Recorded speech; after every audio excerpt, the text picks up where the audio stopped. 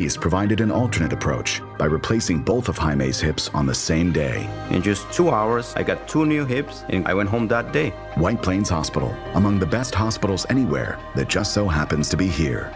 A member of the Montefiore Health System. ESPN New York, now streaming live on YouTube. Subscribe today and watch the show. WHSQ and WCBS-FM HD2, New York.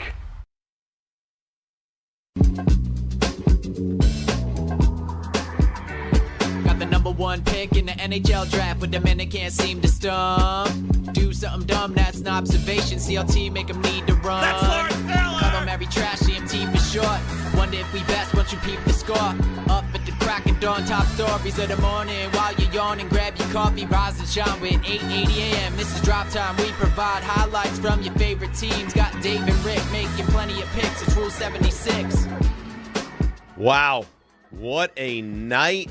What a way to start a Friday. I thought the Jets did great. I thought the Giants did great. I'm excited about everything draft-wise. I thought the Couchcast was a tremendous success. I think everyone involved, Dinahan, Santiago, John, RJ, Jake, Jefferson, you name it, everyone was sensational. And I would be cloud 9 right now, Rick. And good morning to you, of course. I would be cloud 9 right now, except for an embarrassing start and finish from the New York Knicks. Before we get into it, good morning. How are you? Good morning. How are you? Everything went exactly how we would have hoped. I'm not sure it could have gone better. Yankees win. Mets win. We're rolling now, baby. We're rolling. 2 in a row, yeah. You get exactly, not what you, I can't say exactly because I don't think you thought that was going to be available for you at 5 and 10, but you're ecstatic. Ecstatic, yes. I was thrilled. Should RJ Sabres win. Yep. Although RJ's performance, very underwhelming. Yeah, what was that? Not his work performance, great. His excitement level was very benign. You know what it reminds me of? We spent all that time, all that talking when we did the show with Canty and busting his chops about Virginia. They win the national championship. Yeah. And next day I was like, yay. Yeah, we won. It's like, yeah, what? But here's the thing. Canty with Virginia was never crazed. Like, he was excited by it, but he never went crazy. RJ told how desperate he was, how important this was, how this mattered to him. And then I think the maximum I got was like, he might have touched my shoulders after they won the game. Yes, I got a little massage. No, that wasn't even when they won. I got it when they scored. I got a little massage. Yeah, it was very underwhelming. But you talk about the perfection of the night, and it was. I thought the Couchcast was a tremendous success. Calandras, Floor and Decor, everyone involved, everyone that worked on it, everyone that watched it, they were thrilled with the numbers. But the Knicks, I am so angry with this team right now, and I'm angry with the team. I'm angry with individual players, and I'm angry with all the people who gave me the crap of I'm scared of no one. And I'm looking at you, Ray. I'm scared of no one, and if it's Atlanta, so be it. We'll beat them. No worries. I'm very upset with the Knicks this morning. You should be upset with the Knicks this morning. And I actually, the most frustrating thing for me yesterday last night, was listening to people talk about how resilient the Knicks are. Look at how they battle. But should we have to battle back like that after what happened? No, that's fine. They're resilient. They battled back and gave themselves a chance. They took the lead, and then their last 2 possessions wanted to make you throw up. They were that bad. But after what happened in Game 2, a game you should have won, you should have been headed back to Atlanta 2-0. Hey, maybe this is the moment we learned our lesson that this is going to be tougher than we thought. Like, show up in Atlanta. Which you didn't do, by the way. And make a statement. Send a message to this team. And you battled. You had to battle all the way back, and we want to give you credit for that? Come on, man. Mikal Bridges was minus 26 in 21 minutes. You couldn't even play him. He was unplayable. But don't worry, his consecutive game streak is at 807,034,000. But when you need him to score a basket in a big moment, he can't score any. And I just have to sit there and watch, Jalen Brunson yo-yo the dribble and do these. I mean, the plays at the end of the game were an embarrassment. Mike Brown embarrassed himself last night, Rick. Every person watching, every person in Atlanta knew exactly where that ball was going. Everybody. They didn't get a shot off. Every single person. They didn't get. Look at what Atlanta did. Atlanta had 15 seconds. They get the ball into McCollum. He drives, pulls up, wide open look, bang. Knicks can't even get a shot off in that final possession. Both. They had a shot clock violation and then didn't get the shot off at the end of the game. Right.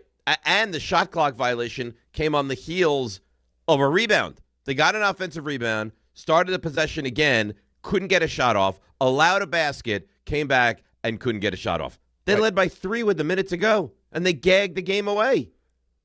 I mean, that's part of the bigger problem. There's a couple problems right now with the series outside of us being down 2-1 is the Knicks are having a problem with C.J. McCollum right now. I mean, that's a problem. And the size of Atlanta is a problem. And they've done a good job late in games with Jalen because of that. I mean, they're big. They're a big team. But this goes back to what we talked about. In the Eastern Conference, it feels like there is no perfect team right now, and it could be matchup dependent. And this whole notion, like, it doesn't matter who we play. Well, it might if you have a matchup that doesn't suit you well. But this is something we saw. This is not all of a sudden it's just snuck up on us. We discussed this a lot about how Atlanta is long and they defend and they're physical. And I don't love that matchup for Jalen Brunson. And all I heard is, all you do is worry. You make such a big deal out of everything. And you're being a baby. And what did we hear? Oh, don't worry. They'll turn it on. And remember what they did against Boston last year. So stop whining. Stop complaining. They'll be fine. Now, I will say this. I still think they win this series. But how you could feel good about this Knicks team down 2-1, the way they played in games 2 and games 3, is beyond me. You know what frustrates me, though, the most is I completely understand having played, and it's a different sport, but still, I mean, the idea is the same. It's to score more than your opponent. And it's also to recognize during the course of games, like we've said this a couple different times headed into game 3, what works, what doesn't work. Like, there are players that you'd like to go to. There are certain situations. There have been certain series where, that player doesn't have a great series. Like, that team has done a really good job of slowing that player down. Now, someone else has to exploit their matchup. And if that's working, we can go back to that. In a perfect world, we'd like our best player to be out there and for him to do it. But because this series is unfolding the way it's unfolding, maybe this is a better matchup. Like I mentioned earlier, we all know that Jalen is Mr. Clutch. We all know that he's the one that you usually want the ball in his hands. Unfortunately, in this series so far, outside of the first quarter of game 1, Jalen has been fine, right? But he hasn't been, I don't think, great. I could make the argument that C.J. McCollum's been maybe better than Jalen Brunson has been in this series. In the big moments, you can. Okay. What is the one matchup so far, and now you don't use it enough, that has been a problem for Atlanta? Towns. Right. This is not some schmo off the street. Well, I mean, they've made it pretty obvious. Getting him the ball is not a priority. He took 2 shots in the fourth quarter. It's not a priority. He took 12 shots in the game. He took 2 shots in the fourth quarter. Getting him the ball in the big moments is not something the Knicks prioritize. The ball will be in the hands of Jalen Brunson, which for the most part I think we're fine with, but not exclusively. Like, someone else is allowed to touch the basketball for this team down the stretch. Right. And or just at the very least, like, use Cat to facilitate either, hey, I'm going to take advantage of my matchup, or, make it easier for Jalen. I mean, 2 shots in the fourth quarter. Like, look, Cat, it's every game, though. It's every time. We talk about do you understand that from game 2, fourth quarter, through all the way last night's first quarter, 2 guys scored, Brunson and OG. That's it from that 8-minute mark of the fourth quarter of game 2. OG made a couple big shots. OG had a really good game. Good game. OG was great. Okay. OG, good. Brunson, fine. Towns, pretty good. Hart was, and I know he did other things, offensively atrocious. Mikal Bridges it's one of the worst games you've ever seen. And Mitchell Robinson, who we've talked about so much, is such an athlete and such an important part of the game and can do things even when he's not scoring, was an absolute non-factor. Yeah, I mean, you bring up Josh. Josh Hart so far in the series is 1 for 10 from 3. 1 for 10, which, I mean, again, when he's shooting that, that poorly from 3, kind of feeds into what the defense is trying to do, where it's like, hey, if anyone's going to beat us, we're okay with Josh Hart trying to beat us. It looks like their offense has no idea. None. You had mentioned it weeks ago. It's just like go out there and try to make something happen. There's no flow. There's no rhythm. They don't design plays. In the biggest moments, they didn't design a play down the stretch of that game last night. I think that was the design play, though. Mike Brown will tell you they got exactly what they wanted. They wanted Jalen on the right side like that. It was well defended. I mean, that's all. They have a big team. They're a long team. I understand that. Again, but you could point to every series you're in. I don't care, again, what the sport is. There are matchups that are to your benefit, and there are matchups that aren't. And it's series to series. It's team to team. And you got to identify that early because you'd like to take advantage as long as you can before, you're going up against a good coach, I would imagine, before they figure a way to slow that thing down. Like right now, Cat is a problem for Atlanta, and we don't want to keep going to it. I don't understand how he gets – we just talked about his inactivity in Game 2. He's actually – I mean, to his credit, because I'm not the kind of personality where I could just sit there and just kind of – yeah, but he's hey, not this your is what personality. We're doing. Like, the guy's been efficient. He's shooting 50% from 3. Hasn't missed a free throw yet in the series. It's like, dude, let's go to him. Again, okay. It's not some guy Rick, that just – OG, no, I know. But -4. Brunson, +1. Hart, +3. Bridges, Cat +22. -26. Towns was +22. He was +22. But that's the point, though, man. It's not – again, this is why you brought him here. I understand who Jalen is and what Jalen means to this team and everything else. But again, the point is to win. The goal is to win. And this is not some guy that just like burst onto the scene this season, the season off your bench that's like, hey, we don't – nah, he hasn't shown us enough to really trust. This is why you brought Cat here, was to team him up with Jalen. Because he's so good offensively. It's not what they do down the stretch. Down the stretch of games, the ball is going to be in Jalen Brunson's hands, and that's it. So we can sit here and we can say we're bothered by it. We want to see it different. It upsets us. All those things. Fine. It's not going to change. It's not going to change. This is what they do. This is what they've done. So we have to wrap our arms around it. This is how it's going to be. I'm not going to wrap my arms around it. Well, and I'm not going to sit here and pretend it doesn't bother me because it does. And it bothers me as well. But it's the same. I mean, at some point, it's our fault. This is what they do, and it just continues to bother us time after time after time. Accept it. This is what they're comfortable doing. Right, but I don't understand. I won't accept it. And nobody understands. I don't understand why this is not something that's being corrected. I mean, it's like, is it going to hurt Jalen's feelings? No, it shouldn't hurt anyone's feelings. The goal is to win. And however that looks, whatever that takes, it doesn't matter. I don't care who it is. Cat right now is the best matchup for you. Yeah, and I'm not saying it has to be Cat exclusively. No, get him some touches. Get him involved. We're sitting there watching on the couch cast. We've got 5 million things going on, and in that the possession where they end up getting the rebound, Cat's just standing on the baseline. Get him up involved in the action. Bang, make him part of this the pick and roll. It's not a priority. That makes no sense to me. It's not a priority. And by the way you blew Game 2 and you gagged, you collapsed, you fell apart in Game 2, didn't you think in Game 3 they'd come out with some kind of an energy? Well, they didn't shoot well. Resiliency. They were awful to come out of the jump last night. Terrible in that game. Well, they were 1 for 11 from 3 to start. 1 for 11. They shot, 10 of 35 from 3 in the game? Yeah. They shot 28% from 3? I think they were 5. I want to say 5 for 23 through 3 from 3-point. And please don't call to me like, oh, I'm so impressed that they fought their way back into the game. You shouldn't have to fight your way back into the game against Atlanta. And what you're doing down the stretch, you should be up 3-0, and you should be on the verge of a sweep or, worst case, a gentleman's sweep. And you're now trailing the series 2-1. Shame on you. Sorry, they were 5 for 25 in the first 3 quarters.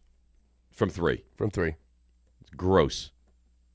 Mike Brown is doing himself no favors, by the way. We're probably lucky that we had so many different things going on and we weren't just solely focused on that game, because I think there would have been like real problems for us. Well, and as the Knicks have that final possession, the Jets are like going up to the podium. Yeah, I mean, but that's with like guests. I mean, your earpods that are dying and new earpods that are. I mean, there's a lot happening. Yeah, no, I know. I didn't even realize at the time that the Mets allowed a grand slam to tie the game at 7. At least they won. Again, I think we were fortunate that we had so much going on that we weren't like, if that was just a Knicks, like just Knicks on the big TV. Solely focus on the Knicks, you would have lost your mind. Because the only thing keeping us going was the fact that you got Reese at 5. They took Bailey from me at 2. And then you're sitting there going, I mean, how your level of excitement, by the way, when we're sitting there and the draft's unfolding and you got all these different players available for you at 10. I loved it. Oh, God, that was so good. Loved it. It was so good. I wagered and won another breakfast from Raymond, who was so defiant. Right, but I'll tell you what, I think, he can answer the question, I think is more than happy to buy you breakfast. I know that he is. And get Caleb Downs at 12. And he should be. I was joking last night on the Couchcast. I told him this morning. I'll tell you, the Cowboys did great. They did great. I think he likes their second pick. He doesn't love it. Well, he loves the first pick. He should like the second pick. They did great. But the thing is, and we'll get to all of it today, I thought the Jets did great. I thought the Giants did great.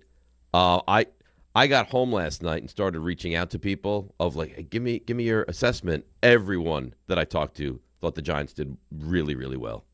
Yeah, I think that the Giants can't believe what happened for the Giants. I mean, Reese was the not inclusive of Mendoza. He was the number 1 player on their board. Yeah, and Maui Noah was the number one offensive lineman on their board. Right, and I think he was a top 5 player on their board. So right. they got 1 and a 4. top 5 at 5 and 10. Yeah, I think they said what was Maui Noah 4 on their board. Yeah. So and listen, people were freaking out that the Jets. Oh, how could you take Sadiq? Which I actually liked at 16. But then it was, now you don't have the receiver, and you were going to get Cooper, and you didn't get Cooper. So, boop, you move up 3 spots, and you land Cooper at 30? He's going to sneeze. Bless Yeah, you. I think there was clearly, in the opinion of a lot of people, that, the job is to, make picks and, scout and whatever, that it was Tate and Tyson, and then there was a bit of a drop-off, even to Lemon. Yeah. Well, so Lemon didn't go till what, 20? 20. Yeah. So now you're sitting here with, okay, we need some offensive weapons here. We'd like to get a receiver. They must have been thinking the entire time, hey, we're still going to get back into this first round.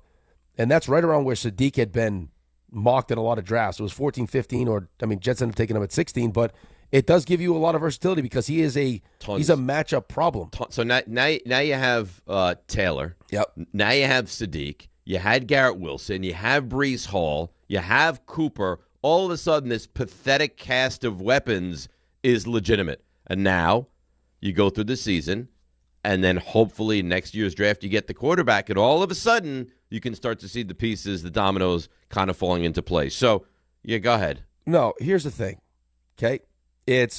I think my biggest takeaway is because, again, we don't know what these players will look like in the NFL. Right now you're excited because you feel like you did really well. Darren Muji continues to be impressive. Darren Muji's doing a good job, right? Like I think we can confidently say that the GM is doing a good job. It really feels like it. Right. But now we have to figure out if the coach knows what he's doing and somehow try to find our quarterback. Well, that's the big one because that's the one you haven't been able to really, in theory, ever get. So we have a lot going on today. Last night, 1 o'clock in the morning, even unbeknownst to all you guys, I'm booking guests. Who'd you get, Renan? No. Who? No. Who'd you I'll get? let you know at some point during the show. No, don't do that. You want to know right now? I might not make it through the show. Connor Rogers is going to join the show later. Good for you. Yeah. Did you slide into his? I went into his DMs. I started with the "How do you think the Giants did?" And he's a big fan of the show. Wow. Good for How you. do you think the Giants did? And he's like, I love what the Giants did. I don't know why hey. he's not. I don't know why he's not like a weekly guest during the I love him. season. I love him. I thought it would be a treat for you. I was excited too, but I was like, I know Rick likes him. I'm going to book him. And I did it without even asking you guys, but I couldn't get in touch with you guys at that hour. And I figured, you know what? I think I'm confident enough that you like him. So he's going to join us later on in the show. He's a handsome fella too. Very handsome fella. Yeah. Big Mets fan too. I think he wanted Risa too, though. All right, well, you know what? We'll unpack all that with him. We've got the Knicks to get into. 1-800-919-3776. We'll get into the Couchcast. It's all happening. Before we break, though, I know you want to tell me about the fine things they're doing at FanDuel. You're going to love this because right now, new FanDuel customers can bet $5 and get $250 in bonus bets if your first bet wins. That's right, turn $5 into $250 in bonus bets just for getting started. And when every possession matters in the playoffs, FanDuel makes it easy to get closer to the action, from player props on your favorite stars to all the tools you need to back them up. FanDuel puts player research right at your fingertips so you can check stats, trends, and matchups all in one place and make your picks with confidence. It's everything you need all in one app, so don't miss your shot. Head to FanDuel.com/local to get started. FanDuel, play your game. Must be 21 and older and physically present in New York. First online real money wager only. $5 first deposit required. Bonus issued as non-withdrawable bonus bets that expire 7 days after receipt. Restrictions do apply. See terms at sportsbook.fanduel.com. For help with a gambling problem, call 1-877-8-HOPE-NY or text HOPE-NY at 467-369. All right, very well done. Really good start to the show. We roll along. We're going to kind of focus on the Knicks for the first bit, and then we'll switch over more to the NFL draft. 800-919-3776. It's going to be bouncy. There's going to be tears. There's going to be anger. There's going to be joy. It's DNR with you on a Friday right here on ESPN New York. Life is motion, but for Jaime, debilitating pain in both hips brought everything, including family time, to a halt. Every doctor told me the same thing. They would do one hip at a time. At White Plains Hospital, Dr. Jacob Totka's unique expertise provided an alternate approach by replacing both of Jaime's hips on the same day. In just 2 hours, I got 2 new hips, and I went home that day. White Plains Hospital, among the best hospitals anywhere that just so happens to be here. A member of the Montefiore Health System. Hey, New York and New Jersey, Boost Mobile has an unlimited talk, text, and data plan that's only $25 a month forever, meaning you'll only ever pay $25 a month for the rest of your life. Who wouldn't want unlimited wireless when it only costs $25 a month forever? If you don't, you must be one of those people who enjoy overpaying for their phone plan. $25 a month forever is truly as good as it gets. So go online and switch now at boostmobile.com. After 30 gigabytes, customers may experience slower speeds. Customers will pay $25 a month as long as they remain active on the Boost Mobile Unlimited plan. Hey, it's Alan Hahn. Rings End is your locally owned Benjamin Moore retailer. They're your store for quality with a full line of brilliant and durable Benjamin Moore paints. They're your store for inspiration with thousands of colors and a variety of sheens. And Rings End is your store for expertise with one-on-one advice for contractors and homeowners. Insist on Benjamin Moore paint from Rings End because the gorgeous color you love can't be matched in another brand of paint. Hi, this is Chevy, managing partner at Precision Solar. If you're looking at solar in New York, New Jersey, or Connecticut, here's what actually matters. Real numbers, honest answers, and a team that handles everything. We manage the entire process from start to finish. Designs, approvals, installation, and even a brand new roof if you need one. We don't sell you more than your home actually needs. Just smart systems designed for long-term savings and predictable energy costs. Visit PrecisionSolar.com to schedule your free home assessment. Precision Solar, built to perform for decades. Evan Cohen here. You know the feeling when a candidate just stands out. Not just the resume, but their energy. They're eager, engaged, and you know they want the role. That makes a difference. If you're hiring, you want a candidate who's passionate, but you can't get that insight from a resume unless you post your job on ZipRecruiter. Their matching technology finds qualified candidates fast, and ZipRecruiter has a new feature that shows you the most interested qualified candidates first. Try it for free at ZipRecruiter.com/USL. That's ZipRecruiter.com/USL. Evan Cohen here. In life, as in sports, the pros make it look easy. That's why pro golfers like Jason Day, Ben Griffin, and Patton Kizzire trust the pros in lawn care. True Green. They have the experience and expertise to give you a lawn worthy of the PGA Tour. And since True Green does the work for you, you get more free time, or more tee times. So stop stressing over your lawn and start loving it. Sign up now at TrueGreen.com because nobody makes it easier to get a golf course quality lawn than True Green, the official lawn care treatment provider of the PGA Tour. Harry Douglas here to tell you about Confetti Craze 5-Hour Energy. It tastes just like the best birthday cake ever. vanilla, buttery, frosting vibes. It's basically a party in a bottle. And here's the best part. All cake, no sugar. And you know I love my cake. So I get that big birthday energy without any sugar guilt. The bottle's small, easy to toss in my bag, and perfect when I need a quick, tasty caffeine boost to cakeify my day. The Funfetti flavor is back on 5hourenergy.com or Amazon. Crack open a Confetti Craze 5-Hour Energy shot today. It's Rich Eisen for Pella Windows and Doors. Sometimes teams take a timeout to regroup and call the right play. When it comes to your home, Pella Windows and Doors always has the winning game plan. They do it every day, and that's why your neighbors trust them. Visit Pella.com/Eisen today. Right now, Pella Windows and Doors of New Jersey is offering up to 25% off windows and doors and 0% financing for 24 months. Some restrictions may apply. See store for details. Offer ends April 30th, 2026.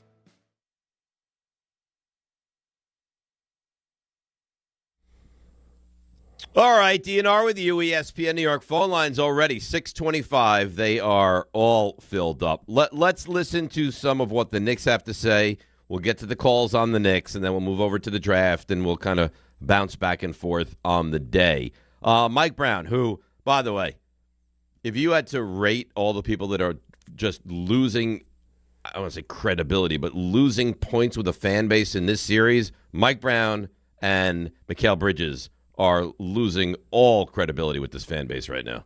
Right now they are. I would just say this before we hear from Mike Brown is the Knicks deserve to win game one, and they won game one. Yeah.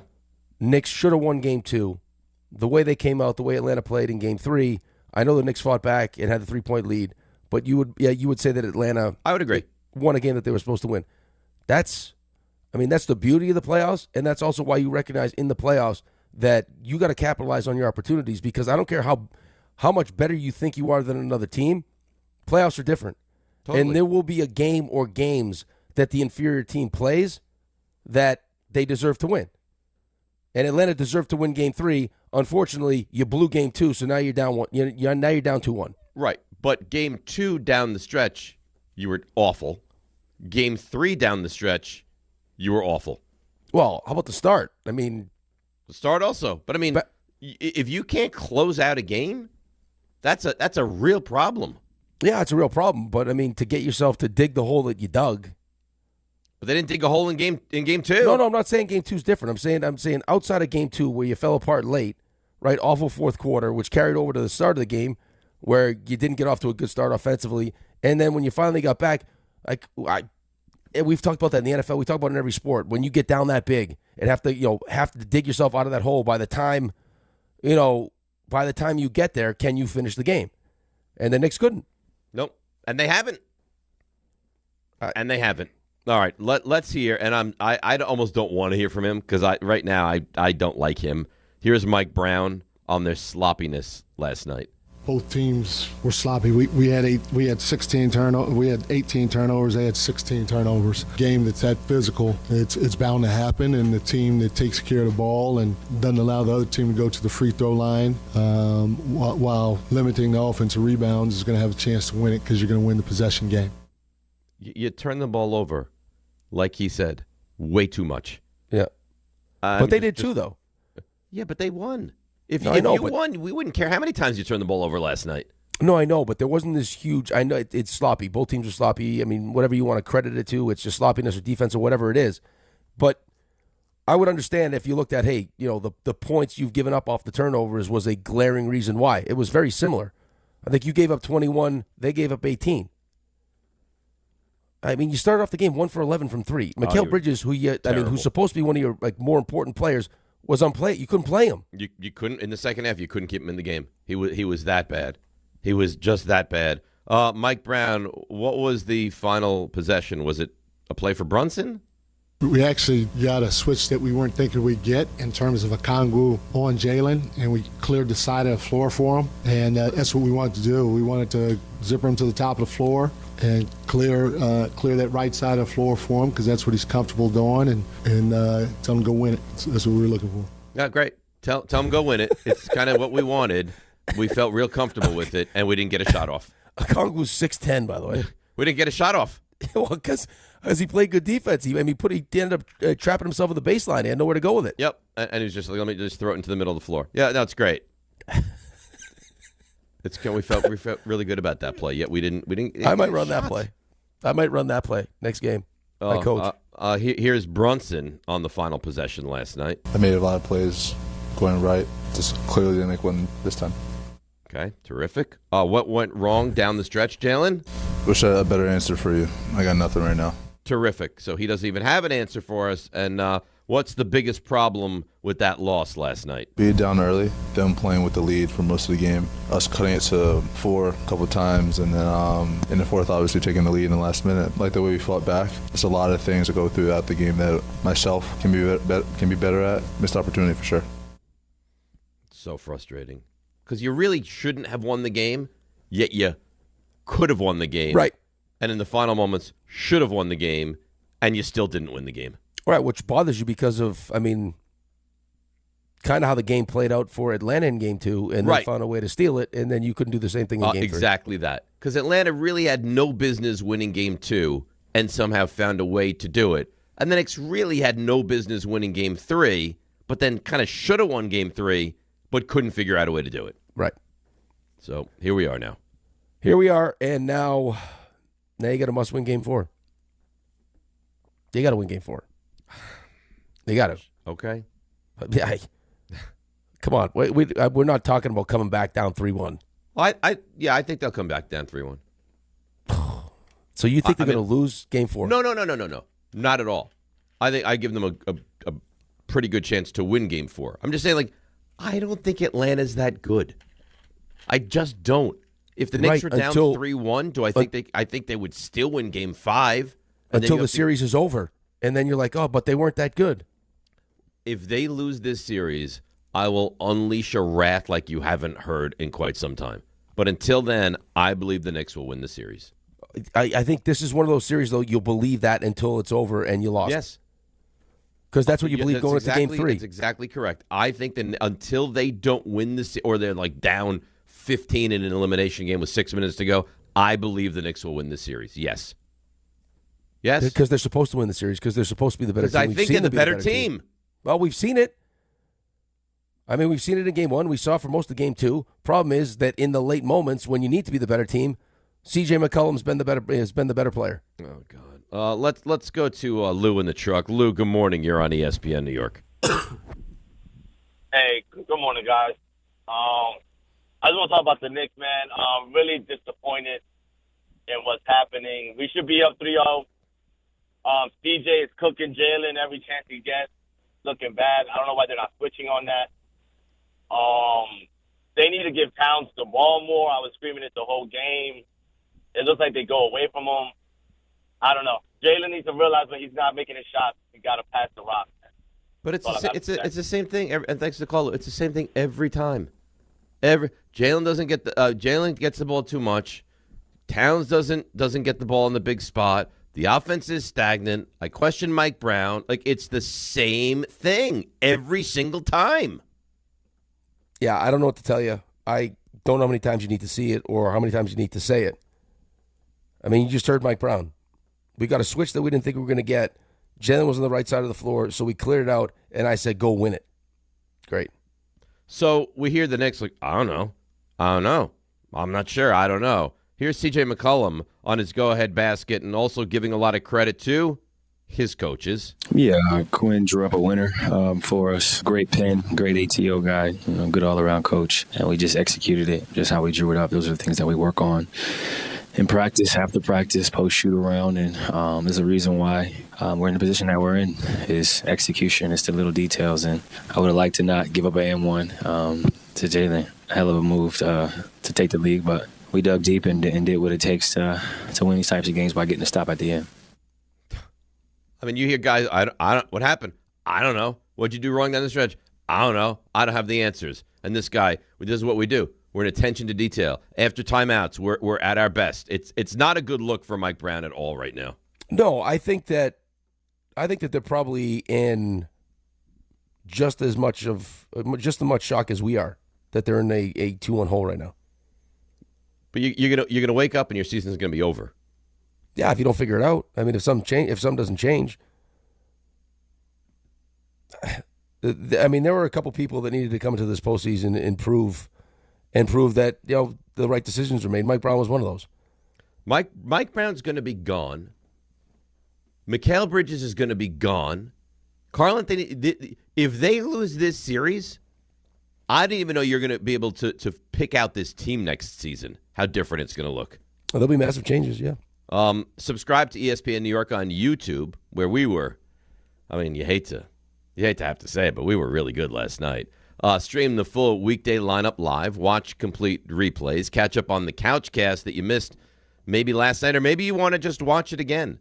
Jump into the live chat right now for this and every DiPietro and Rothenberg show. React in real time. Make your voice part of the show. Subscribe to ESPN New York on YouTube now and stay locked in so you never, ever, ever miss a moment.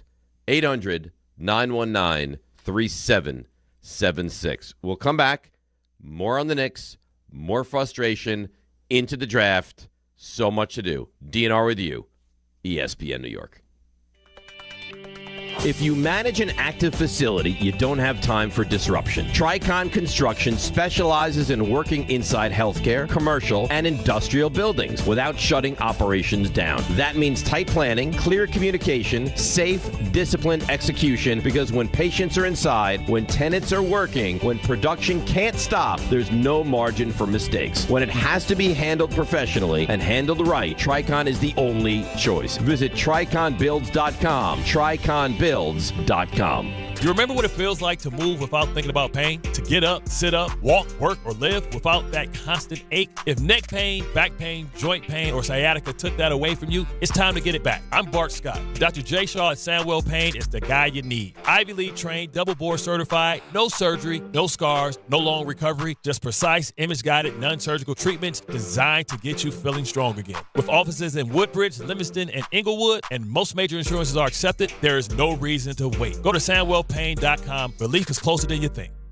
If you've been injured on a construction site, then you need a lawyer who knows New York's unique labor laws. At the Parisman Firm, they have decades of experience handling construction accident cases and a proven track record of delivering huge results. Their team has already recovered nearly $1 billion for hardworking New Yorkers. From scaffold accidents to slip and falls and equipment failures, they've got your back. Call the Parisman Firm now at 718-WORKERS. That's right, 718-WORKERS, because your case is their cause. Get the justice you deserve today. Spring cleaning isn't just for your house, it's for your life. If your job is getting old, it's time to clear the clutter and spring into IT. Go to My Computer Career. My Computer Career helped me get the skills and certifications I needed to start a new life as an IT professional in months, not years. Earn the certifications the top employers are looking for right now. Visit mycomputercareer.edu and take the free career evaluation to see if it's time to spring into IT. Financial aid is available to those who qualify, including VA benefits. Indeed presents hires you can't afford to get wrong, like a cybersecurity engineer at a publicly traded company. We've been hacked! They're through our firewall! How is that even possible? They got my password. Please don't tell me your password was password. It's actually password 1. This is a job for sponsored jobs. This is what happens when you don't sponsor your job on Indeed. Next time, get matched with quality candidates with Indeed sponsored jobs. Visit Indeed.com/hire now and sponsor your job today. I can't do it today. I already have plans. Something came up. There are a million reasons to put off a cancer screening, but one reason to keep it. Early detection can save lives.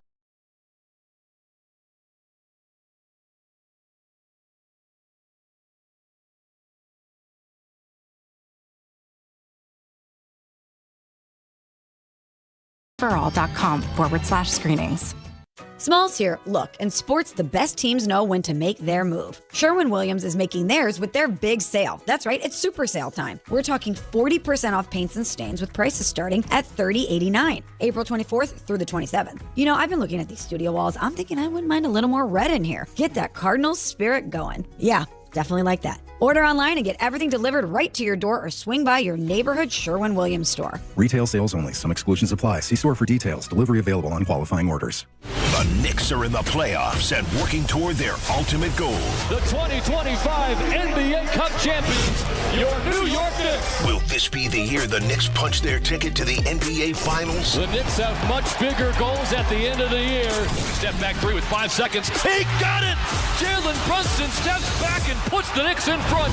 Thanks to all our New York Knicks partners this season, including New York Presbyterian, NYC Department of Corrections, Boost Mobile, and the Parisman Firm on ESPN New York.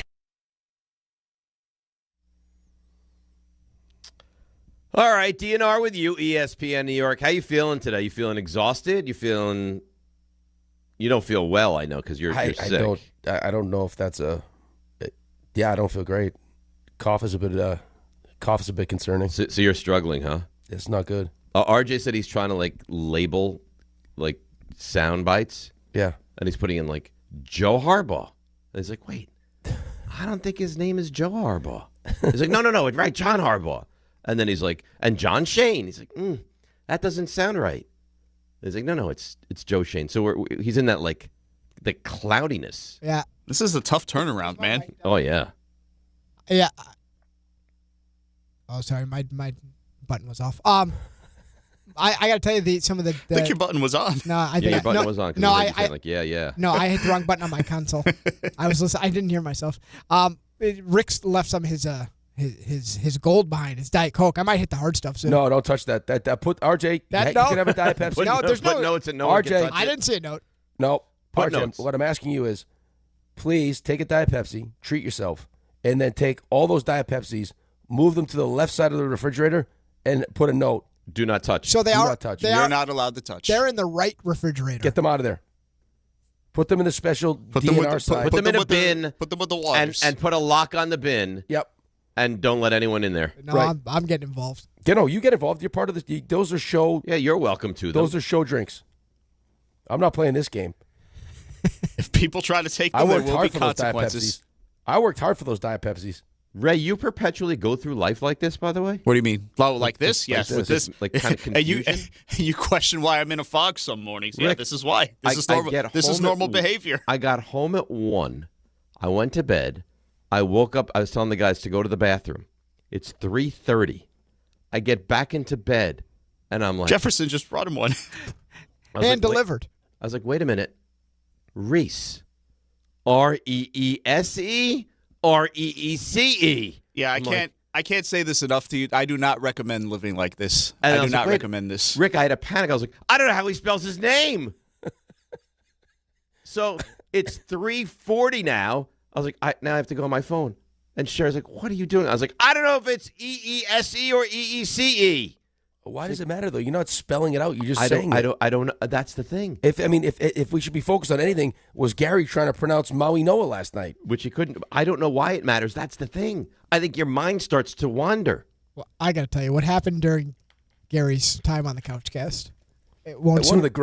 I wish I said to you guys. I wish could we clip that because I want to hear it. I was knee deep in the Knicks post game, but I heard about this, but I didn't actually hear it. And also, Raymond, I was like, all right, Gary, thanks for your time. We'll talk to you. And then Rick's like, wait, Gary, before you go, what hotel you're at? Are you at the hotel that has AstroTurf on the side? And I was like, what is happening? Why? He wouldn't let we Gary had go. to pivot because Gary. I said, where you at, Gary?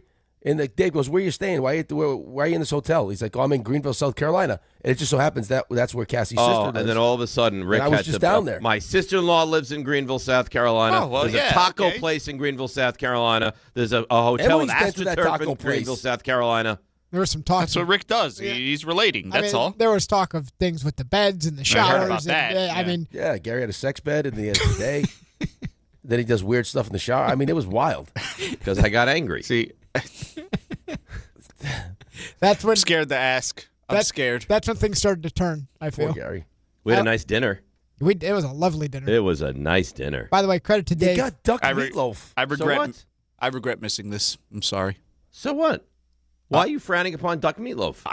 I'm not frowning upon it. It seems like when everyone's getting the burger, I guess the lady said that the burger's like one of their best items. No, she also said the duck meatloaf is divine.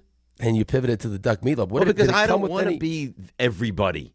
Yeah, but Like you're she the goes same around guy the that table. goes. What would you like? The burger. You, the burger. How about you? The burger. I don't want to be just like, yeah, bring me your burger. No. I want to be different. I want to be an outlier. Quack. I was happy not to be different. Right. Hold on for 1 second, though. When we go to our brunches, it's not like you're the one person in the group that has like this weird order. It's like, well, give me the corned beef or something like off the beaten path. Give me some eggs and some toast, a cup of coffee, and some crispy bacon. Yeah. You never struck us as the kind of guy that's going to go duck meatloaf. Well, I don't care what I strike you as. I can do whatever I like to do. And you might not know this. I love meatloaf. I love meatloaf also. I adore meatloaf. RJ, of all the things on the menu, because I wasn't at the restaurant, did you think he was going to get the duck meatloaf? No, that would have been it looked delicious, but that would have been towards the bottom. Right. Well, but I'm not going to be judged. It's clear. Well, I'm just not. I thought you had a nice dinner. You picked up the tab, classy move. Brownshire went to town. Yeah, you should. I mean, he's like, you know what? Let me get another drink. And another drink. I said to him, he was drunk at the Couchcast. I said to him during the Couchcast, at one point, because he was walking around, kind of just like laughing and listening. I was like, hey, "Did you need are you going to get another drink?" He said, "Oh, I already had one." Yeah. So when did that happen? I didn't see that. He was standing next to me. By the way, but it's probably partially on me. I think I was poorly positioned, but I needed the outlets. That's why I was over where I was. He comes up to me at one point. He goes, "I got to tell you, tonight's getting away from me a little bit." He's a good audience, though. I love him. Because if you say a funny thing, he lets you know it was funny. He's elite company. Elite company. I think he's one of my favorite people that walks the planet. Jay in Atlanta, you're also one of my favorites. Hi, Jay. How are you? I'm not well. Good morning. Yeah, I'm more shocked than angry at this point. 0 points from a guy you gave up that many draft picks for and paid an extension to is not really the return of investment that you're looking for. It's just terrible watching. It was painful watching Bridges play yesterday, and for the life of me, and admittedly, I didn't get to see a lot of the game because I was at work, but 11 minutes for Mitchell Robinson, a guy who really is a game changer in the paint, in a game where what I did see was Atlanta getting so many offensive rebounds on misses. It's just perplexing to me. I'm still hanging in. I think the Knicks have a great shot of coming back and closing this out. They've made their lives a lot harder now with this loss. But, not seeing Mitchell out there when it seems like he would have been that missing cog to kind of slow these guys down. And Bridges is just ineffective, just nothing. We got nothing from Mikal yesterday. Is just more. It perplexes me more than upsets me. And Let me ask you a question, though. I know you didn't watch a lot of the game. Listen, I know you didn't watch a lot of the game, and Mitch is a great defensive player. So, Mitch played 11 minutes. He was minus 18 in the game. Which is really impressive to be minus 18 in 11 minutes. So, again, I mean, there are things you could point to last night. Getting off to a really slow start. 1 for 11 from 3. I mean, 5 for, 26 through 3 quarters, or 5 for 25 through 3 quarters from 3. I mean, did you say you had a question for Jay? No, I just the question was, like, Mitchell Robinson played 11 minutes. He was minus 18. I like Mitchell Robinson also. What's the question? Did you watch? Did he know that Mitchell Robinson played 11 minutes? It was minus 18 was the question. Okay, there you go. Jay, did you know that? I didn't, and I say that's what I'm calling not judging. But I think look, again, I'm only going on the little bit I saw. I saw a quarter and a half, and what I saw was a team that was really getting along, and it felt as though Mitchell Robinson would have been able to at least neutralize a little bit of their offensive rebound, and they really got on a run there, and a lot of it was on second opportunity shots. So look, I get it. I'm not calling to judge the coaching, but the glaring things when you're just looking at that stat sheet, you're getting 0 from Mikal Bridges and Mitchell Robinson for reasons that seems justified wasn't there. And again, ultimately the players are the ones that got to own this. We just underperformed. So I'm hoping we could come back. I guess the next game is on Saturday. We got to show up. We got to see if we could turn this thing around. Can you show up? And thanks for the call, Jay. Have a great weekend. Can you show up, for God's sakes, at the opening tip? and not dig yourselves a hole where you're down double digits and have to come scrambling and fighting back? You were midway through what? I mean, I was upset right away in that game. Right away. Game's over. We stink. By the time you got to the station, I was upset. Game's over. We stink. I Look didn't at say this. game's over. You did say game was over. But I was absolutely I had to upset. resuscitate you. Sorry. Ray, do you think I come by it honestly that I was that upset last night as that game rolled along? You were overly negative. Right away. My interactions with you were pretty much negative, but I don't know the overly because I wasn't as engaged with you. Your reactions were negative. They looked like they had no desire to play when they came out. It wasn't great. Game 3. It wasn't great. So what did you want me to do? You walked out of the control room and I'd be like, "Hey Ray, great news! Knicks look terrific." Yeah, but that would have been sarcastic, and Again, I don't have a problem with your reaction. How am I being criticized? You shouldn't be. The Knicks should be criticized here. This is their fault. This is all their fault. I'm very upset. And you should be. You're right to be. I'm upset. And you should be. It's not great. It's not a great place to be right now. None of it is great. Steve in Manhattan. Steve, you're on ESPN New York. Hey, fellas. First time, long time. Appreciate it, Steve. I know where you're going to go here. Have at it. Yeah, you guys were awesome last night. Just want to caveat with that. Thank you. Doesn't it seem like this team is just mentally weak? So the Pacers, the Halliburton shot last year, they collapse. Game 2 gets ripped away from them. They come out flat. They end up, putting themselves in this position. Just feels to me this team, I don't want to say they're a little bit of front runners or whatever it is, but it feels like the moment there's some adversity with this team, things just completely fall apart. I don't think that's entirely true, though, because you had 2 games last year against the Celtics where they fall down 20 and fight all the way back and win the game. They took a 3-point lead. They took a 3-point lead last night. It's not like they just crumbled up and died. I mean, they fought all the way back. They did gave fight. themselves the lead. Steve, do you feel like they just weren't well coached down the stretch last night? 100%. I definitely agree with that. I agree that it feels like they're scrambling whenever there's a tight situation with this head coach currently. But I still do feel like that mental part. And I understand on the Hawks side, you take the Hawks side, you take the Pacers side, if you have that big, great comeback, now you're sort of buoyed into, all right, now we have the momentum. So I'm not saying it's all the Knicks just crumbling, but I feel like a team that would be more cohesive and more and stronger mentally would not have come out and gotten blown out in that first half last night and had to claw the way back. You know what happens in the NBA? It's a game of runs, but when you have to fight back from 20, then you kind of you use all that energy to fight back from 20, you did, and then you don't have it in the end. So that's I agree with you. Coming out looking like that last night was disgusting. But you fought all the way back, and you took the lead, and you were a minute away. And if one thing down the stretch, if you got to stop, if you got to score, if you got to score on the rebound, if you got to stop, or if you got to score, if one of like 5 things went your way, you're going to win that game. Even though you might not have deserved it, you would have won that game. But every single 50-50 play down the stretch went against what you were trying to accomplish. Right, down the stretch in big moments, it comes down to execution. You got to go and execute, and C.J. McCollum executed, and he talked about the play that was drawn up and everything else, and then final possession, you didn't get a shot off because again they played good defense. The idea that you had where you're going to put Jalen on the right side of the floor and clear it out didn't work, and now we're sitting here in this hole. But again, because you didn't execute in game 2, and you didn't execute in game 3 down the stretch. I mean, they have shown resiliency, so I don't think. I mean, the whole the mental part of it. I mean, do I think they have a killer instinct? No, but I also think that they don't quit. They don't quit. They fight back.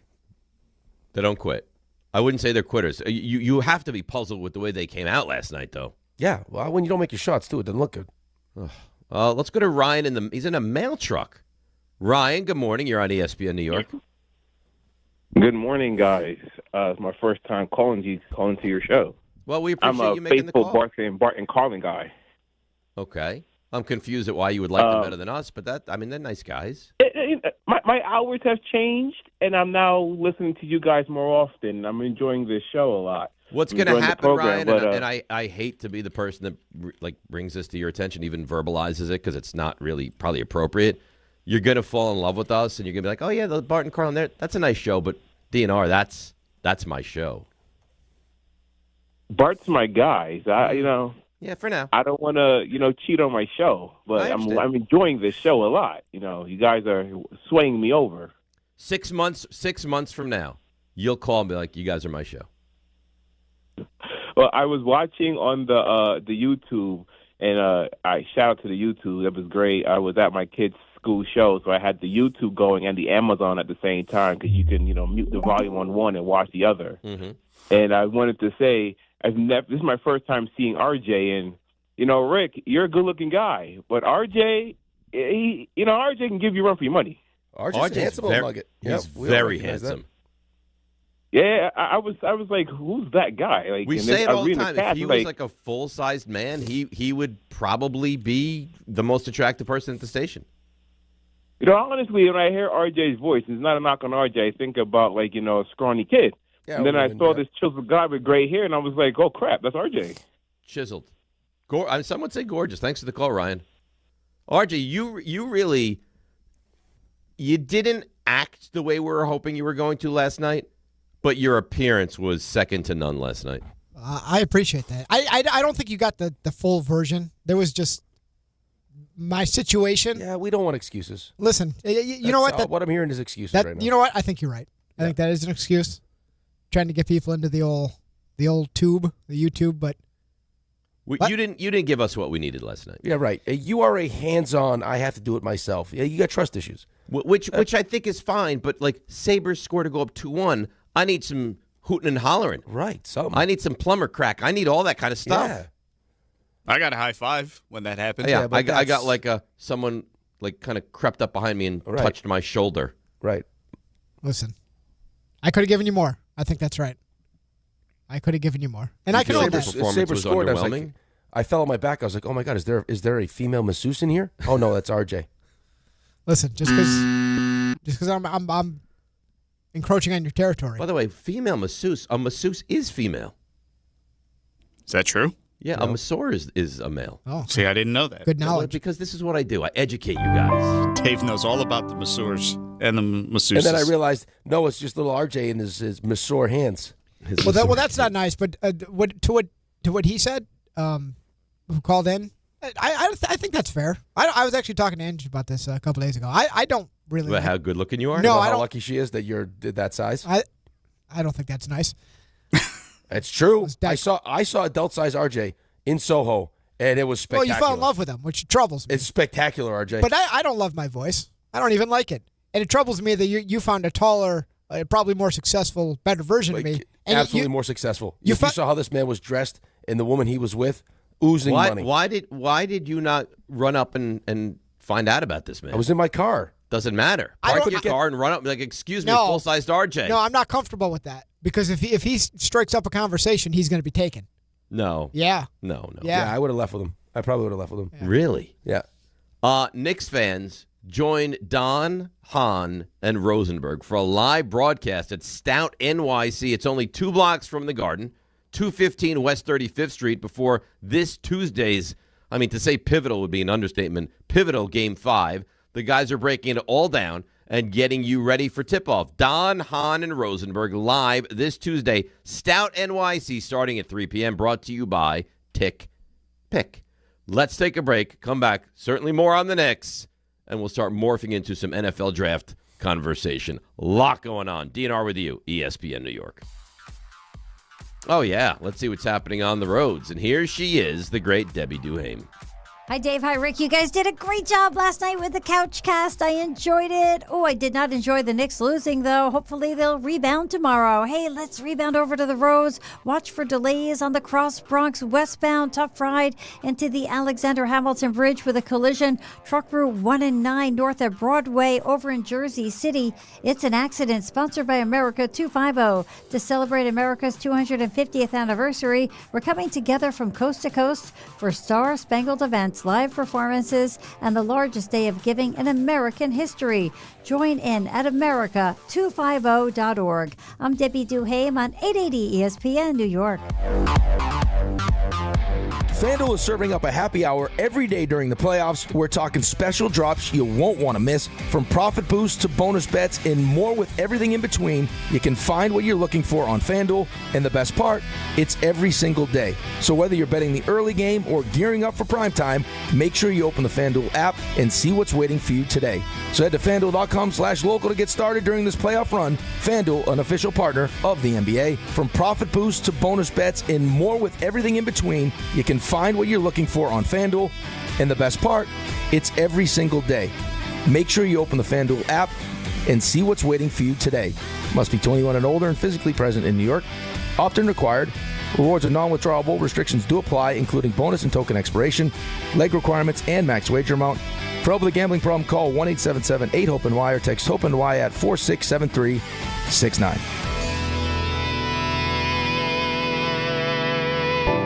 Hey, this is Chevy, managing partner at Precision Solar. We believe going solar should be simple, and it should make real financial sense. We manage the entire process from start to finish and offer flexible solar payment options designed around your goals. When the numbers work, solar can lower your monthly cost and give you predictable energy for decades. And if you refer someone who installs with us, you can earn up to $1,000. Visit PrecisionSolar.com to schedule your free home assessment.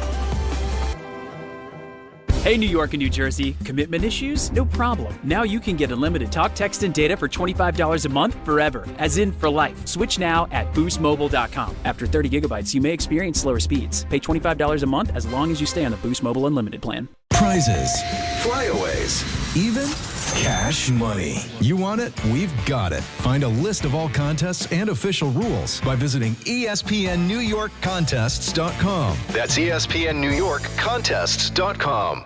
Harry Douglas here to tell you about Confetti Craze 5-Hour Energy. It tastes just like the best birthday cake ever. Vanilla, buttery, frosting vibes. It's basically a party in a bottle. And here's the best part. All cake, no sugar. And you know I love my cake. So I get that big birthday energy without any sugar guilt. The bottle's small, easy to toss in my bag, and perfect when I need a quick, tasty caffeine boost to cakeify my day. The Funfetti flavor is back on 5hourenergy.com or Amazon. Crack open a Confetti Craze 5-Hour Energy shot today. It's Rich Eisen for Pella Windows and Doors. Sometimes teams take a timeout to regroup and call the right play. When it comes to your home, Pella Windows and Doors always has the winning game plan. They do it every day, and that's why your neighbors trust them. Visit Pella.com/Eisen today. Right now, Pella Windows and Doors of New Jersey is offering up to 25% off windows and doors and 0% financing for 24 months. Some restrictions may apply. See store for details. Offer ends April 30th, 2026. Spring cleaning isn't just for your house, it's for your life. If your job is getting old, it's time to clear the clutter and spring into IT. Go to My Computer Career. My Computer Career helped me get the skills and certifications I needed to start a new life as an IT professional in months, not years. Earn the certifications the top employers are looking for right now. Visit mycomputercareer.edu and take the free career evaluation to see if it's time to spring into IT. Financial aid is available to those who qualify, including VA benefits.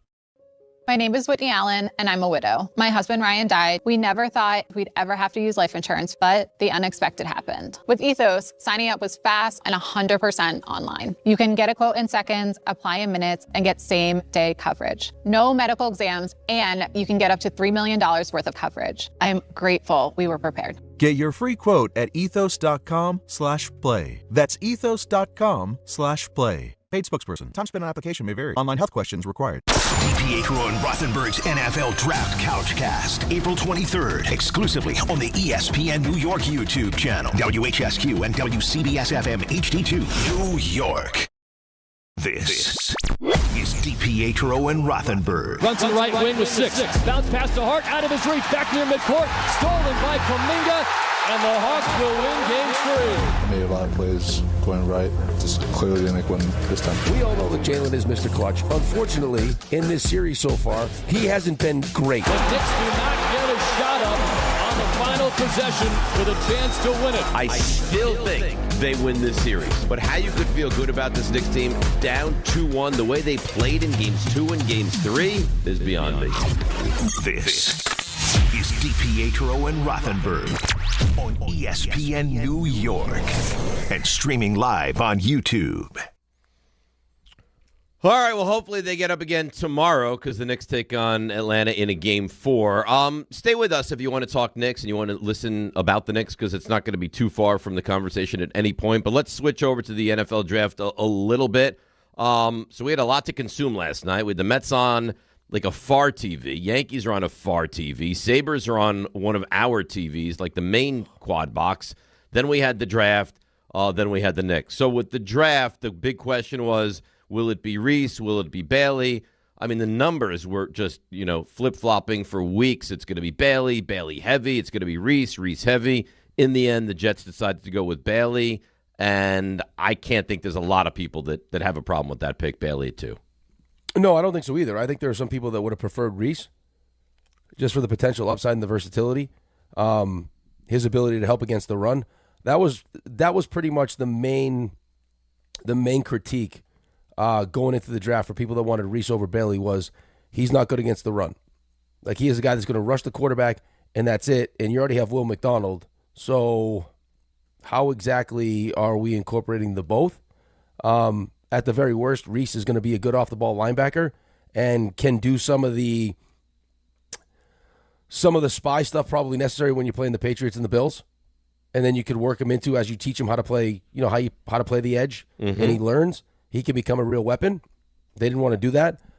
Frank Reich, I'm sure, had some information with the time spent at Stanford on Bailey. But, I mean, he feels like a guy that exactly what he's going to be. He's supposed to be a really smart kid. And I don't know why there was this whole smoke screen or whatever the hell they were doing. Maybe, again, it was to try to tempt someone to trade up to 2. But I think the Jets did... I think the Jets did really well yesterday. And you better. Like, if you have the second pick of the draft and you don't do really well, that's a problem. Here's Muji. When did you know you were going to take Bailey? We had discussions all the time leading up to it, right? And we were never going to make a decision until we had to. I think the last few days, it started to crystallize for us and become... pretty concrete, we knew, but we never want to make a decision until we absolutely had to. So it was in the last few days. It's good discussions. Well, you didn't absolutely have to until. Well, so that must mean. I mean, you can correct me if I'm wrong. I take that as we're trying to see if anyone because the pick's going to change if someone wants to come up to 2 and give us an offer that we'll accept, and then we'll have to continue to have conversations on who we're going to take then. Until the phone stops ringing. Smart. Like, why would you limit yourself? If somebody's going to make you a sweeping offer to move up to get 2 and you can move back a couple and still get a stud player that you really like, I mean, who would be opposed to that? Right, it makes sense. I mean, you got the second overall pick, quarterback's going once, so you're going to get whoever you want. And, is there an opportunity to add more picks with a team that's desperate to come up and get Bailey or desperate to come up and get Reese? And if we play it right, 1 week we love Bailey. And listen, and the odds are changing every week, it felt like. I mean, Reese was a prohibitive favorite. It flipped all the way to Bailey being a pretty good favorite. Then it went back to like 50-50. Then it went to Reese, then Bailey. I mean, it was a wild swing. Here's Aaron Glenn. What stood out with Bailey? I would say this. Both of those guys, because we're talking about those 2 guys, are really good players. Listen, Arvell's going to have a really good career in this league, but when you just continue to evaluate those guys, we just felt like Bailey fit us better when it comes to he's a 6'4", 255-pound man with 34-inch arms that has a ton of production in college. Listen, we looked at all those things, and he fits us. So, I mean, Glenn couldn't be more excited. And he doesn't have the baby arms like Bane. Right? I think the other thing, though, too, is... Got real arms. Right. It depends on what you're prioritizing. Right? Are you prioritizing, who has the highest ceiling, who's got the best, physical traits? Because when you look at Arvell Reese, there is that temptation. When you look at what he could be. But then on the other side, you got Bailey and the production. The one thing, again, with Arvell Reese, and we talked about this last night a little bit, is if you're going to sit here and tell me that we're going to try to turn him into a Micah Parsons kind of player, I would imagine that there's going to be a lot of work involved with that. There's going to be a lot of learning that's involved with that. And if he's not a player that you feel like has the football IQ to really maximize that, I mean, is that something that you want to do? No, I know that it's tempting. The Jets didn't. The Giants had him as their top non-quarterback on their board, so they did, and the Jets didn't. Here's David Bailey. But the Giants also have Brian Burns. The Giants also have Abdul Carter. The Giants have Thibodeau. I mean, the Giants have other guys. When you look at the Giants, we'll get to the Giants as well. The athletes on that defense now are vast. Here's David Bailey, his reaction when the Jets canceled that visit with him recently. Yeah, no, at first it sounded like bad news, but, I trusted my agent. He said just trust the process. And also I was relying on my prior interactions with the Jets, man. The interaction I had at the Combine, we had a great talk. I felt really good in that room. And then also the dinner that they took us out to a little bit before my pro day, man. It was just a little steakhouse, and I was with Mooj, and I was with Melo Height. And it was a great environment, man. It was super warm and welcoming. So, I didn't really think, obviously this is my first time in the process, but, I didn't really think too much of it. Well, it worked out. He went too. I still think it's strange they canceled the visit, but clearly it meant absolutely nothing. I would love to know, and we probably won't ever know, who was really pushing for who. Like during those conversations, if Muji and Glenn were absolutely on the same page. I don't know. I'm guessing Muji has final authority, but I don't know. I want to know how true the rumor was before the draft that there was some concern about if we bring in Reese and then change coaches, what does that do to Reese?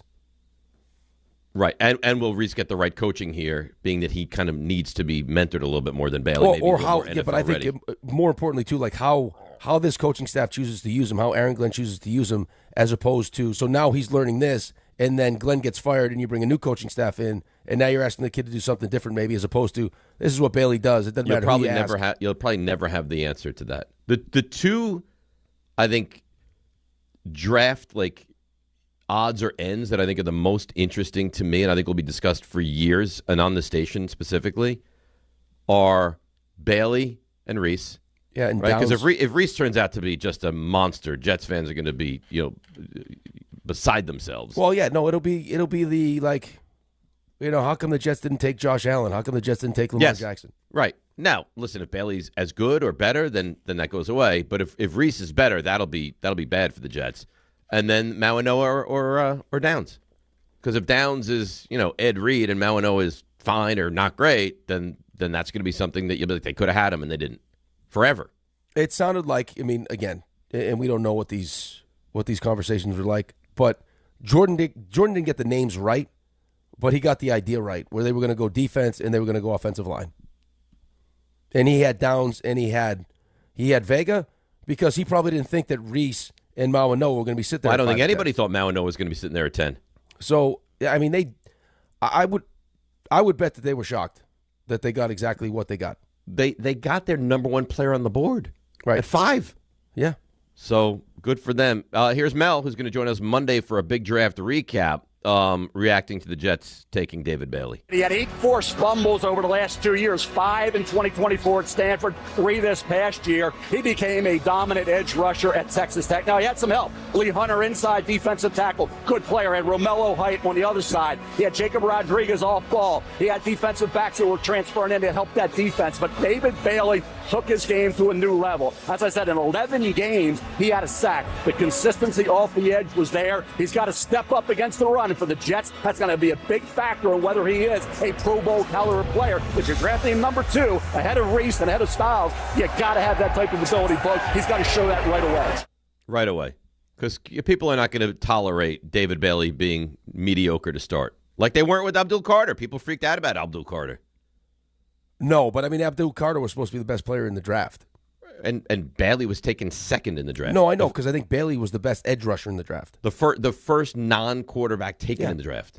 So right, he needs to be good right away. I know, but you just said what a lot of people may feel, which is, Arvell Reese was the number 1 player on their board. Okay. Bailey was the best. But that's even more pressure packed for Bailey. Right. Bailey was the best. He was the best natural pass rusher. If he struggles in run defense a little bit, but he turns the corner and gets to the quarterback consistently, Jets fans will be very pleased. Right, especially after what you saw last year. Like, they need to be able to get after the quarterback. They were one of the worst teams in the NFL sacking the quarterback. They had 0 interceptions. They had 4 takeaways. I mean, it's not a real high bar to clear with how bad it was. No. And then you got Sadiq, and I don't know if I'm the only one like that we're working with. I love that pick. I think Carlin does as well. I love Sadiq for the Jets at 16, and just to even make it that much more delicious, the guy that so many people wanted, Cooper, and you thought, all right, well, that ship has sailed. You move it back up 3 spots, and you get him as well. So, Rick, I mentioned it earlier. You have a running back you really like. You have a number 1 receiver you really like. You have 2 tight ends, Sadiq specifically, that might just be special. And now you have a number 2 receiver, and you have an offensive line which looks pretty good. When you eventually, and knock on wood that you're able to, eventually get that quarterback, that guy's going to come into an offense that has real pieces around him. Yeah, I mean, you're building it the right way when you're trying to set yourself up for a quarterback. But, again, and this is not meant to be negative, it's just the reality of the situation that we've been in the past. We've had drafts like this. We had a draft where we had the offensive and defensive rookie of the year. Probably could have had 2 offensive rookie of the years if Breece Hall doesn't get hurt, but it ends up being Garrett, it ends up being Sauce. I mean, you've had drafts where you've had tons of success. You've had you had 3 first-round picks. All those first-round picks hit except the quarterback. So, yes, I mean, you're doing the right things. Muji continues to impress me, but until we find a legitimate franchise quarterback, it's going to be tough to win consistently. Well, yeah, absolutely. And you're going to have to wait another year for that, at least. Right. I mean, they'll add, I think at some point in this draft, they'll add a quarterback, but not a franchise quarterback. No. I mean, that doesn't really exist. Let's go to Ira in Staten Island, see what he wants to talk about. Color me shocked if it's the Jets. Good morning, Ira. Hey, good morning. An outstanding job last night. I love the Taylor jersey, and Rick, like you're rocking the hat. With the draft, I had Cooper and Bailey all along. At 16, I was kind of shocked they took the tight end. Hopefully he doesn't turn into another Johnny Mitchell or Jason Morrow. But, let's see. It's all on paper. It all looks good right now. Wake me up in October and see how these guys are. And I thought it was going to be Bailey all along, and I think it was strictly Muji. I think he wanted the proven guy. And I'm feel good about it because, we've discussed this endlessly. I don't trust the coaching staff.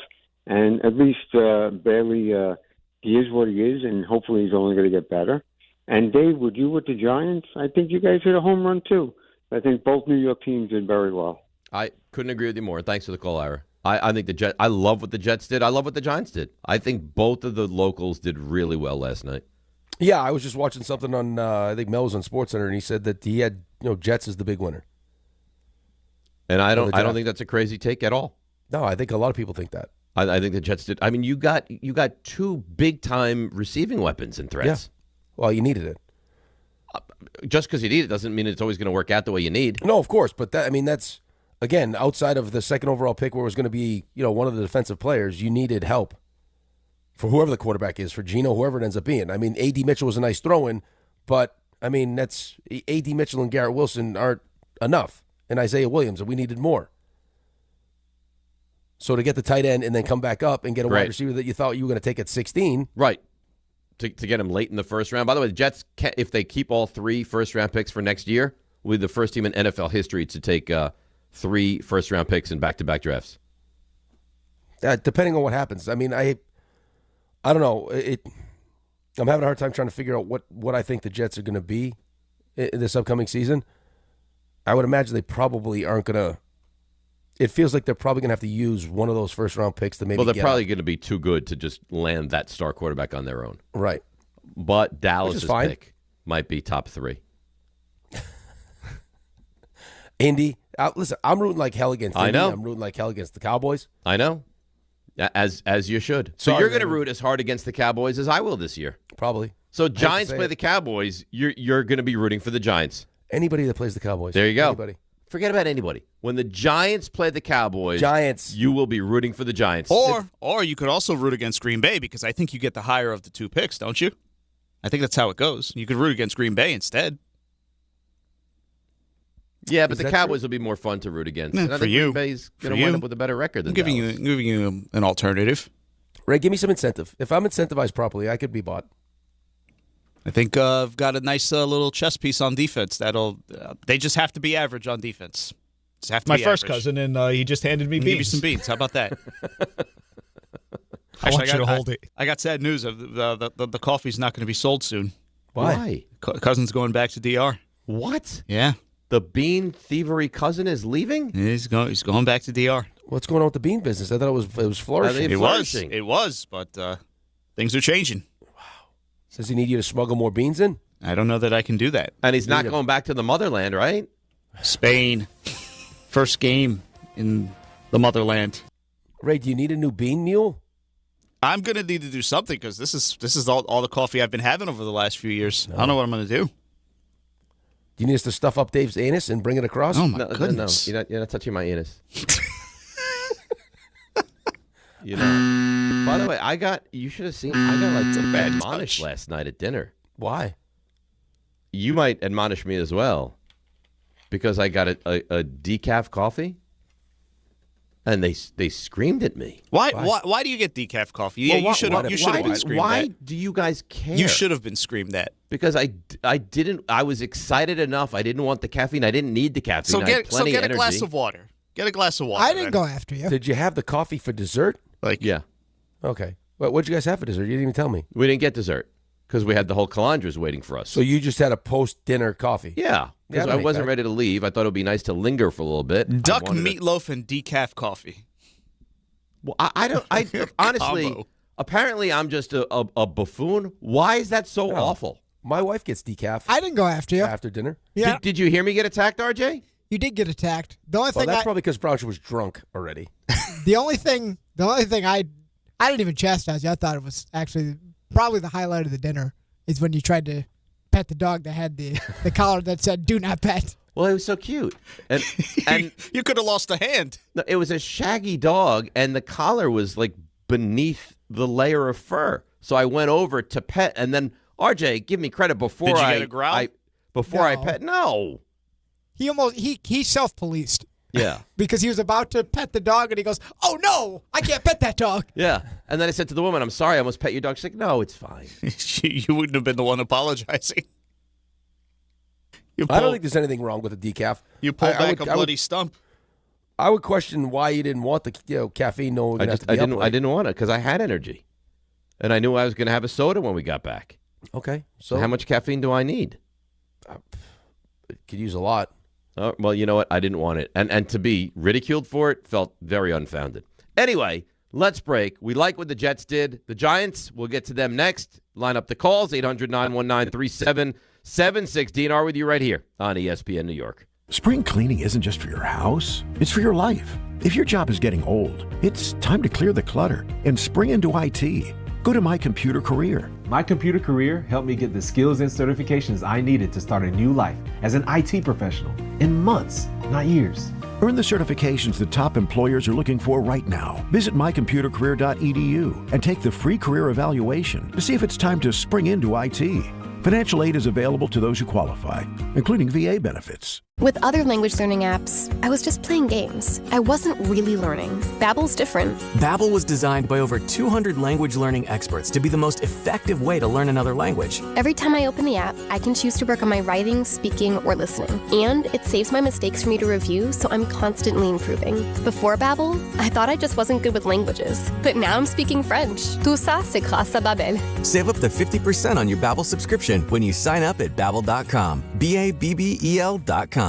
Smalls here. What if you could enjoy the flavor of a cocktail without the alcohol? Meet RK Zero Proof, a pioneer in the alcohol-free spirits category that delivers bold taste and a warming sensation, but with zero alcohol, zero sugar, zero carbs, and 0 calories. So you can celebrate with friends, unwind after a long day, and wake up tomorrow feeling great. It's all the ritual of a drink without the regret. Discover RK at rkbeverages.com. That's ARKAY beverages.com. RK, the spirit without the alcohol. Evan Cohen here. Game day brings the excitement. Your stay should feel just as memorable. With Marriott Bonvoy, official hotel partner of the NCAA and U.S. Soccer, you're connected to a portfolio of brands designed for how you travel. Some offer complimentary breakfast, others give you room to spread out, space to stay productive, or extended stay comforts. So whether you're a traveling fan or part of the team, Marriott Bonvoy celebrates the moments that live on before and after the game. Marriott Bonvoy, where game day checks in. Running a business means wearing multiple hats. So if you're like me, you probably started out using your personal phone, taking client calls and texts nonstop. As my business grew, I needed something smarter. That's when I switched to Quo, the #1 business phone system. Quo works right on your phone or computer. No carrying 2 phones, no clunky landline, just one easy app you can try for free. Your team can share one number and handle calls and texts together like a shared inbox. Any teammate can jump into the conversation, so customers get faster responses. And Quo's AI assistant summarizes your calls and responds to customers 24/7, so you never miss a lead or opportunity. All this starts at just $15 a month. That's basically 2 coffees. You can even keep your current business phone number. Find out why 90,000 businesses trust Quo. No missed calls, no missed customers. Try Quo for free at quo.com/sports. That's quo.com/sports to try Quo free. QUO.com/SPORTS.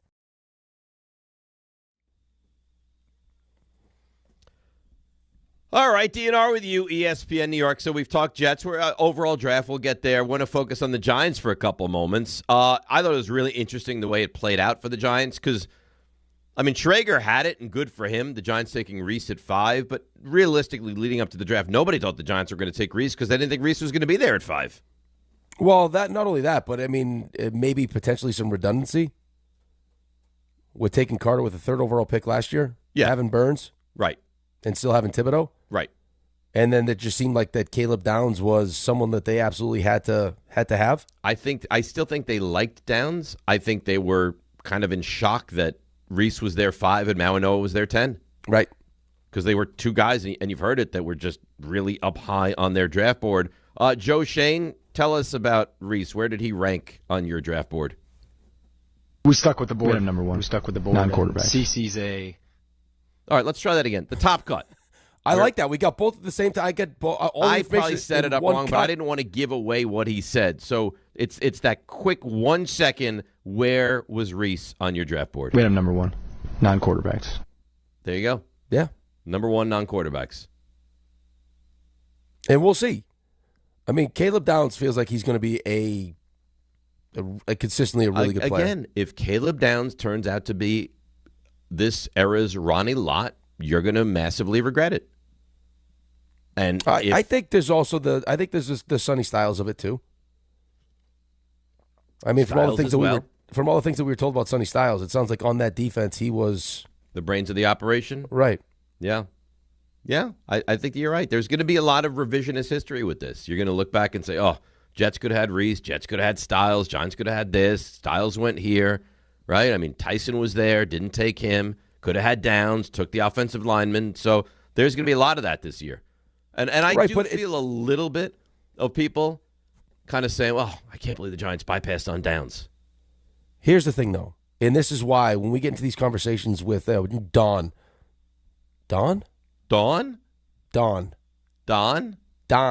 LaGreca? Yes. Okay.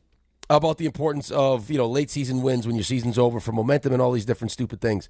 And, hey, it's a crapshoot, it's the draft. Yes. All of that can be true, that it is a crapshoot. But if that's the case, I want to make sure that in the midst of that crapshoot, I'm making the pick that I want. I'm getting the player that I want. Yep. I put all this work in, all my due diligence, all these meetings. I don't want to be sitting here looking at my board going, I wish I could have had this guy, but I'll take this guy. So the Jets had that opportunity at 2. It sounds like because of how the board fell, the Giants had that opportunity at 5, and then the same thing at 10. And that's just luck that other teams liked other players. And good on them for adjusting, instead of saying we love Downs, we have to take Downs, got to be Downs. No, we have other guys ranked higher in our draft board. We're just going to follow the draft board. You think Mina Kimes is smart, right? Yeah. You think she does a nice job? And you launched a career, so yes. I did, in fact, launch her career. RJ, do you have the Mina Kimes reaction to the Giants last night? It's right here. All right, let's play it. Arvell Reese was, in my mind, undoubtedly the best player when they were picking. He solves, or helps solve, their biggest problem, which was this team was abysmal in run defense. And for all the talk about Arvell and you know, whether or not he can develop as a pass rusher and how he's going to be used, he is an incredible run defender. He is an exceptional tackler. And if he plays primarily off the ball for New York, I mean, if you would talk yourself into Sonny Styles, you should be happy with that too, because he is exceptional as an off-the-ball linebacker, and they can develop him as a pass rusher and maybe, you know, trade Thibodeau or something. And then Mawanoa, again, best player available, clear area need for them. I think probably move him to the interior of the offensive line, which again, massive, massive need for this team. So again, you know, like this might not feel like the sexiest combination of picks to some, but to me, it sets a tone for the John Harbaugh era in New York, and got two really good football players. Sounds pretty good, doesn't it? I mean, she doesn't know you at all. What do you mean? I think those two picks were like the sexiest two picks you could have got for you. I mean, I felt like she's like, those are not the sexy for you. I mean, getting Reese and Mawanoa, I feel is like couldn't have gone better for you. Well, but I don't think she was talking to me specifically. No, I'm just saying, like, just in general, I get a lot. But you're talking about just here from the phone calls that we've taken, right? And just us having the 2, you having the 5. And is it going to be Reese? Is it going to be Bailey? Is it going to be Reese? Is it going to be Bailey at 2? And then for him to be sitting there at 5, and then hearing your GM and coach say he was the best player on their board, and then getting the tackle that you can move to the inside, and then maybe potentially back to the outside when Illuminor is gone, as the best offensive lineman on your board. I don't know. Maybe that's sexy to me. Yeah, but I don't think most people look at an offensive lineman, and especially an interior offensive lineman, and say sexy. I love it. It's how you win. Of course, it's how you win. But it's not necessarily sexy. But don't you see what Harbaugh's doing? He's going to build a physical, rough, try to stop the run the football, big physical offensive line, run the football down your throat. That's what he's trying to do. That's what his brother is trying to do, and that's what he's trying to do. It's what he tried to do and did in Baltimore, and it's what he's going to try to do and accomplish here in New York as well. You know what's smart, too, with the whole Reese thing, is if we take him at 2, after all the things that were said about him, and the idea that Bailey was there with the proven, with the production, and he got off to the kind of start that Abdul Carter got off to. Still making all the tackles, still good against the run, but not giving the sack production, the Jets fan base would be frustrated. As opposed to, I think, with the Giants, where you got Burns, you got Carter, you got Thibodeau, depending on what they do with him, you can let him kind of ease into it where it's, hey, you play off the ball, help us against the run because we're pathetic against the run, and then, as we start to figure it out, we can start to develop that without the crazy expectations that you would get probably with the Jets, where it's like immediately. Not that you don't want someone to get to the quarterback, but you imagine Carter's going to be better in year 2. Yeah, and Burns is a stud, right? And Thibodeau's a pretty good guy getting to the quarterback too. And Schefter tweeted last night that he's going to remain with the Giants now. So I like it. I like what the Giants did a lot. I like what both teams did. I think both of these teams did really, really well. All right, we got a break. We'll come back, and RJ's going to take us around the league. Yeah. A tour around the league. Then we're going to get Connor Rogers later. And because it is such a special day, you know what I'm going to provide for you on a silver platter for later in the show? A frenzy. Mm-hmm. Yeah. I debated about it because I didn't know if you could handle it in your condition. But I can't withhold the frenzy from everyone. No. Yeah, that's touching my anus.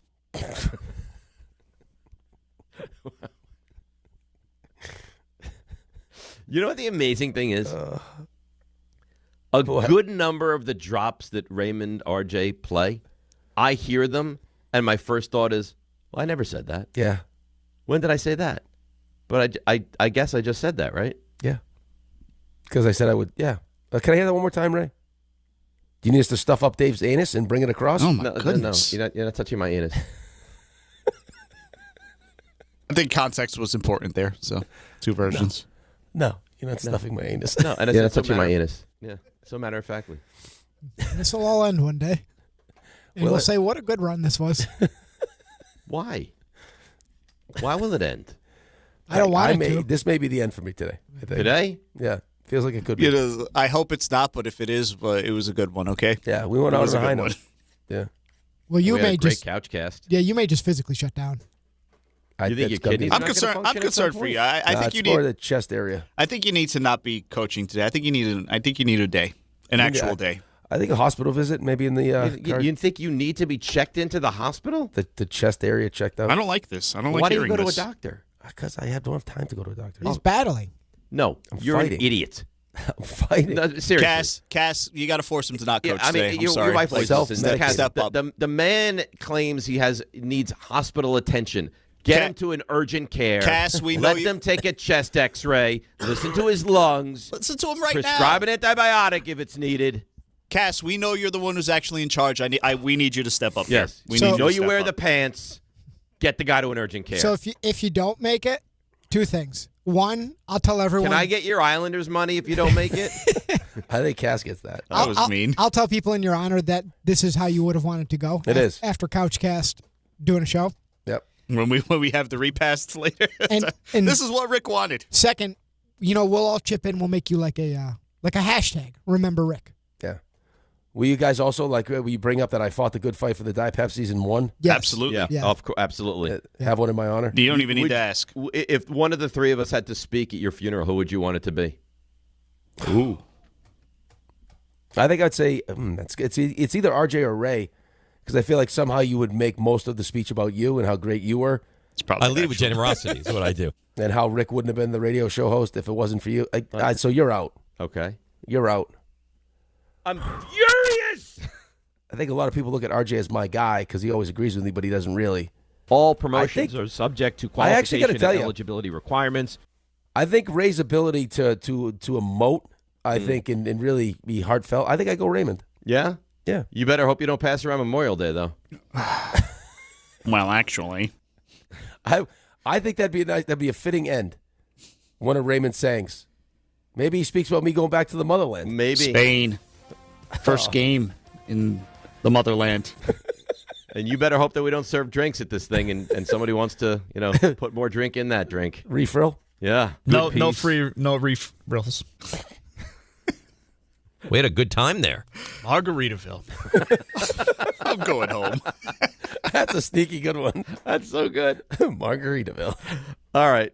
Let's take a break. When we return, RJ will take us by hand around the league. It's DNR with you, ESPN New York. Hey, New York and New Jersey. Boost Mobile has an unlimited talk, text, and data plan that's only $25 a month forever. Meaning you'll only ever pay $25 a month for the rest of your life. Who wouldn't want unlimited wireless when it only costs $25 a month forever? If you don't, you must be one of those people who enjoy overpaying for their phone plan. $25 a month forever is truly as good as it gets. So go online and switch now at boostmobile.com. After 30 gigabytes, customers may experience slower speeds. Customers will pay $25 a month as long as they remain active on the Boost Mobile Unlimited plan.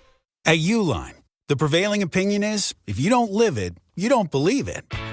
The people at Uline believe in hard work, and they live it by being there 24/7 to answer your call, having 41,000 items in stock, and offering same-day shipping from 12 locations across North America. Business owners, sellers, buyers, shippers, and packers believe it. Uline is the hard-working, dependable source for your shipping and industrial supplies. Visit uline.com. My name is Christine, and I'm a widow. My husband, Ryan, was a healthy 34-year-old, and 3 months later, he was gone. Thankfully, he had life insurance. Ethos made it so easy. You can get a quote in seconds, apply in minutes, and get same-day coverage. 100% online, no medical exam. Life insurance didn't take away the loss, but it did give us the space to just grieve. Get your free quote at ethos.com/game. Ethos.com/game. Paid spokesperson. Time spent on application may vary. Online health questions required. Hey, it's Rich Eisen for Pella Windows and Doors. Sometimes teams take a timeout to regroup and call the right play. When it comes to your home, Pella Windows and Doors always has the winning game plan. They're not just window and door experts. They're experts at taking care of you and your home. At Pella, they find the products that meet your needs and their experts install them. They do it every day, and that's why your neighbors trust them. Discover why Pella is a trusted choice for homeowners everywhere. Visit Pella.com/Eisen today. That's Pella.com/Eisen. I can't do it today. I already have plans. Something came up. There are a million reasons to put off a cancer screening. but one reason to keep it. Early detection can save lives.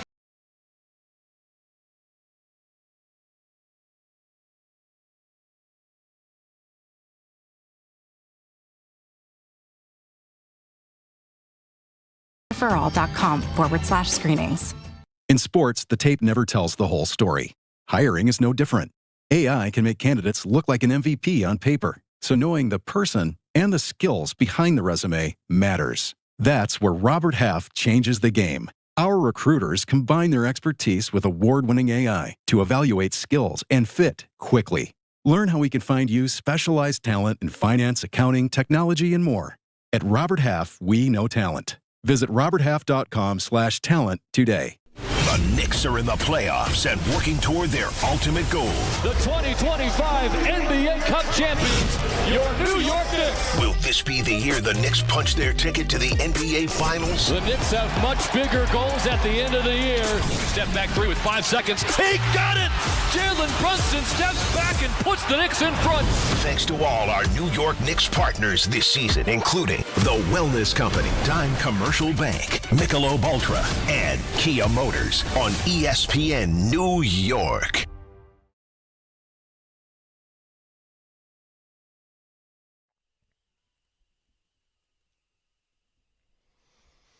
All right, DNR with you, ESPN New York. So I guess they found the audio of Rick asking Gary the worst question in the history of conversation. You freaked out. Because it was so bad. It was so. RJ, do you remember how that went down?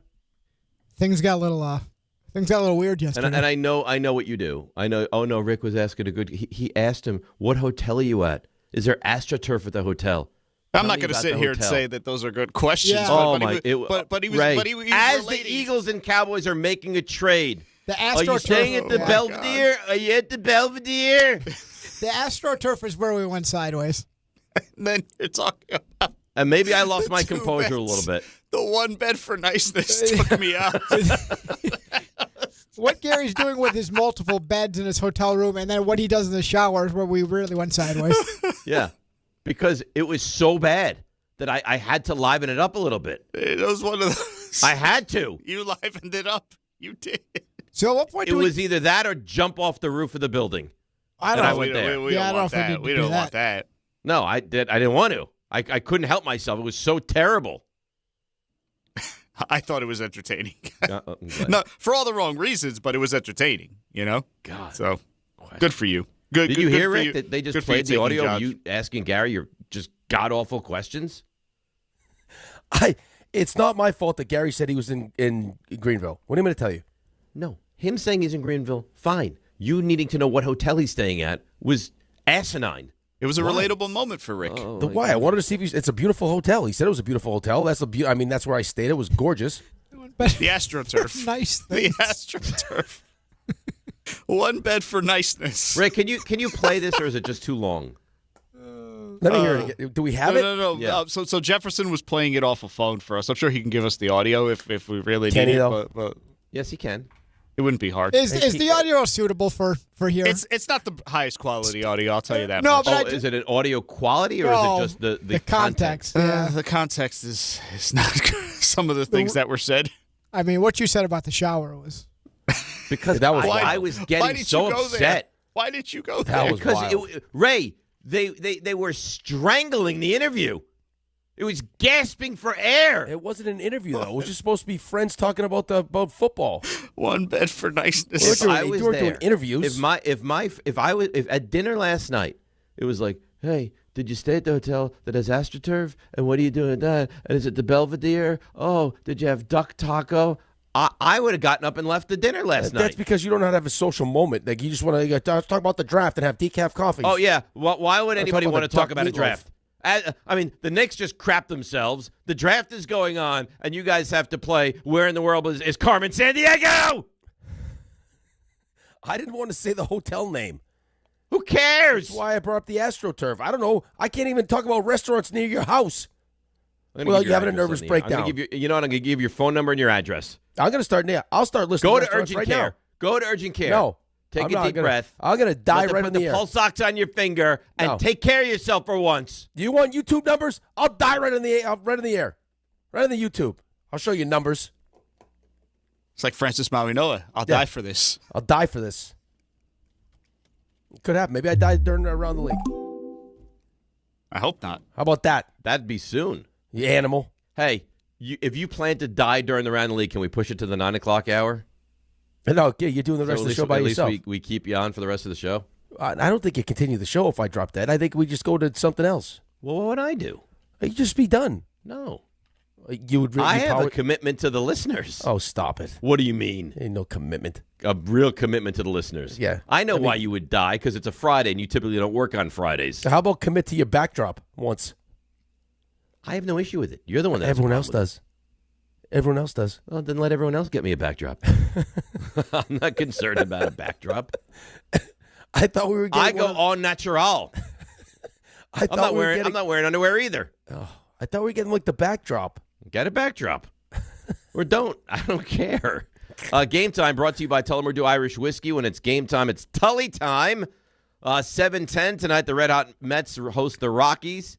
8:10 Yankees visit the, I think, still hated Astros. Also tonight, rounds 2 and 3 of the NFL draft. Still a lot of talent out there. Giants 37, Jets 44. And that's game time brought to you by Tullamore Dew, the original triple distilled, triple blended, triple cask matured Irish whiskey. Be sure to grab a Tullamore Dew or try the new Tullamore Dew Honey during today's action. Glasses up to enjoying Tullamore Dew responsibly. RJ. Hey. RJ. Hey. How you doing? Good. Did you hear back from Connor Rogers yet? Not yet. I think he's sleeping. He said he would wake up at 7. Again, we're just trying to make sure we're texting the right Connor. Definitely the right Connor. So there's Hughes, Orr, and Rogers. Correct. Yes. Our attempt is to have Connor Rogers on. That's right. That's what I From texted. SNY. That's what I texted. Yes. I texted him at 7:15. I tried to give a 15-minute buffer. It's 7:45. So at what point do we get concerned? 8:15. I think that's fair. If we don't hear back from him by 8:15, but he might have gone to bed at 3. I'm sure he probably did. So I think. What time did you go to bed? Me, I went to bed right after I was texting with him. Right. Also, I texted with someone else. Ooh. I don't know that they would want me to say their name and then read what they wrote, so I'll just read what they wrote. But someone that is very dialed in. I really like what the Giants did. They helped the D and help your most important player. Don't. I hear you. I hear you. Can you just worry about your lungs? A nasty bodyguard up front for Dart. Styles might be a more natural fit inside than Reese, who is really an edge guy. But either way, now the Giants can throw pass rushers at you in waves from all different angles. Yeah, that's nice. That's real nice. You know what else probably excited you? What Maui Noah said about he's willing to do a lot. That he would die to protect Jackson Dart? I'll die about this, man. Man, I'm ready to die for you, man. I know a lot of things has happened, bro, but I'm ready to die for you, bro. He said it 3 times. Yeah. Wow. I don't think he needs to. No. He's like 6'5", 330 pounds. I don't think he's going to need to give up his life for it. No. I think he'll be fine. So I think I went to bed around 1, but I think I was texting Connor at 12:45, so he might have gone to bed at 3. Yeah, I mean, listen, maybe he didn't get the decaf after dinner. Maybe he got the full caffeinated. And couldn't go to sleep. All revved up. Maybe. I got to tell you, too. When he wakes up, we'll get him on the show in the 8 o'clock hour, I hope. RJ? I got to tell you, too, quickly before we go to RJ, because we have a long segment here, which is nice. This Rossini-Vrabel thing is wild. It's really terrible. Wild. It's terrible. And now photos surfaced from 2020. Yeah, 6 years She got married in 2020. Yeah. Right, and then all the interviews are now all the old interviews are popping. I got stuck for a good 30 minutes on the way home last night just watching videos. Did you see that she left Twitter? Yeah, that's probably I think it is a idea good at the thing. moment. And I'm sorry, and I know you say his family comes, and his family does come first, but the fact that he's not making the decisions right now. Well, how can they have 8 picks day 3? What do you mean how? Do you want to save your marriage or do you want to go make football picks? I think you need to do both. I don't think that's the reality of the situation right now. I think that you couldn't push to save the marriage till Sunday? No, because now she needs to be the priority. If there's any saving it, which is I would imagine what's happening right now, is whatever she wants, you're doing. Babe, they don't need me for day 3. Okay, listen. Give me day 1 and 2. What happens on Saturday that he can't be available? Maybe they're in the midst of it, and she's letting him be there for the first 2, and then he's got to miss the third. It's odd that he could be there for the first 2, but not the It's really third. weird. Well, it's also weird that he did a press conference about it yesterday leading into the draft. True. The whole thing is really weird. It's crazy. And their initial denial, where he says, what was his phrase that he used? He downplayed something like it was ridiculous. It was absurd. It was ridiculous. Like, no, you without telling us, you basically have admitted to us that this was a true thing. And she named her son Michael. The story's crazy.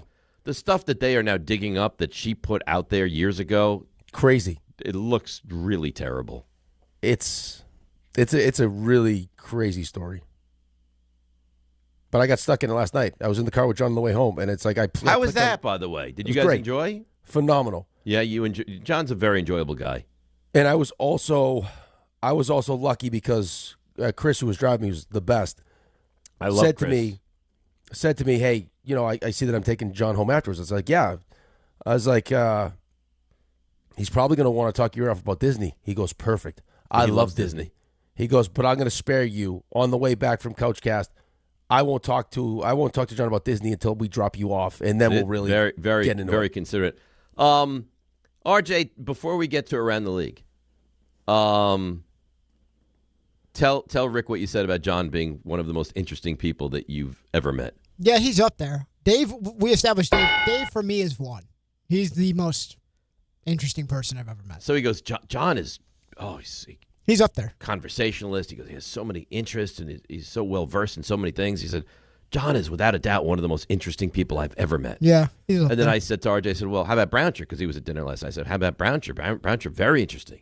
He said, oh, Browncher's, yeah, he's really interesting. And I was like, well, where do I rank? Do I rank up there? He goes, oh, you're one. Like, I think at that dinner, that foursome, me, by far, least interesting. No, I don't agree. Compared to that trio, no. I think that Dave could tell the craziest. I think Dave could tell the craziest story. So you say that. You say that. Yeah, no, no, you're wrong. John has way crazier stories than me. When John settles in, yes. Yeah, when he starts, painting corners, like he's rolling. All right, so then I would put him 1. I'd put Dave 2. So why am I the most interesting person you know if John has stories which dwarf mine, RJ? Well, storytelling, yes, and he has experiences. But John's stories all kind of are, funneled down the same road typically. Like how much women love him. Dave can go anywhere. Anywhere. And at any point, he could snap.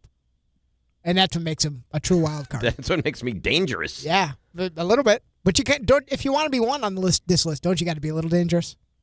You can't be like me. Like, am I not trustworthy though? You are. I think you're very trustworthy. That's what makes you interesting. You're a fascinating combination of traits. So every person you've ever met in your entire life, in the 36 years that you've walked the earth, yep, I'm the most interesting one. I think that's right. People that I know. Not like a one-off, like I had a 5-minute conversation. I mean, like someone I have a personal relationship with. Yeah, you're one. Huh. That you should be honored. I am honored. Yeah. I am honored. I think Browncher gets the best hang. Browncher's great. Yeah, I would agree. Yeah. John, by the way, it's midnight last night, and he's getting text messages from his wife. Like, I can't wait for you to get home. I was like, it's midnight. Can't keep their hands off each other. He's like, I told you. You think I'm lying? I was like, this is unbelievable. They can't. I can't tell if she's just using him though for like reproduction purposes. I don't think he cares. Would you? I don't care either. But I'm just saying. I don't think he cares. RJ. Hi. How you doing? Good. Good. You were great last night, by the way. I'm just glad to Don't be. Don't lie to him. He wasn't great last night. No. RJ the worker bee. Great. RJ the let it all loose and be crazy was not great. Yeah, I think that's fair. But here's the problem. You're only going to get one. Why? Yeah, we didn't want the worker bee. We wanted to let your hair down, have fun, and watch the Sabres game with us. That would have been great. Yeah, but I now wonder the true depths of your Sabres fandom. No, that's RJ. It was so relaxed. I don't think that's true. Concerning. I could see the look in his eyes. When you're being, there's true love there and passion. When you're being tasked to do something. Yeah. By your boss. It's too. Dave, what you need to understand about RJ is he's at a point in his life where the priority outside of his family is being great at his job. So put in a situation where he has to choose, it's always being great at his job. That's business. That's business, RJ. Yeah. So RJ, for you, work comes before like crazy. It has. Yeah, it has to. Unfortunately, I mean, I love the work, and maybe that's what makes me so interesting. Yeah, that's why I'm saying I don't play by those rules. That's why I would not crack the interesting list. I don't think.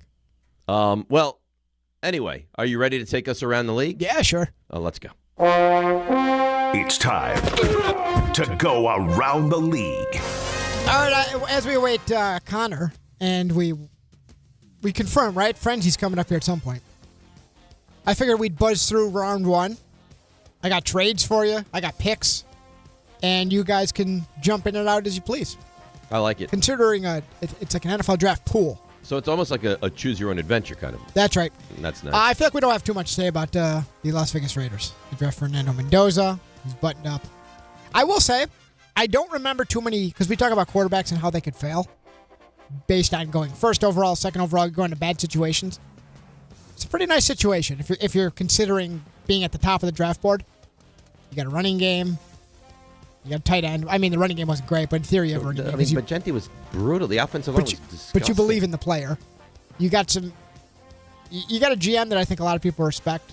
Tom Brady's involved. There's something to work with. You got Crosby still there. And I will tell you this. You may say corny. I don't know that I've ever wanted a player not on a team I root for to succeed more than Mendoza. I like him. I love him. He seems genuinely like one of the nicest people ever. You know what changed some of my opinion as far as his personality? Where that interview where he slipped and he cursed after the national championship, I was like, okay, that's the other side. Yeah, he's like you. He's got business side and he's got RJ with his high school buddies. And we love RJ. Yeah, Brownshire peeked over my shoulder at one point because I was catching up on my high school group chat. He was like, what is that? Yeah, I want that. It was going nuts. Yeah, why did we never get that? A lot of them watched yesterday. And what'd they think? They loved it. Really? They loved it. We've been talking plenty of Jets and Giants. If you had to give, I'll kind of breeze past it this way. Succinctly, if you had to grade the Jets round one, what would you say? A. That's nice. I love what the Jets did. Right. I think Bailey is the guy I would have taken. I think he's absolutely terrific. I clearly like Sadiq more than you guys. I think he's awesome, and I think he's a matchup nightmare. And then you still got a receiver that I like in the first round. You added 3 legitimate pieces. I think getting Cooper at the end was what really I like Cooper a lot. I love. Yeah. I think it would have been a B+. I think that manipulating back into the first round and getting Cooper 30 moves it to a good solid A. Yeah, nice to him. I think the very worst you could probably give it is an A- or a B+. Just if you were someone that decided you wanted Reese more than you wanted Bailey. Yeah, nice doing business with you, by the way. So that was Jets trade back up to take Omar Cooper. Niners get 33, so they're on the clock. And I actually think that's a nice trade for you guys because you paid the price to move up 3 spots for 179, which is a 5th rounder. Yeah, plus I get the 5th round. Plus I get the 5th year option. Yep, I like that a lot. Third, it was Jeremiah Love, which that was the first one where you saw Ray must have known because he popped out and his eyes were wide. And that was the Ray first. Ray did that numerous times last night where he gave away what was happening because he was like a minute ahead of us. I didn't realize that the coverage was so ahead. Yeah. So and then the Knicks too. You were way ahead of us. The Knicks. Well, the Knicks was a problem. We had to finally close the door. We had talked about this yesterday where the Cardinals just. I mean, listen, a lot of people have him as the best talent in the draft, but not a running back away. I think we'd all agree. No. The Cardinals. Yeah. Carnell Tate, this was another one where he goes to the Titans. We heard a lot of names tied to the Titans. Carnell Tate, for my money, I did not see once. I'm sure somebody out there had him. No, I didn't see it. And I looked at, like I told you guys the other day, almost every mock draft. I saw very little of him, even going in the top 5. No one had him going 4. I think this is where I don't love that pick. I think he'll be fine. A lot of people don't even have him as a top receiver on the board. You take him 4, I don't love it. I wonder if they would have taken Love at 4 then. I think they would have. Probably, right? Yeah, I think they would have. I actually wonder if this was not a panic pick, but they were like, oh boy. I wonder if they didn't try to trade out of this pick, though. Maybe. I'm sure they did. Maybe. You think? I'm sure they tried. Well, you had Reese sitting there, you had Styles sitting there, you had all these defensive players sitting there that you could have taken, and they went with the wide receiver that I had heard. I didn't see mocked, but had heard like, hey, he could. I mean, there could be some interest starting at 2, which was never going to happen at 2. But it was also, if he was a little bit bigger and a little bit faster, he'd be slam dunk. But he's not. Right. He is what he is. And I think it was either Chris Sims or Orlovsky that said, and I've had problems with this in the past, but I don't ever remember the top receiver in the draft ever not being the best receiver on his college team. Yeah, that's true. I mean, he was last year. He was playing with Jeremiah Smith is a specimen. stud. No, I get that. But he's going to be asked to be the top receiver on his team now. Yeah, It's not going to be Wan'Dale Robinson. Well, there's also, but you're also, I mean, there is pressure to try to, make Cam Ward great. Yeah, you got to give him something. Same game, Giants first round grade, Dave. A. You want to go A+ so bad? No, but I'm going to temper it a little bit. Do it. No, I'm going to go a good solid A. I think the Solid Giants A. did great. Yeah, I think both teams did well. Rick, you give the Giants an A? You don't have a problem with my A, right? No, not according to the board. They got the 2 best players on their board that were available. Yeah. Raymond, what are you giving the Giants? I give the Giants an A. I think they did really well. Okay. 6. Things got interesting. Kansas City Chiefs trade up. They take Mansour Delane, and they trade back to Cleveland, the 9 pick, and then a 3rd and a 5th still to come. So apparently, I mean, their starting cornerback duo went to L.A., one via trade, one via free agency. But this clearly was their guy. Yeah, we were kind of surprised by that because nobody had him going that early. But again, if you have conviction and you love that guy, you trade up for him and go grab him. Dave, it feels like he was the corner. Yes. It doesn't feel he was. He definitely was. He was by far and away the number one. Especially after he ran too. That was. Sonny Styles, Dave, he was the apple of your eye for quite some time. He goes to the Washington Commanders. I think that's a really good pick. It troubles me saying that, but I think that's a really good pick. Dan Quinn's going to make a monster out of him. Yeah. Dan Quinn, who had Bobby Wagner forever. Like, this is the kind of guy he leans on. Makes a lot of sense. Jordan Tyson saw a lot of smoke for the rumors of him having the interest of the Saints. Turns out those are true. And he's a second receiver off the board to New Orleans. Spencer Fano goes to Cleveland. They bounce back to Kansas City spot. We talked about that trade. Maui Noah, 10, and we broke that down. Number 11. There's a lot going on here. Mm-hmm. So, Caleb Downs, who we all thought was mostly tied to the Giants in one way or another. Raymond could not have been happier with this. Am I right, Raymond? That's exactly it. I told you the entire time. I got to interrupt you, Ray. Sorry. You're listening to DiPietro and Rothenberg on WHSQ, WCBS FM HD2 in New York. Go ahead with the entire draft process. I told you, I think this is the best player in the entire draft. I know it's a safety and positional value and all this. I think Dallas got the best player in the draft, and I could not be happier. And you should be thrilled. I don't know that I would maybe best player, but you should be thrilled. They did really well. So things got a little weird here. Bleacher Report also had a stream going last night. You know who was on that stream? Who? Malik Neighbors. Oh, Malik Neighbors. Yep. Good guess, Rick. I don't know if Rodgers was there. I mean, it's possible. That'd be something. Did you catch this? How Malik reacted when Caleb Downs was drafted by the Cowboys? I have a problem with this. Well, if you can't keep your ridiculous ideas in check, then you can't be doing live shows like this. Yep. So well, you know who was co-hosting this with him, right? I have no idea. One Micah Parsons. Yep. So Cowboys trade up. They send the 12th pick. They moved up one spot. They sent 2 fifths, 177 and 180, and this is how Malik Neighbors reacted. I'd rather get him than play against him. Oh, my God. And the fact that it's like the very next pick. Like you guys were up on the clock. And I even told him, I said, I'm coming to get you. Hey, bro, you know what? Caleb Downs pick, how does this make you feel that he's going to be on the Cowboys? I got to play against this thing again. You call him a thing. He's so good, he's a thing. Bro, he's good, but he's very good. Bro, he's very good. We all got him number 1. He's very good. He's very good. this thing. I don't. We got to play against this thing. I don't like these instant reactions where it just doesn't make your organization look great. I don't think that's that bad. It could have been worse. Yeah, I don't think he's I don't think it's good. Crazy. He's played against them. The guy's right, that but, good. I mean, you're basically demeaning your John I don't Harbaugh think that's and the Joe case. Shane. No, I don't think that's the case. I think it's a player that he's played against that he knows great, and now he has to play against them in Dallas. All right. I'm sure he's going to be. Listen, he'll be waxing poetic if all of a sudden now Maui Noah and that line, the fortification of that line, gives Jackson Dart more time to throw him the football. Yeah, I think that's accurate. Like, how truly knowledgeable is he about all these guys? He played against Caleb Downs. He's knowledgeable about that Downs, guy. sure. But that's what he's talking about. He's not talking about, hey, I wish we took him instead of Maui Noah. I don't. Listen, I don't like it. Hey, he said what everyone was thinking. Yeah. That thing. Yeah, now I got to play against that. And that thing went to Dallas. Dallas, their trade partner, Miami Dolphins. I wonder if she finds your cousin down there, right? Oh, boy. Oh, boy. They bump back one spot. They take Caden Proctor. Proctor is an interesting name. So he's an athletic monster. He's a tackle from By the way, Alabama. quickly to interrupt you, I have buddies that are Dolphins fans. Ooh. They were very upset with the Giants because the Dolphins, I guess, really wanted Maui Noah. Keep him home. Swooped up and took him. Proctor was running routes at one point for Alabama, like was super athletic. Well, some questions otherwise. I think some work ethic type stuff. But he goes 12, so the upside is what the Dolphins are betting on. And then things got real wild. You heard a lot of this.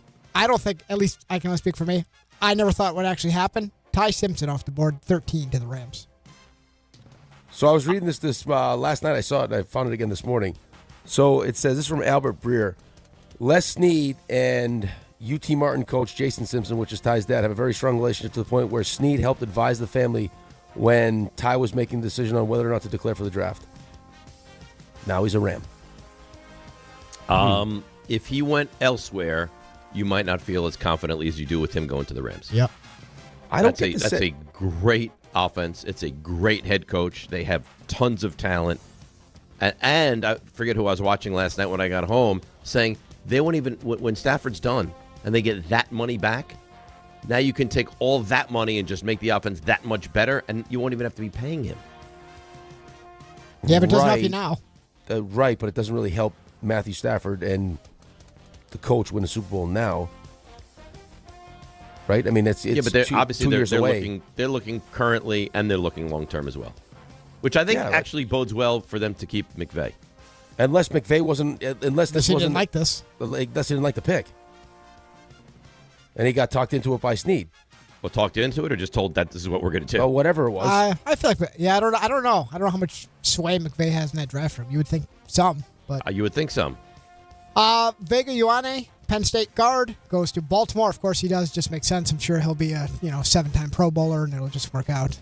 If the next incarnation. Why do you sound so angry about that? No, I don't. I mean, Harbaugh's gone, but I just feel like this is just what they do. Reuben Bain, this was Ray's guy. He goes 15 to the Tampa Bay Buccaneers. There was a part of me that thought, what if he makes it to 20? For a second, you would have had a nervous breakdown. I started to believe. If you got Downs and Bain, you would have I started to believe for a second he might make it to 20. You would have hyperventilated. I would have been you. I would have turned into you. Yes. We talked about Kenyon Steve. Then you would have been interesting. He is interesting. Blake Miller, offensive tackle, which makes sense. They're going to bump Penei Sewell from the right side over to the left side. I think that's when right around here is when you start to ask Gary some of your great line of questions. Yep, and if that tracks, then by 18 when Caleb... You asked Gary if he took a dump in the shower. I mean, what are we talking about? I was going to say, that probably happened when Caleb Banks was going off the board to number 18 defensive tackle to the Vikings. Monroe Freeling, Georgia tackle. He goes to the Panthers at 19. Yeah, Dave had him at 6. I did. And then a trade was struck. So the Eagles get number 20. They move up, and they take Mekhi Lemon. Did you hear the story about this? About the Steelers? He was going to Pittsburgh. I think that's actually quite funny. Right, the Steelers were talking to him like he was going to the Steelers, and the Eagles called him. If you're a Philly fan, you are just owning the city of Pittsburgh right now, and I think you should enjoy that. Yeah, they get the Flyers. We had coached the game yesterday on the way out. One of the coaches from the other team is a Flyers fan, and he came over to me. He's like, "What do you think about the Flyers?" I was like, "I hate Pittsburgh just as much as you hate Pittsburgh." I was like, what do you want me to tell you? Right now, I'm a Flyers fan. I hate you too, but I hate Pittsburgh more than you hate Philadelphia? No, I hate the city more. Yeah, I think that's But fair. I hate the team. I hate the Penguins. I think You hate there's, the Penguins I think there's more than you hate the reasons. Flyers? I think Yeah. there's reasons. You mentioned the Steelers. I think there's a reason, yeah. Both. Oh, okay. Max Hanachor, offensive tackle. I think he's only been playing football for like 4 years. He went to Arizona State. He's a high upside guy. He goes to the Steelers at 21. Akeem Mesidor, the other edge out of the University of Miami. He goes number 22 to the Chargers. Those hardballs, they just build on the lines. Malachi Lawrence, Cowboys back in action at 23. Raymond, your thoughts? He's got a bag of pass rush moves. I don't know about his ceiling it being as high, but like I was saying to Dave before the show, and like I said last week, once you get into that 15 to 45 range, a lot of these guys are in the same area. So like you're going to see a lot of teams that today you'll say, oh, well, that's a bit of a reach. It's like it's really not a reach. It's like these guys are all kind of close to each other. So you'll see some names that should surprise you, that will surprise you, but really shouldn't surprise you. Lawrence is one of those guys, but I saw Schrager liked him. So if Schrager likes him, that makes me feel pretty good. 24, talking about the Browns, Casey Concepcion, receiver out of Texas A&M. Dylan Thiedemann, safety, who I really like, goes to the Bears at 25. Keelan Rutledge, Texans, 26. I like that pick a Yeah, lot. Georgia Tech guard, someone that was linked at times to the Giants. Chris Johnson, 27. Dolphins were back on the clock. They took the corner out of San Diego State. Keelan Rutledge was linked 10 to the Giants? No, linked to the Giants. Oh, okay. Later, second round. Gotcha. Stuff like that. I know. No. Stuff like that. I know. Jordan Ronan his name was brought up a couple of times. Caleb Lomu goes to the Patriots, number 28. Tackle out of Utah. Peter Woods, who really started the season with like top 5 hopes in this draft. He falls to 29, still a first rounder out of Clemson, goes to Kansas City. Omar Cooper Jr., who I really like, after the catch monster, and So you feel like the Jets did really well? I do. I wonder if like has been shared. They're going to get the proper coaching. But Omar Cooper Jr., what I love about him, he was an Indiana guy before they turned the page. He was there the whole time because a lot of people left. A lot of those Indiana guys left when they were like one of the worst teams in, college football. And he stuck around, and he fought through it. He had a huge catch against Penn State. He good player. I love everything about him. 31, Keldrick Falk out of Auburn. He goes to the Titans. And Jadarian Price, 2 Notre Dame running backs, first round. This one was mocked all over the place, and this is actually what happens. Seahawks, they like that late first, early second type of running back, and that's who they get with 32 to round out round 1. So two running backs went in the first round, both from Notre Dame. That's right. Right. So I'm looking at this is Matt Miller on Cooper going to the Jets at 30. He said that Cooper was his number 15th overall player and the third best wide receiver on his board. So for the Jets to get him at 30 was a steal. He was someone I really liked for the Niners who traded out, didn't make a pick. And actually made a couple of trades. You got Denzel Boston's still there. That's what I'm thinking might be the move. But I actually thought Cooper could be the guy, but I wonder if they're steering away from receiver. Had they not gotten Mike Evans, I know it might seem short-sighted because they have a guy, but that was actually someone I thought that would catch their attention, but I guess with the moves they made, it's probably not as big of a need. But Round 2 tonight, Giants go 37, Jets go 44. Who do you want for the Jets? Who do I want for the Jets? Yeah. I think the Giants are going to take either a corner or the defensive lineman from Ohio State, McDonald. Yeah, I like McDonald. You got McCoy sitting there too. Right. He's got major injury concerns. He does, but Jermont McCoy's But his tape before that? Yeah, he's a player. Oof. Yep. Brandon He's a good player. Cisse still out there too. So Right. good Oh, corners. your guy's still out there Carolina, too. You know what I'd like to do? I'd like to steal Rodriguez from Ray. I would be upset. I know you would. You That- love him. I love him. You know what? You should try to get Rodriguez. Oh, if you'd there's love anything him. you could do, make a call or anything, you should try for Ray that. loves him. Shannon and I were basically calling him non-injury Sean Lee. So that'd be great. Where do you guys pick? What's your next selection? We don't have a second Would it rounder. upset? Would it upset Shannon if we got Rodriguez? I think it would. Okay, I'm making some phone calls. I don't think there's any chance the Giants take him. Otherwise, that would be glorious as well. You'd love that. Yeah. We need to be able to stop the run. We're going to take a defensive tackle or a corner, I think. Yeah. Which is I fine. mean, you lost at his best, one of the best defensive tackles in the league. Absolutely. RJ, did we hear back from Connor yet? So we have not. And according to your drop dead time, we're at the 2-minute warning. That's a shame. You think he's...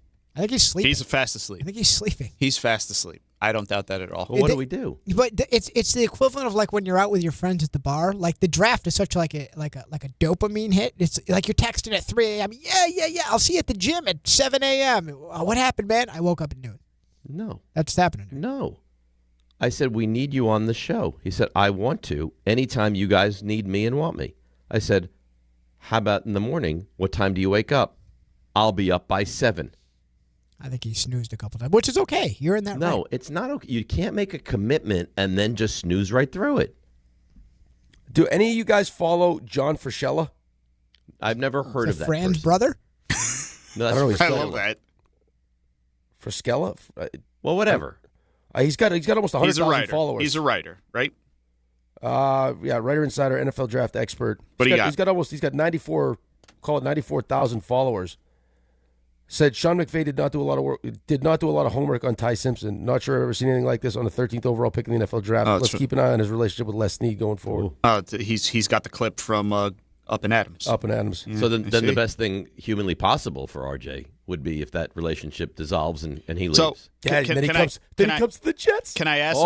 I've not heard the clip. I've not heard the clip, Rick. But is it possible Sean McVay is lying in that clip? Maybe I didn't listen to it. Because I'm dialed into the show. But what would be the point of? Because that's before the draft. He doesn't. Yeah, this is from the owner meetings. Mm-hmm. So it's possible. It's possible he's lying. It's possible he's lying because that was the one thing I think that Schrags and Orlovsky were saying as they got closer to it. The reason why there wasn't a lot more people talking about him being a first rounder is because there was a lot of people that liked him.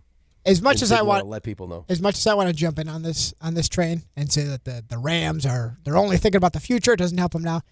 I personally, just 30,000 foot view, don't think there's any way they draft a quarterback if Sean McVay's not on board. You would think. I just don't think it's possible. You would think. It's past time. Did you hear back from Connor yet? This is uncomfortable. You still didn't? No. No, now it's panic. So can I ask you a question, though? Yeah. He texts me in 4 minutes. What do you got to take him? Mm-mm. But we drew a line.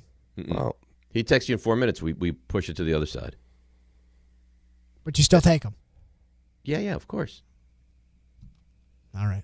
Yeah. If he texts you at 8:20, we have him at 8:30. Seems all desperate by us, but yeah. How? He was slipping into his DMs, RJ. It's the definition of desperate. How is it? You know what? Then don't have him. Hey, Connor, it's me.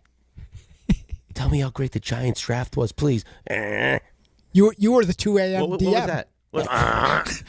Diving in the DMs. You were the 2 a.m. DM. Hey, Gary. Hey, it's me, Rick. Hey, you have 2 beds there. What are you doing both those beds, Gary? Also, Gary, when I was in Greenville, South Carolina, I stayed at a hotel that had AstroTurf from the original Astrodome. Are you staying at that hotel, Gary? Or are you at a separate hotel, Gary? It's not from the Astrodome. Rick sounds like he's feeling better. No, I'm not feeling better. I mean, I heard what you said. You heard God. I heard what you said. Hey, Connor, I don't have my pants on right now. Tell me how good Alvaro Reese is. Yeah. Please. Hey, Gary. This interview is so bad, my wife turned off the Couchcast. I wonder how long we can keep this up. I can keep going all day. Did I mention how handsome you are, Connor? You said that. I don't know. Maybe you slipped that into the DMs. I don't know. I didn't slip that into the DMs. Fine. You know what? Then we won't have Connor. No, I want Connor. No. Connor doesn't want us, it seems. He's probably sleeping. He probably you know who I want? I want Robin. Robin and Dobbs Ferry? Robin and Dobbs Ferry. That's who I want. Robin, because I know that you feel the same that I do this morning about the Giants. Absolutely. Good morning, guys. Before I get to my comments, I just want to say... You ever stay in Greenville, South Carolina, Robin? No. There's great hotels down there. I did watch that last night, and we had you guys on, and we had the draft on ESPN, and it was a little awkward. Gary's face, like he was a little confused. It was very funny, though, Rick. You could be honest, Robin. It was bizarre when he started asking him those questions. I don't know bizarre, but I was wondering where it was going. But I just want to say, regardless of that, I'm going to say, unlike Ryan from the first hour, I'm a one-show woman because the 4 of you are the best. So I would be shocked if Robin and her husband have the fun bed when they go on vacation. Yeah. Sorry, Robin. See, she's not saying no. This is where we go. So how do you feel about the Giants last night? I'm very pleased. I'm very pleased. You know, you played Mina Kimes' comments, and she echoed. Her comments echo what Carl Banks thought. It was very interesting because he said, remembering when they drafted Carl Banks at 3 overall, they were loaded. They had Lawrence Taylor, they had Gary Reasons, they had Harry Carsons, and everyone thought it was a mistake. But how did that work out? You know, Harbaugh makes his team. He builds his team from the line of scrimmage out. So that picked, you know, Cardinal Tate going forward kind of blew things up. And if they truly, and I have to believe them, if they had Arbel Reese 1, you got to take him. Positionally, I think it's, you know, the upside for him is tremendous. And as far as Francis Mauigoa, you know, I think I said it on Monday, Mel Kiper had him at 10. I don't think they thought they would get him at 10. Mm-hmm. I mean, I think the one concern everyone had was that, you know, how serious was that back injury? But I don't know if you saw the press conference afterwards. The Giants hired Miami's a physical therapist from his school, and they said, "Don't worry about it. It's not as serious as everyone's making it out to be." So, I love the fact that he said he's going to die for Jackson Dart. Harbaugh said he wants people who want to be there and run through walls. I think you got to give it an A. So it may not be sexy, you know. Everyone wanted. What's sexy, Robin? Wins are sexy. Wins are sexy. If this results in wins in October and November and next year and the year following that, it's sexy. And if it doesn't, it's not sexy. Absolutely. And, you know, time will tell, but I think you have to give it an A. You have to give it an A. Anyway, thanks, guys. Thanks, Robin. She's so optimistic. And she calls all the time, and she's so, you know, realistic. And it's nice to hear her like that. Yeah, I think she's a good call. I don't know why. Listen, I don't know why tackles and offensive linemen aren't more sexy for people. Because you can't like watch that and be thrilled by it. Like you don't. I'll tell you why. You don't turn a game on thinking to yourself, man, I want to see the offensive line here. No, but that's fine. But in order for me to see the other things, I need the offensive line to do their job. But it's a hidden gem. It's a hidden luxury. Yeah. It might be more important than anything else. But no one is going to a game saying to themselves, I can't wait to watch the right guard. They want to see the quarterback. You want to see the receivers. You want to see the tight ends. The offensive line is kind of it's a secondary thought when you go or watch right. football. But if you have, I got this beautiful car and it's got it's got rims and all these different things and it's got no engine in it. It's not going to drive. It looks good, but it's not going to go anywhere. I think it's vitally important. I think the Jets super took sexy. The kid last year out of Missouri, and he's been terrific. And the offensive line is one of the things that you look at with the Jets and you feel good about right now. It almost frustrates me though that we spend all this time, and you have with the Giants for how many years talking about the offensive line? How come we can't do this? How come we can? Because the offensive line stinks. We can't figure out the offensive line. Or you watch Kansas City. Even the best quarterback can't do anything because the offensive line stinks. Well, okay, so prioritize the offensive line. Start there. You know what? And the thing that maybe shame on us when we did our mock draft, the Harbaughs always prioritize the offensive line. I just think that he didn't realize there was going to be any chance that Mauigoa was going to be there at 10. No, I don't think so either. Mauigoa's not there at 10. They take downs? No, I think maybe that's when Vega comes in at 10. So you don't think the Giants were going to take downs? I think the Giants wanted to take the best defensive player at 5 and then an offensive lineman at 10. Right? Because I know it doesn't end up being downs, but I think that when you look at what Jordan was saying and everyone was saying, I mean, Jordan had downs and he had Vega. You went because Reese was available, Reese, and then Mauigoa, which was you tell me. I'm thinking was higher ranked on their board. Would you rather have Downs and Vega or Reese and Mauigoa? I don't. I think that's a tough question to answer right now. I guess we'll answer it down the road, right? Yeah, I think that there was a glaring hole on the right side of your line, and now this kid has the versatility to fill in at guard, and then you could push him out to right tackle if you want once Illuminor's gone. Mm-hmm. So I love that. And now your offensive line it goes from to it. I mean, in theory, if he's what everyone thinks he's going to be, it should be more than functional. Right. And then you got a guy in Reese who has, the versatility, if developed properly, to not only help you immediately stop in the run, but developing himself into a weapon that can get after the quarterback. RJ, how do you feel about what the Niners did last night? I know they didn't have a pick, but they traded out, got another pick, have the first pick tonight. You feel good about it?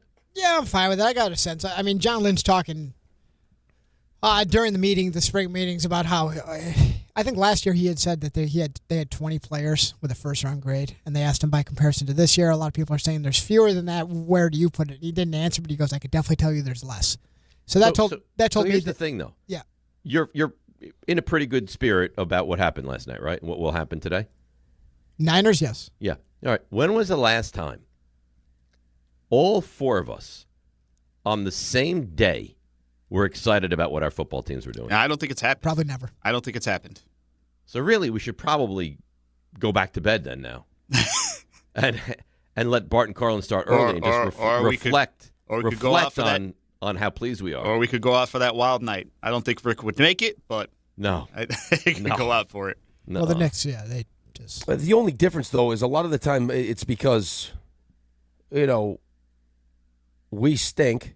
You stink. I'm not far behind. Raymond's Raymond's perpetually stinks. disappointed, and RJ is typically in a good mood. And I mean, we're excited because we got the draft picks, but that's fine. I mean, that's what we look forward to nowadays. This is what the draft is supposed to do, though. It's supposed to renew hope. Yep. And then we're back. We're all back. I can't wait for the day that you're excited about winning actual football games. Yeah. You're like, when you can point at Ray and be like, "We're going to kick your ass." That's what I want. Why does it always come back to me? Because nobody likes your team. Yeah. I like my team. I know. Well, that's you not only true. like your team half the time. you like your team. Half the time, I don't like the team. You're just loyal to your team. You can love them. You're a good fan. You can love them without liking them all the time. Yeah, that's true. Are you kidding me? I've lived there for years. RJ, you felt that way about Dave numerous times. No, I've always loved Dave. No, you don't like him sometimes. That's what I just said. You can love him, and you always love him, but then you want to punch him in the face. You could love someone or something and not like them very much. That's very true. Dave was going through yesterday the dichotomy of times when he knows he's pushing buttons and times when he's unawarely pushing buttons, which that just makes him interesting because sometimes he's like, yeah, I really didn't intend to make anyone mad. Right. Sometimes you don't know. No. Most times he doesn't I pick know up what well I'm on doing. social cues. There's times where I've upset someone and I'm like, I wasn't even intending to do that. And then when I brought up other times, he's like, oh yeah, I knew what I was doing there. Yeah. That's what makes him dangerous. RJ, you know what we discussed before you got to the dinner last night? The time where I made you have a angry meltdown on air. Yeah, happened in front of everybody. God and them boys. But, and this is not great for you, the people you asked for their opinion of how that they're on your out, side. They didn't think you were right. Well, that's how I knew I was wrong, though. Yeah, I've said I asked John and I asked Dan Grassa, and both were on your side. And in fact, Rick, you might not even know this. There was a day earlier this week. It might have been yesterday. The week is taking a very long time. Might have been yesterday that RJ was annoyed at me and you, I think. He went home and he asked Ange, and she's like, no, you're being ridiculous. It's not their fault. Right. So it wasn't. Was this yesterday? So it was John's fault. It wasn't so much you guys. It was just the situation, but it was specifically something. I said something. Dave said this something. is one of those things. I said something. He got angry at me, and I was like, I wasn't even trying to annoy him. So this was one of those instances in real time where you didn't realize you were angry. I thought I saw his eye twitch. Like I thought I saw his eye twitch. That's the carryover. But I wasn't trying to infuriate you. No, I know you weren't. That's where Ange said, you know what? I don't think he meant it the way you took it. And I was like, but see, that's the problem though. In an effort not to yell at you, I just had to suck it back in. So you wanted to scream at me? No, I was just frustrated in the moment. You weren't as angry at me yesterday as you were that other time. I wasn't even really mad at you in that moment. It was frustrating because there was a lot that had to change in that moment, and we didn't have a lot of time to make those changes. See, and I felt badly about that. See, I've graduated to a point where when you say something, I don't even get mad at you, the person. I get mad at you in the moment. That's the difference. Right, because he doesn't even know what he's doing. Yeah, just plead ignorance. It's like when Lenny kills the bunny. He doesn't even know. Yeah, but Lenny doesn't ask about hotels and stuff. Look at the flowers, He just Lenny. loves the bunny so much that he just wants to pet it, and he doesn't realize that he's killing it. Tell me about the hotel, Gary. They had double beds. I know exactly what RJ's talking about. Do they have full cable providers? I could sense that RJ was frustrated. My own little bunny rabbit. I will name him George, and I will hug him and pet him and squeeze him. Listen, looking back at the situation, I could have seen it coming. You know what's the equivalent of? It's like almost like a car accident, not a bad one, like a fender bender, and it's like it's the equivalent of like something that happened. Could you have seen it coming? I don't know whose fault it is, and then it's like I'm going to be 10 minutes late if I were to call Dave. Sorry, I got something I'm sorting through. I'm going to be there. What'd you do that for? What are you thinking of? What's going through your mind there? And it was just poor timing. It was just poor timing, but I love you dearly. And who's more interesting, me or Rick? You are. See, there you go. Rick, I'm more interesting than you. That's fine. Okay, good. Rick's not going to make it. Let's take Mr. Interesting and Mr. Nah. Give them a break. We'll come back and we'll get into a team that is really trying to make it difficult. The Knicks. And you know what, RJ? When did we say we were going to do a frenzy? Next? It was a floating time. 8:30, It's a floating frenzy? 8:30, 8:45. I feel like we haven't talked Knicks for quite some time. Yeah, I agree think with we should this. get back to the Knicks. And then we'll do a frenzy maybe in the 9 o'clock hour today. 800-919-3776. DNR with you right here on ESPN New York. Oh, this is terrific. It's Debbie Duhame with an update on the traffic. Hi, Dave. Hi, Rick. Good morning, company. Hey, guys. Alternate side parking rules are in effect for today. Troubles on the Cross Bronx West at 3rd Avenue. It's an accident. Troubles continue here on the LIE East at Main Street with a disabled vehicle in the way.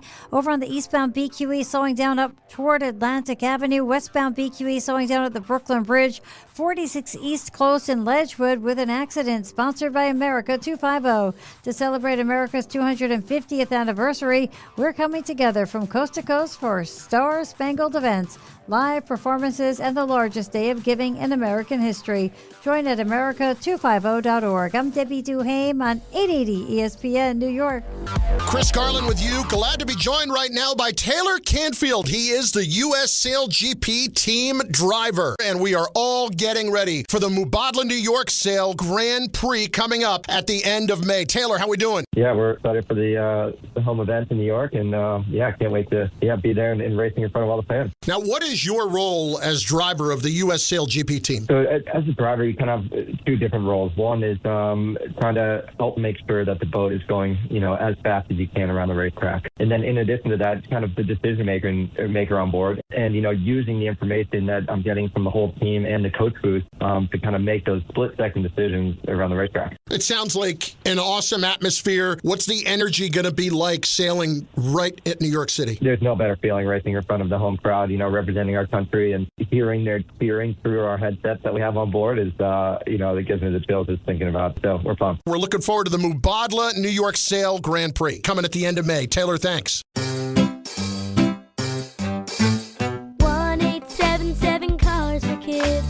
KARS Cars for Kids. 1-877 Cars for Kids. Donate your car today. Call 877 Cars for Kids to reach a friendly live agent. Donation is super easy, and your car can be picked up as soon as tomorrow. Call us now or go to carsforkids.org. 7 Cars for Kids. Donate your car today. Did you know you can donate real estate too? Good Karma Brands is proud to be an equal opportunity employer, providing equal employment, development, and advancement opportunities to all teammates and applicants. To learn more about careers with us, please send an email to talentacquisition@goodkarmabrands.com. That's talentacquisition@goodkarmabrands.com. Spring cleaning isn't just for your house, it's for your life. If your job is getting old, it's time to clear the clutter and spring into IT. Go to My Computer Career. My Computer Career helped me get the skills and certifications I needed to start a new life as an IT professional in months, not years. Earn the certifications the top employers are looking for right now. Visit mycomputercareer.edu and take the free career evaluation to see if it's time to spring into IT. Financial aid is available to those who qualify, including VA benefits. My name is Whitney Allen, and I'm a widow. My husband, Ryan, died. We never thought we'd ever have to use life insurance, but the unexpected happened. With Ethos, signing up was fast and 100% online. You can get a quote in seconds, apply in minutes, and get same-day coverage. No medical exams, and you can get up to $3 million worth of coverage. I'm grateful we were prepared. Get your free quote at ethos.com/play. That's ethos.com/play. Paid spokesperson. Time spent on application may vary. Online health questions required. This is the Michael Kay Show. All I've seen over these years, let's make things great for the players. Let's give the players everything they want. And they deserve to have great things. But the extra little things like, well, let us grow our hair longer. Can we have beards? Well, then win me a championship. Because if I'm going to move away from the Yankees and what the Yankees stand for, then I'm going to need something back from you. The Michael Kay Show. Weekdays at 1 on ESPN New York and streaming live on YouTube. All right, DNR with you, ESPN New York. I do want to get into the Knicks, but Matt Miller, Rick, quickly, he has just put out a mock draft for round 2 now. Oh. So he has the Niners taking the safety from Toledo. He has the Cardinals at 34 taking Carson Beck from Miami. He has the Bills That was a taking, name yesterday that I feel like you heard. Yeah, you heard. I even saw people saying he might go first round. If he goes 34, it's almost first round, right? Second pick of the second round. Bills, Denzel Boston from Washington, the receiver. Stokes, the safety from Arizona to the Raiders. If the Giants got this guy at 37, Jermod McCoy, that would be a tremendous value. I know he's coming off an ACL, but Miller has him as the 10th overall prospect on his big board. Right, I think the concern with him is he's not further along in the process. Yes, and so maybe you don't have an expectation that he's going to be able to really get a ton of action early in the season, but are you really thinking about solely 2026, or are you thinking beyond that? Value-wise, when you look at his tape before he got hurt, right, he was going to be one of the top corners. One of the guys. Basantis to the Browns at 39, and then I'll just tell you the Jets, and we'll get over to the Knicks. Brandon Cisse, cornerback from South Carolina. Okay. So, I mean, I like that. I would think the Jets and Giants would do very well if they went up with those two guys. I like that a lot. All right, let's go back to. I mean, we've been very positive, optimistic, feeling in a great mood about the football teams. You don't feel like that about the Knicks. You feel just the opposite. You feel angry. You feel disgusted. You feel frustrated. And I think now you're starting to feel a little bit concerned. They came out and they were awful. They fought back. They scraped back. They took a 3-point lead. And from that moment on where they took that 3-point lead, they were awful. They were bad defensively. They were brutal offensively. I thought they were bad coaching-wise, and they fell apart at the end of the game again and now trailed that series 2-1. Right. They didn't finish again. Again. So you had what happened in Game 2 at the end, in the game that you think I led for like 91% of the game, and Atlanta steals it. Thought that maybe as painful as that was, that maybe it's the kind of wake-up call that they needed. I think people calling it getting punched in the face. I think it was Big Perk that said that. And that they would bounce back in Game 3. Because we all feel like they're the better team. They are the better team. Yeah, okay. But the better team right now is losing 2-1 in the series. Accurate. So you start off 1 for 11. You don't shoot the 3 well. Josh Hart has not shot the 3 well at all in this entire series.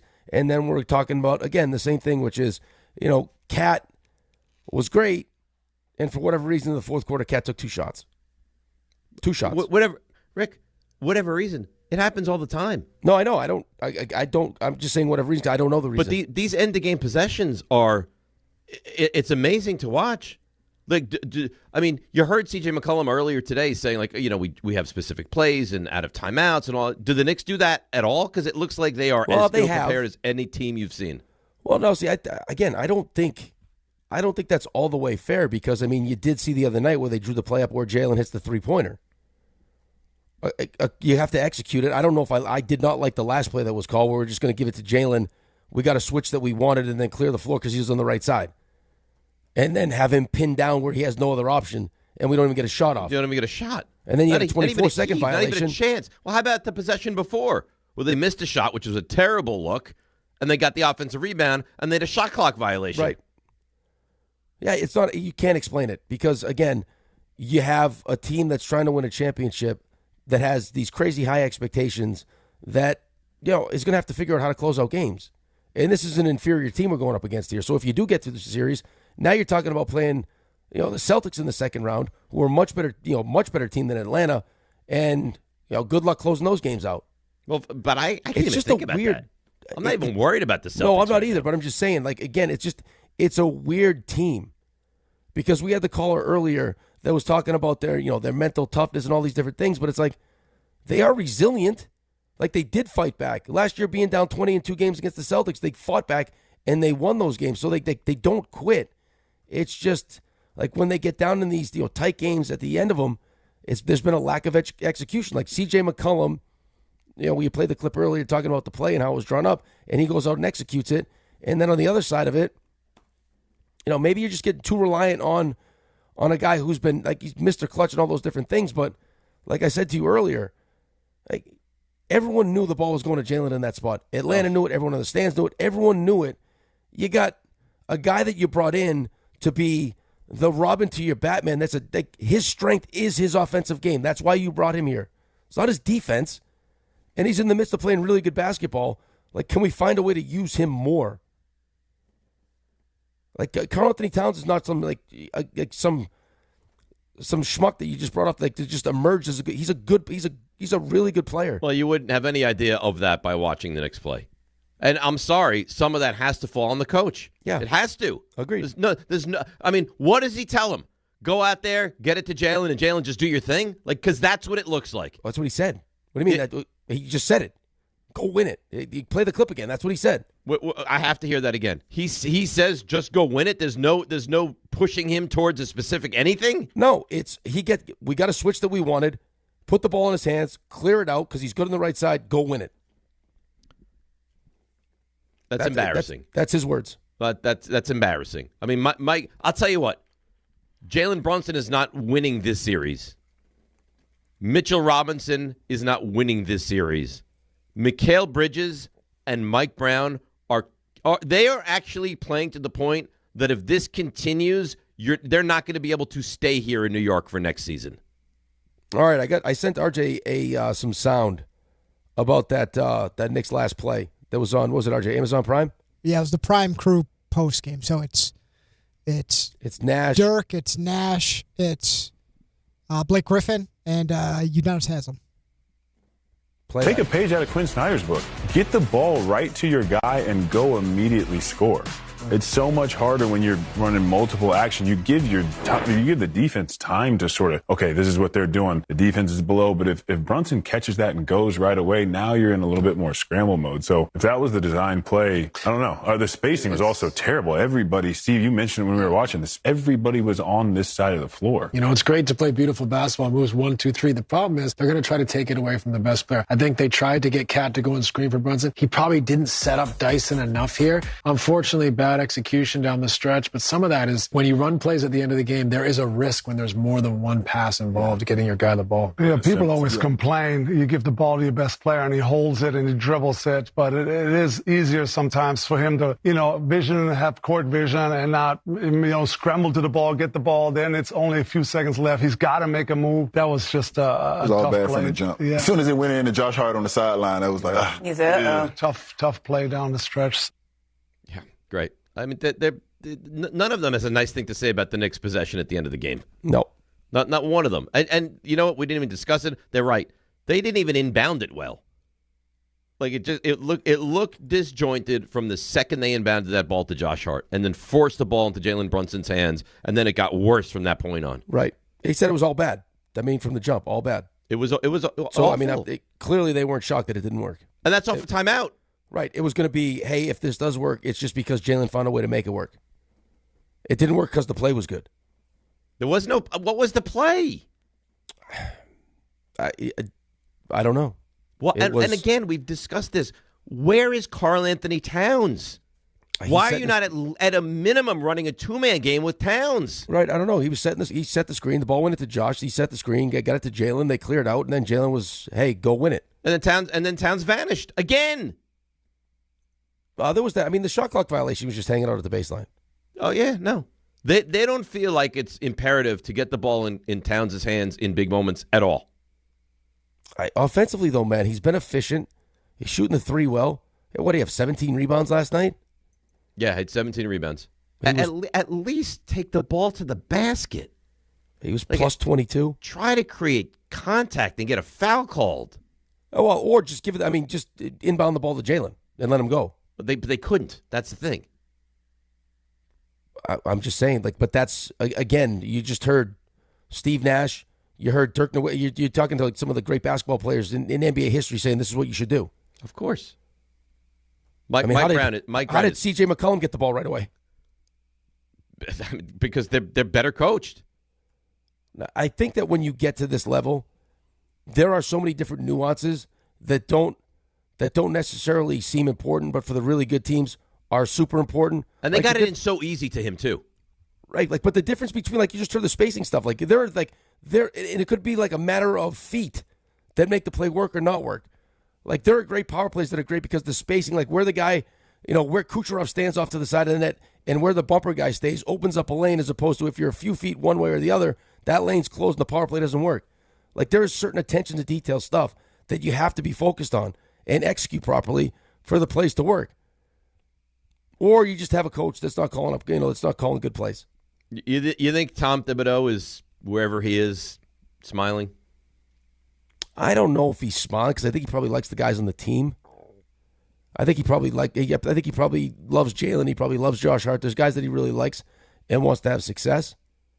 But I don't think it's killing him to watch Mike Brown do this.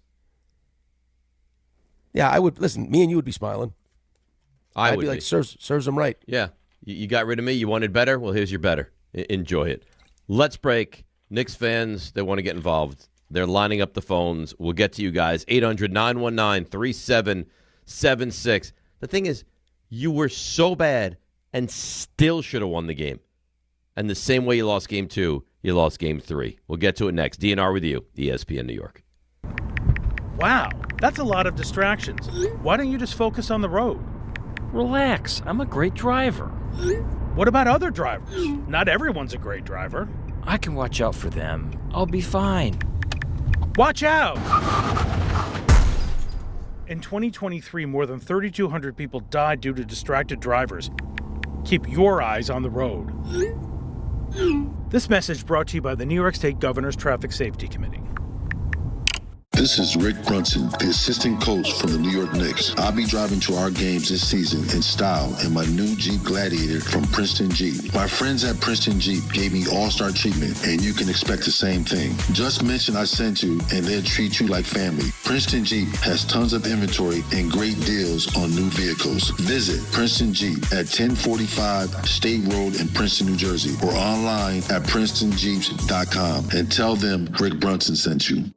Want to earn extra revenue for your business? Amazon Hub Delivery is looking for local business owners to assist with deliveries. When you become a partner, you and your staff will deliver packages to customers in your area on a schedule that works for you. With each package delivered, you'll gain extra revenue and exposure for your business. Plus, Amazon Hub Delivery makes it easy to get started. There's no upfront cost, delivery experience, or long-term contracts required. Sign up to learn more at Amazon.com/Hub Delivery. That's Amazon.com/HUB Delivery. Progressive knows there's no one more important to your team than your pet. They're like your top draft pick. And it looks like Chuck has selected Pepper the Corgi. Bold pick there, Deborah. Yeah, Rich, Pepper has a high ceiling for sure, but he does have a tendency to bark at every tree. Yeah, he brings a lot to the table, but also takes a lot off of it, especially when it's been left near the edge. Nothing left to do now but suit him up for the dog park. Protect your top draft pick from injury and illness with Progressive Pet Insurance. Get a quote at Progressive.com. Progressive Casualty Insurance Company affiliates to third-party insurers. Not available in all states or situations. Covered subject to policy terms. Okay, team. Huddle up. Why are you dressed like a hockey player? Because America's energy security is on thin ice. We're facing an overburdened electric grid, rising fuel costs, and severe weather. But here's your power play. Propane. It's affordable, abundant, safe.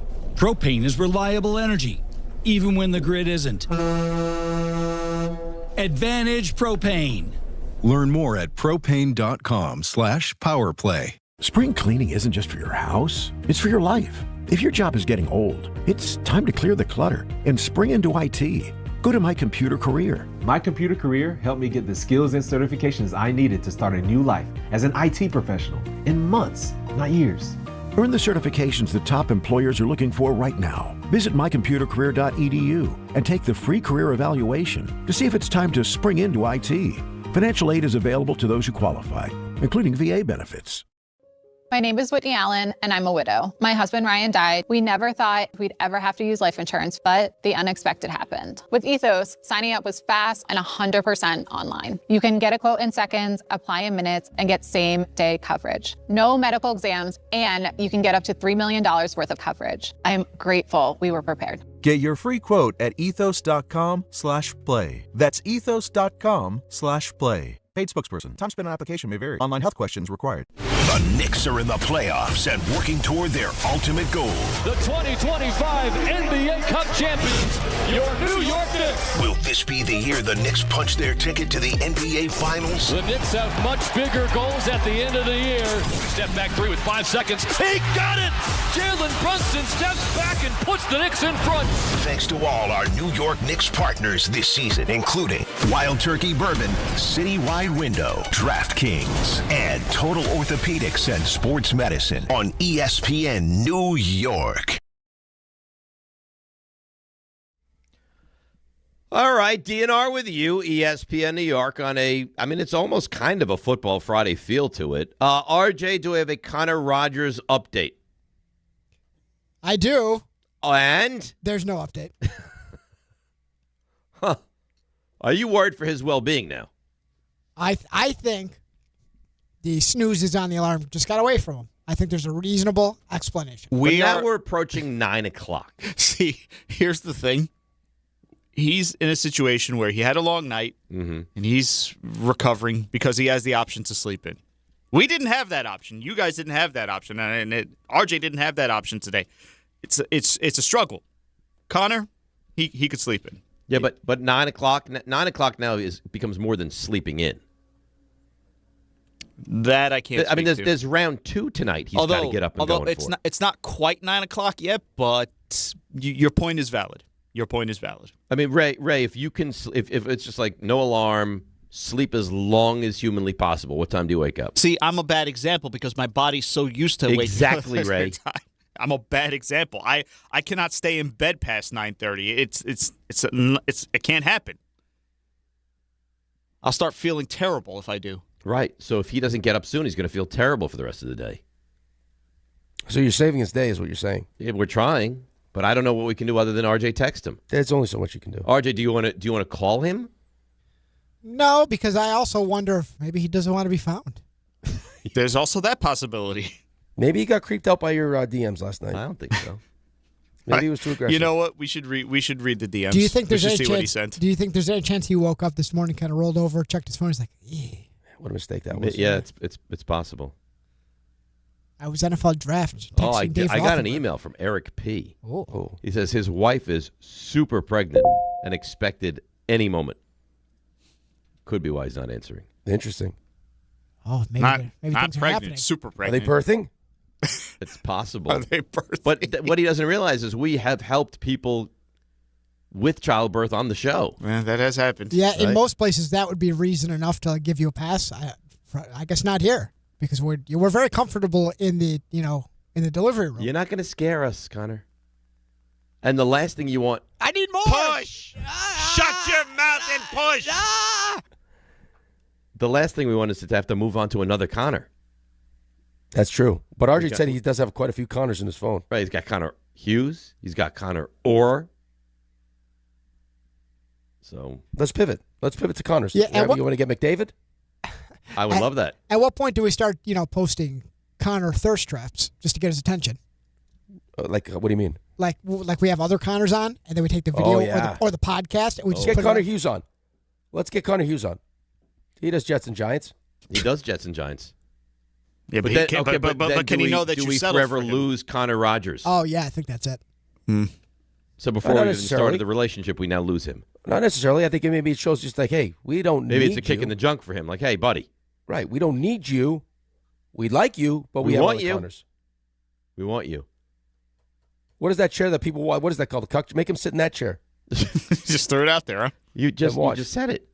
You literally just said it. You said it. Just say the kind of said it.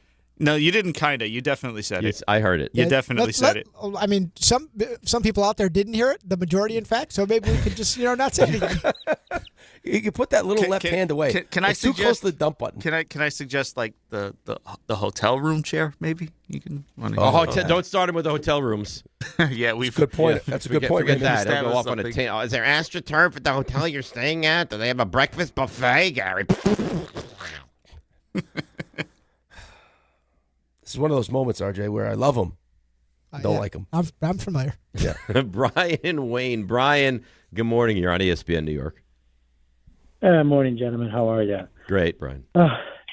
Terrible, I think, more than anything, Knicks coaching. I think several instances where obviously the most egregious is the last plays, or all these plays coming back from timeout and nothing is kind of drawn up. You just lose it or just poor effort. But I think we all knew Brunson was going to get the ball. So why not gear a play towards Cat? Cat inbounded, back to Hart. Just back to Cat, drive it in the paint. Plenty of instances you had him in the penalty early and didn't take advantage. You shoot these miracle threes.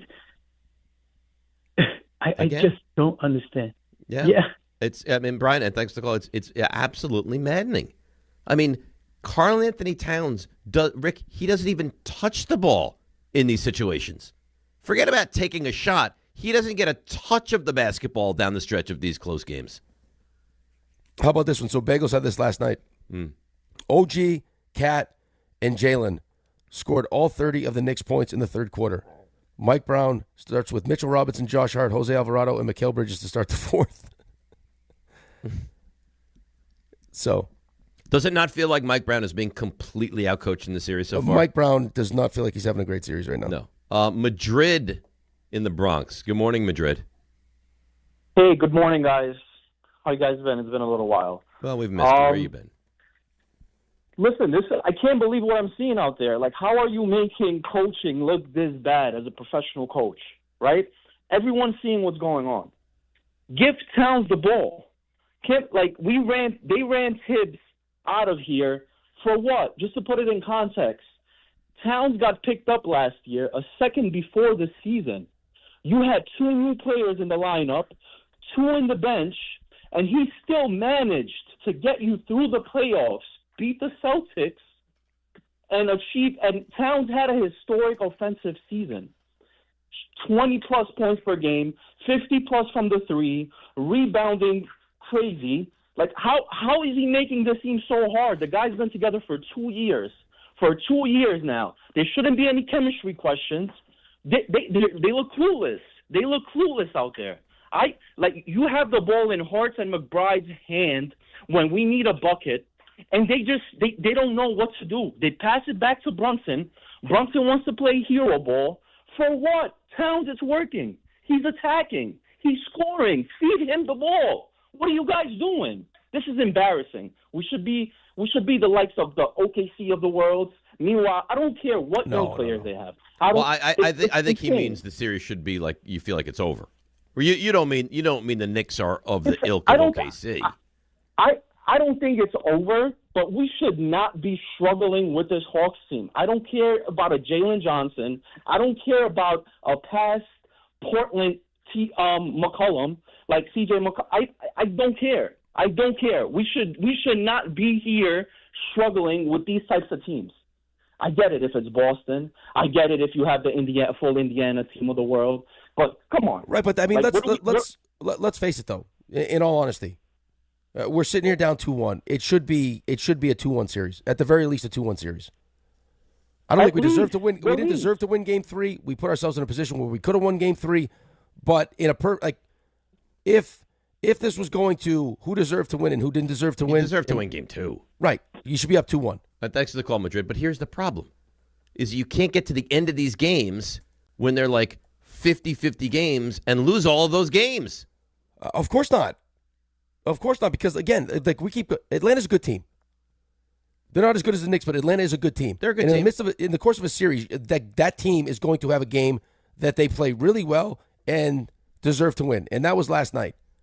They didn't deserve to win Game 2, and they stole it. But look at Cleveland. Cleveland, Game 1, they beat Toronto. Game 2, they beat Toronto. Last night, they lose. And you're like, they're up 2-1. They're still fine because they have that 2-1 series lead because they took care of business at home. and the Knicks let their foot off the gas, and now you're at the point where you're like, uh-oh, there's real concern.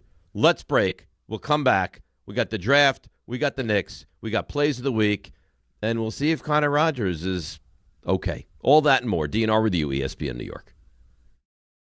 If you're heading into summer without a medical emergency kit, you're taking a risk most people don't think about until it's too late. Summer colds linger and can turn into sinus infections that last for weeks. Getting sick right now before vacation can derail everything. And when you're traveling, finding a doctor and pharmacy is stressful. That's why I ordered a medical emergency kit. It's like having urgent care and a pharmacy right at home. It includes essential prescriptions like amoxicillin and generic Z-Pak to treat a wide range of common and serious illnesses. So if you wake up sick at home or on the road, you already have what you need. No waiting for your doctor, no hours at urgent care, no pharmacy lines, no copays. Just match your symptoms to the right prescription in your guidebook or call their telemedicine doctor standing by. Start on your meds sooner and feel better faster. Every home needs at least one medical emergency kit. Order yours online in minutes and it's shipped to your door. And save $45 with my promo code 880 at urgentcarekit.com/880. That's promo code 880 at urgentcarekit.com/880.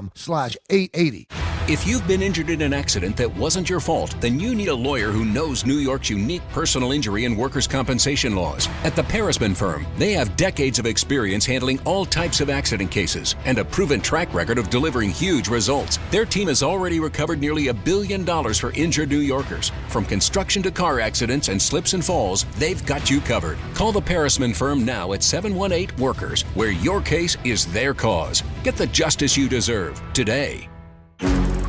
There are a lot of reasons why people buy at Ramsey Mazda. It's their selection, it's their customer service, and it's their savings. Lease a new 2026 Mazda CX-30 2.5S all-wheel drive for $219 for 36 months. Start shopping now at RamseyMazda.com. Choose wisely. Choose Ramsey Mazda. Call 833-853-2970 for details. VIN TM133469. MSRP $28,065. Zero security deposit. Ends 4/30/26. Hey, sports fans, the ESPN app has all of ESPN all in one place. The ESPN app is your home to thousands of live events, ESPN shows, and originals across every ESPN network in service. And now you can check if you already have ESPN Unlimited as part of your TV package for no additional cost. Visit activate.espn.com to learn how to access your account or sign up, then start streaming in the ESPN app. It's all of ESPN all in one place. Sign up or activate now. Hey, it's Rich Eisen for Pella Windows and Doors. Sometimes teams take a timeout to regroup and call the right play. When it comes to your home, Pella Windows and Doors always has the winning game plan. They're not just window and door experts. They're experts at taking care of you and your home. At Pella, they find the products that meet your needs and their experts install them. They do it every day, and that's why your neighbors trust them. Discover why Pella is a trusted choice for homeowners everywhere. Visit Pella.com/Eisen today. That's Pella.com/Eisen. Spring cleaning isn't just for your house, it's for your life. If your job is getting old, it's time to clear the clutter and spring into IT. Go to My Computer Career. My Computer Career helped me get the skills and certifications I needed to start a new life as an IT professional in months, not years. Earn the certifications the top employers are looking for right now. Visit mycomputercareer.edu and take the free career evaluation to see if it's time to spring into IT. Financial aid is available to those who qualify, including VA benefits. My name is Whitney Allen, and I'm a widow. My husband, Ryan, died. We never thought we'd ever have to use life insurance, but the unexpected happened. With Ethos, signing up was fast and 100% online. You can get a quote in seconds, apply in minutes, and get same-day coverage. No medical exams, and you can get up to $3 million worth of coverage. I am grateful we were prepared. Get your free quote at ethos.com/play. That's ethos.com/play. Paid spokesperson. Time spent on application may vary. Online health questions required. DiPietro and Rothenberg's NFL Draft Couchcast, April 23rd, exclusively on the ESPN New York YouTube channel, WHSQ and WCBS-FM HD2, New York. This is DiPietro and Rothenberg. The New York Jets select David Bailey, Kenyon Sadiq, Omar Cooper Jr., wide receiver, Indiana. You had Garrett Wilson. Wilson, you have Breece Hall, you have Cooper. All of a sudden, this pathetic cast of weapons is legitimate. And now you go through the season, and then hopefully next year's draft you get the quarterback, and all of a sudden you can start to see the dominoes kind of falling into place. This is DiPietro and Rothenberg on ESPN New York and streaming live on YouTube. Well, we're all pleased with the way the draft went down for the Jets, the Giants, the Cowboys, and the Niners individually, and we're all very annoyed, frustrated, concerned, angry at what's going on with the Knicks right now, right? So you have the highs of the draft and you have the lows of the Knicks, and that has really kind of encapsulated this Friday morning. Is that fair to say? I think that's very fair to say, yeah. Are you more concerned or angry? Angry. I'm angry. Angry. I'm sitting here watching. I'm watching for the last 5 minutes. Watching the last possession when McCollum scores to put him up, and I'm getting more and more angry watching it. Another question for you, and you brought this up, so I'll give you credit. Why is Mitchell Robinson, who granted didn't have a great game by any stretch last night, but is I think one of your top 2 or 3 defenders at the worst? Why is he not on the court on that final shot? They went small. Have you not seen him defend guys that are 6'5" or 6'6" really well in the past? Yeah, I mean they have Bridges, OG, Shamet, Deuce, and Hart. They got Hart defending the inbound, and then for whatever reason they have Deuce with CJ, and CJ's been cooking the smaller guys all series long, and your two best wing defenders just standing in the corner. I'm telling you, if they lose you had a this timeout. series, you have a timeout. So if they miss the shot, you get 3. You still have a timeout. Mm-hmm. If they lose this series, it would be catastrophic. Well, I guess maybe the concern would be if they do miss and you get the rebound and it's Mitch that gets the rebound, is they follow Mitch and Mitch is the one that's going to take the free throw. Are you kidding me? I don't know.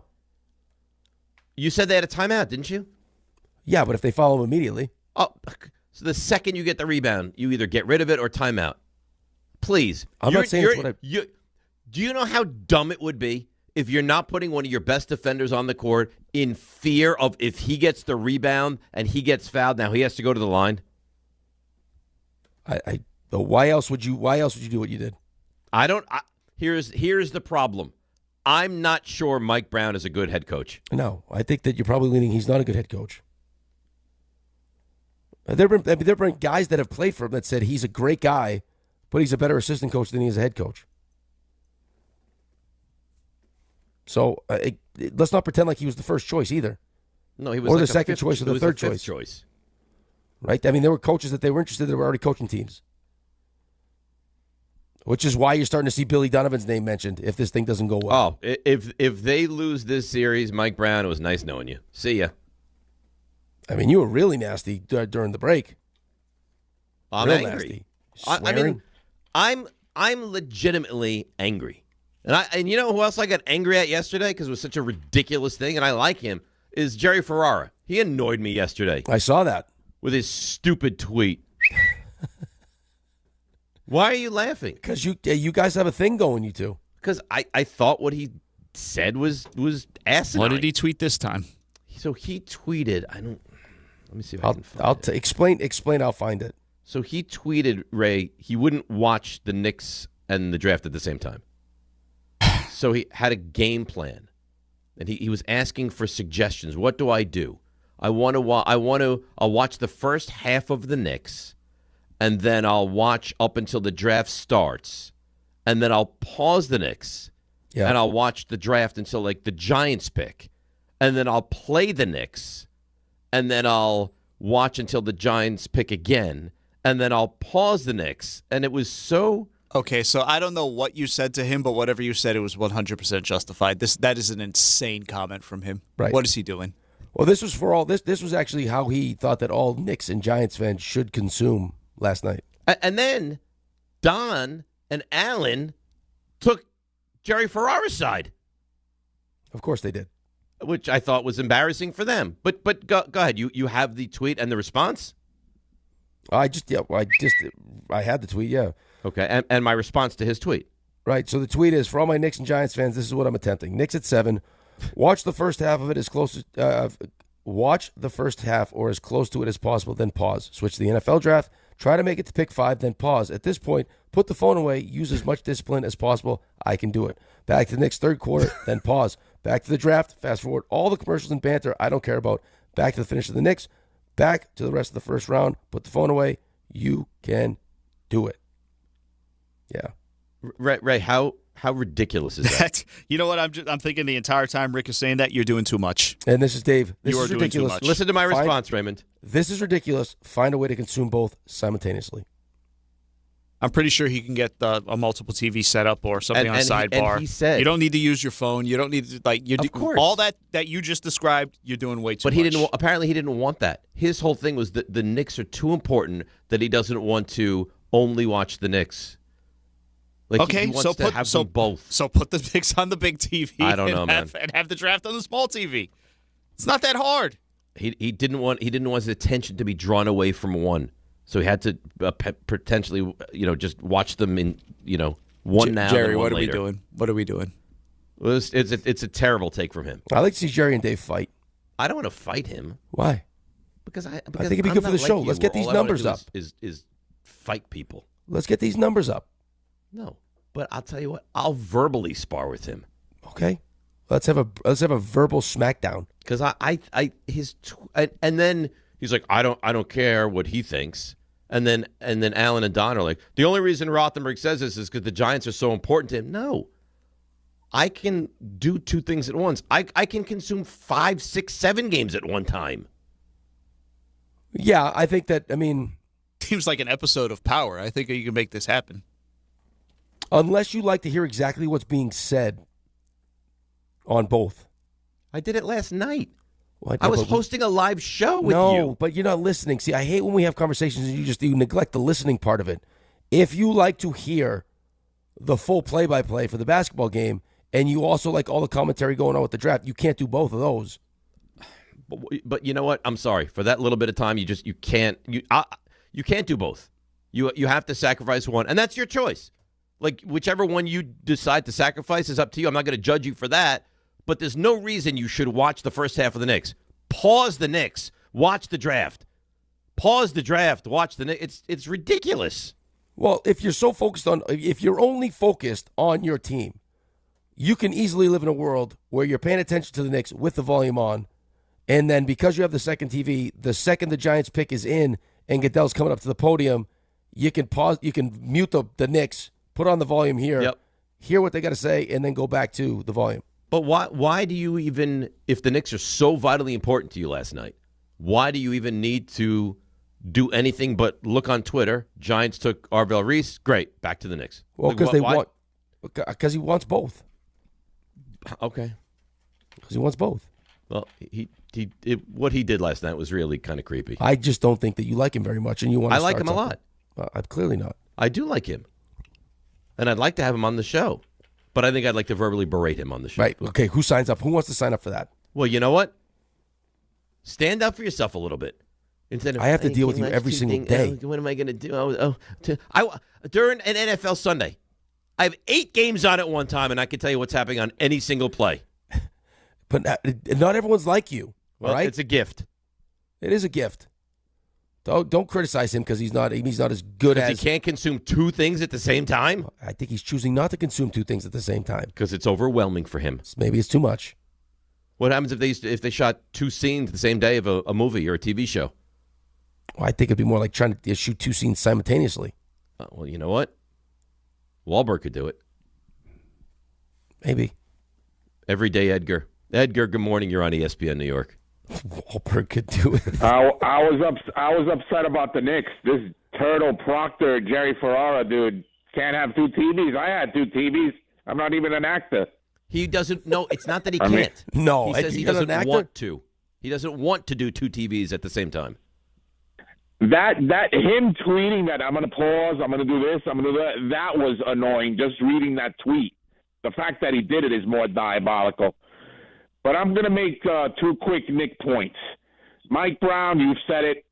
Terrible. What's with all right, we're doing all right. Let's take the starters out. and put in nobody that we lose the lead and just keep him in. That's terrible. Yeah, him and Bridges are going to play their way out of New York City. How do you not have a bucket in an NBA playoff game? Not one. And they clowned you the day before for missing the corner shot, and you don't come out and play? Come on, man. It's embarrassing. It's a joke. He has been God, and thanks for the call, Edgar. He's been god-awful so far. Awful.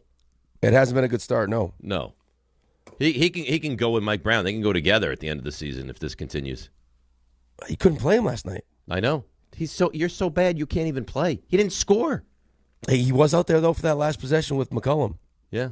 Yeah. Great. Why would you put Deuce on him? I mean, it's pretty clear that it's going to be CJ that takes. He's going to have the ball in his hands. You knew it. The thing is, coming into the series, not that McCollum's not a good player. Were you thinking to yourself, like, he could just take over the series? Like this, no. No, nobody thought that. Ugh. I just think that, I mean, there's a reason why a lot of people will tell you that it's tough to win with young players because the veterans that have been through this have a sense of it and can rise to the occasion. He really is making these huge moments feel very, like, calm, isn't he? Yep. And the Knicks are so frenetic in these big moments. Well, I also think, too, when you watch it, I mean, with the ease in which he gets that ball out of off the inbounds, too. Right, as opposed to what our mess looked like. But because, I mean, you talk about attention to detail. They got it in. He was very calm. He rose up. He took the shot. He knocks it home. And the Knicks, it's like, like the Keystone Cops. Yeah, it was a cluster. Now, you get it. You don't want it. You get it to him. Go do your thing. Terrible. Joe in Ocean Gate. Joe, you're on ESPN New York. Hey, good morning, fellas. I just want to say you guys did a great show last night. And what I did was I put the Knicks on the television, and then I had you guys on my phone with the AirPod in so that I could hear you guys clear, and then still also hear the Knicks. Definitely got out-coached Mike Brown. I mean, Tibbs definitely way better coach. And Karl-Anthony Towns, he's just, I don't know. He seems, he's so big, but for whatever reason, it doesn't seem like he can move people though. Like, do you guys get that sense when you watch that? Like, he just can't. He gets taken to the ground real easy. He's not like, he's a little awkward. For his size of him, he should be able to. His game is a little physically awkward. I would agree with that. And can I also get to the Giants as well? I super happy about the two picks. Arvell Reese, like you said, we weren't even really talking about him even going to the Giants, but I think if you move him around and like what I heard Bart Scott said last night about him, how you can move him, he doesn't need to. He's not, I guess, great at communicating plays, but he could basically you attack. He'll go after the ball and stop the run, and you can never not draft an offensive lineman that tells you that they'll die for their quarterback. So 65 or sooner, guys. Have a great weekend. There you go. That's the great Joe in Ocean Gate. Let's flip over to Michael in Queens. Hi, Mike. You're on ESPN New York. What's up, fellas? Yeah, I just wanted to bring up, so Bridges, wasn't he one of the leading voices in getting kids fired last year? He was one of the guys that was complaining about him. He shows up like this, just awful. He better turn it around on Saturday night, man. Well, they still can. And that's the thing. Like, as awful as this is, Mike, and thanks for the call, as painful, as disgusting, I mean, any adjective you want to use, Rick, as brutal as this is, you still can win this game tomorrow night and take home court back. Yeah. I mean, in a perfect world, you'd like to have won that game and then, get greedy here to win game 4. Of course, but you can't go back in time. You can't now win that game from last night. No, right. So, I mean, take care of business. Make it a 2-2 series, and then protect your home court in Game 5. You think the Knicks win this series? Yeah. Raymond, you think the Knicks win this series? I still think they do, but, I mean, come on. What's happening? Running out of patience here. I feel like if this continues to go sideways, you're gonna be the one on the show that loses their composure the most. I don't think that's a question. It's not great right now. It's not great.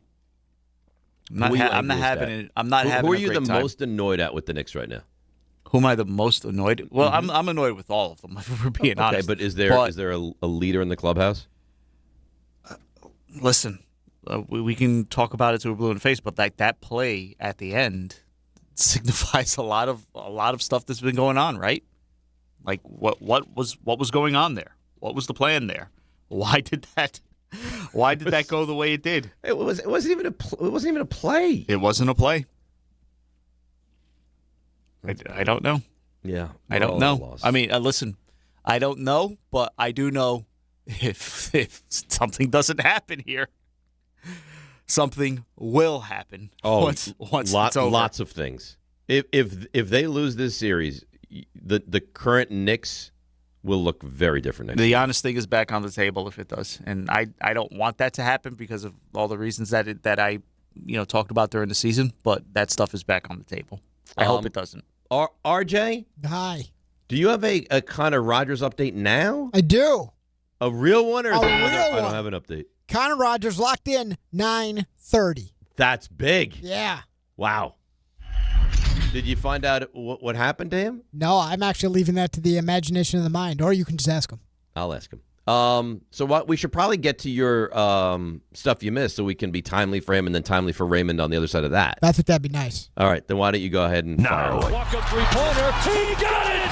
See ya! Oh! Put it in the box! The you missed. Oh, yeah, okay. So, as you probably know, but we'll run through some of the recaps of the first round of the NFL draft. By the way, should tell you that you can hear the second round and the third right here, 880 ESPN and the ESPN New York app. The draft will start over on 1050 and then migrate over to 880 after the Mets and the Rockies get done. Chris Carlin, by the way, leading you there. I was texting with Carlin last night as well. So, Fernando Mendoza, no mystery there. He goes number 1. Jets, they were busy. They take David Bailey. Number 2, the tight end out of Oregon, Kenyon Sadiq, goes 16. Then they trade back into round 1 with my Niners. And they give up 33. They move up to 30. And they trade a 5th to do so. They take Omar Cooper Jr., receiver out of Indiana. Jets pick 44 today. The Giants, they drafted Arvell Reese, who was much of the discussion regarding the Jets. He falls to 5. And then CeCe Maui Noah at number 10. Giants will select 37 today in round 2. Elsewhere around the league, Jeremiah Love, running back out of Notre Dame. He goes to the Cardinals at 3. Cowboys, they take Caleb Downs, and they take Malachi Lawrence later in the draft, edge player. Rams, number 13. Alabama quarterback Ty Simpson is their latest pick. And the Eagles, they traded up to take USC receiver Mekhi Lemon. So you would think that should put a bow on the A.J. Brown stay in Philadelphia. I've heard he might wind up in New England. I've heard that also. Yeah, I've heard that also. I should also tell you that George Pickens, while we're talking Cowboys, signed his franchise tag. So, exciting news. What does that mean, Ray? Yeah, we kind of rode the roller coaster yesterday. I thought that meant a trade was happening. But from the look of things, it means he's ready to play the season out on the tag. He's working out. He seems fine. He's basically been living at Dak Prescott's house the past couple weeks. So I think, at least for now, it's okay. That doesn't mean it's going to be okay come training camp, but we'll see. How about some baseball? So the Mets. There was a lot going on yesterday, so I didn't properly digest this happening in real time. So they win their second straight. Let's not go too deep without saying that. So what happened in the 9th inning? So there was a little bit of a mix-up as to who was going to pitch. This is unbelievable. I guess Oscar Brazovan was told, if we have the lead, you'll pitch. So Devin Williams is warming up. And then, the music starts to play and the lights dim and things. And problem is, Brazovan starts to go out. And once you cross the line, you are now an active player. And you must start the inning. So that's what happens. There's a grand slam that goes out. Mets hang on, though. And they win their second straight. So, but there was a little bit of a pitching issue. Carlos Mendoza said afterwards there was a translation issue. Not lost in translation, like he told somebody in English something that was meant to be said in Spanish. Yeah, there was something going on there. Only the Mets could that happen to. Bo Bichette, though, had a big double, 3-run double to lead them. And Christian Scott, not a great return. He was back with the Mets for the first time in a couple of years. Lasted just an inning and a third, walk 5 in his first appearance since 2024. Mets did call up Ronnie Mauricio, who sounds like he's going to get a lot of the reps and a lot of the playing time at shortstop. You'll get a little bit of Bo Bichette, but a lot of Mauricio while he fills in for Francisco Lindor, who He is... scored 10 runs yesterday. He went 0 for 4. Yeah. It sounds like Lindor's going to be out quite a while. I don't know how long exactly, but that MRI did not come back positively. Yankees won 6 in a row. They sweep the Red Sox. Cam Schlittler allowed 2 runs, 1 earned, struck out 5, walked run. ERA 1.7 on the season. Jazz Chisholm hit his first homer of the season, so only 49 more to go. That was some home run. It barely got out. I mean, my goodness. I think it's the He shortest used the home pesky run. pole to his advantage. I think it's the shortest home run of his career. I would think so. I think I saw 333 feet. Yankees trailed 2-1 in that game, came back with the 3 spot, and they win 4-2. Yep, loaded the bases. Cody Bellinger put him ahead with a 2-run single off of Greg Weissert. And the Yankees, he was a pinch hitter. Yankees not had a go-ahead pinch hit while trailing at Fenway since Elston Howard in 1967. Wow. How's that possible? Just those baseball Apparently stats. it is. Baseball stats just have a way of sounding Schlittler's so good, romantic though, in man. that way. They hate him in Boston. I love it. Well, he love it. He stirs it up. And he loves that they hate him in Boston. I actually read that because he said, I'm expecting the worst going out to the bullpen when I start to warm up for the first inning. And he's like, yeah, it wasn't bad. I was expecting more. Like, he loves it. Garrett Cole threw 4 1/3 innings in his second minor league rehab start.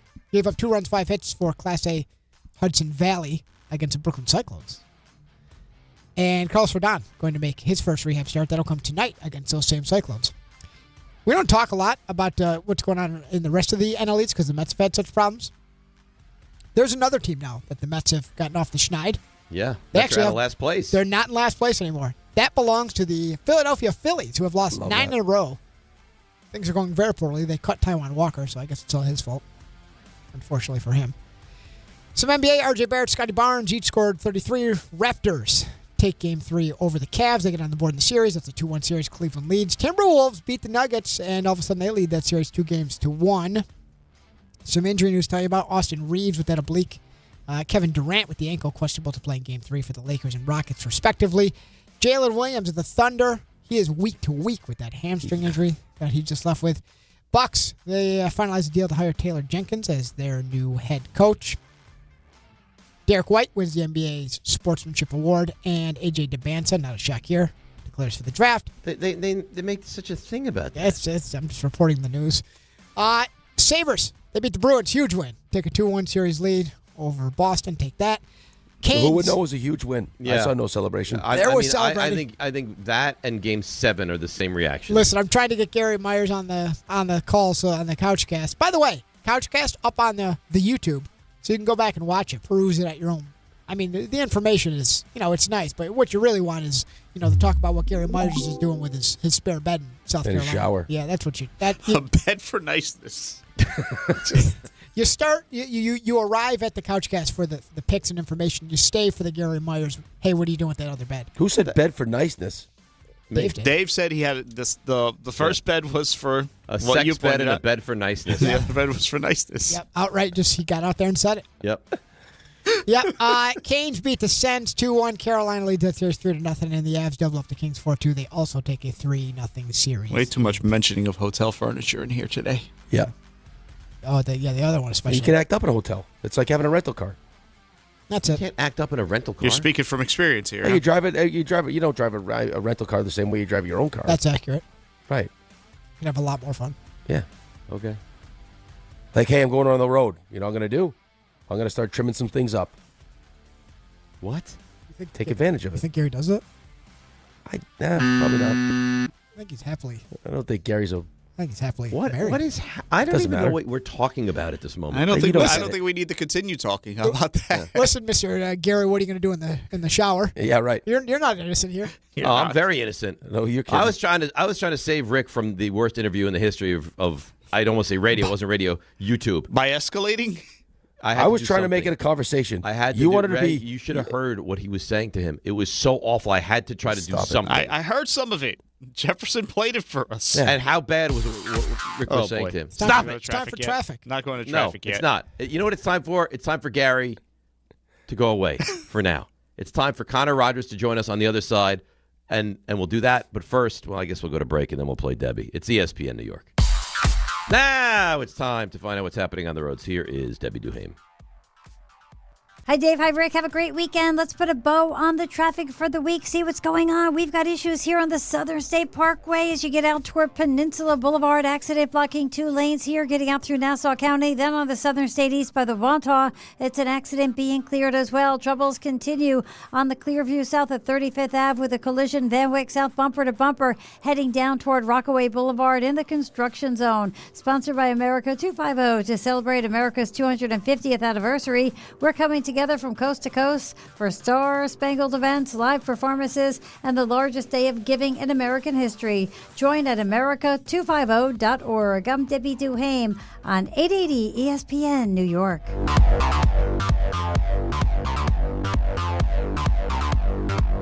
New York Knicks fans, here's a total slam dunk. For a limited time, new Verizon Mobile and home customers can get Fios and a line of mobile for just $69.99 a month with AutoPay. Get Fios 300 megabits per second for $20 a month and unlimited welcome for $50 a month plus taxes and fees when you bring your own phone. Visit a Verizon store today to learn more.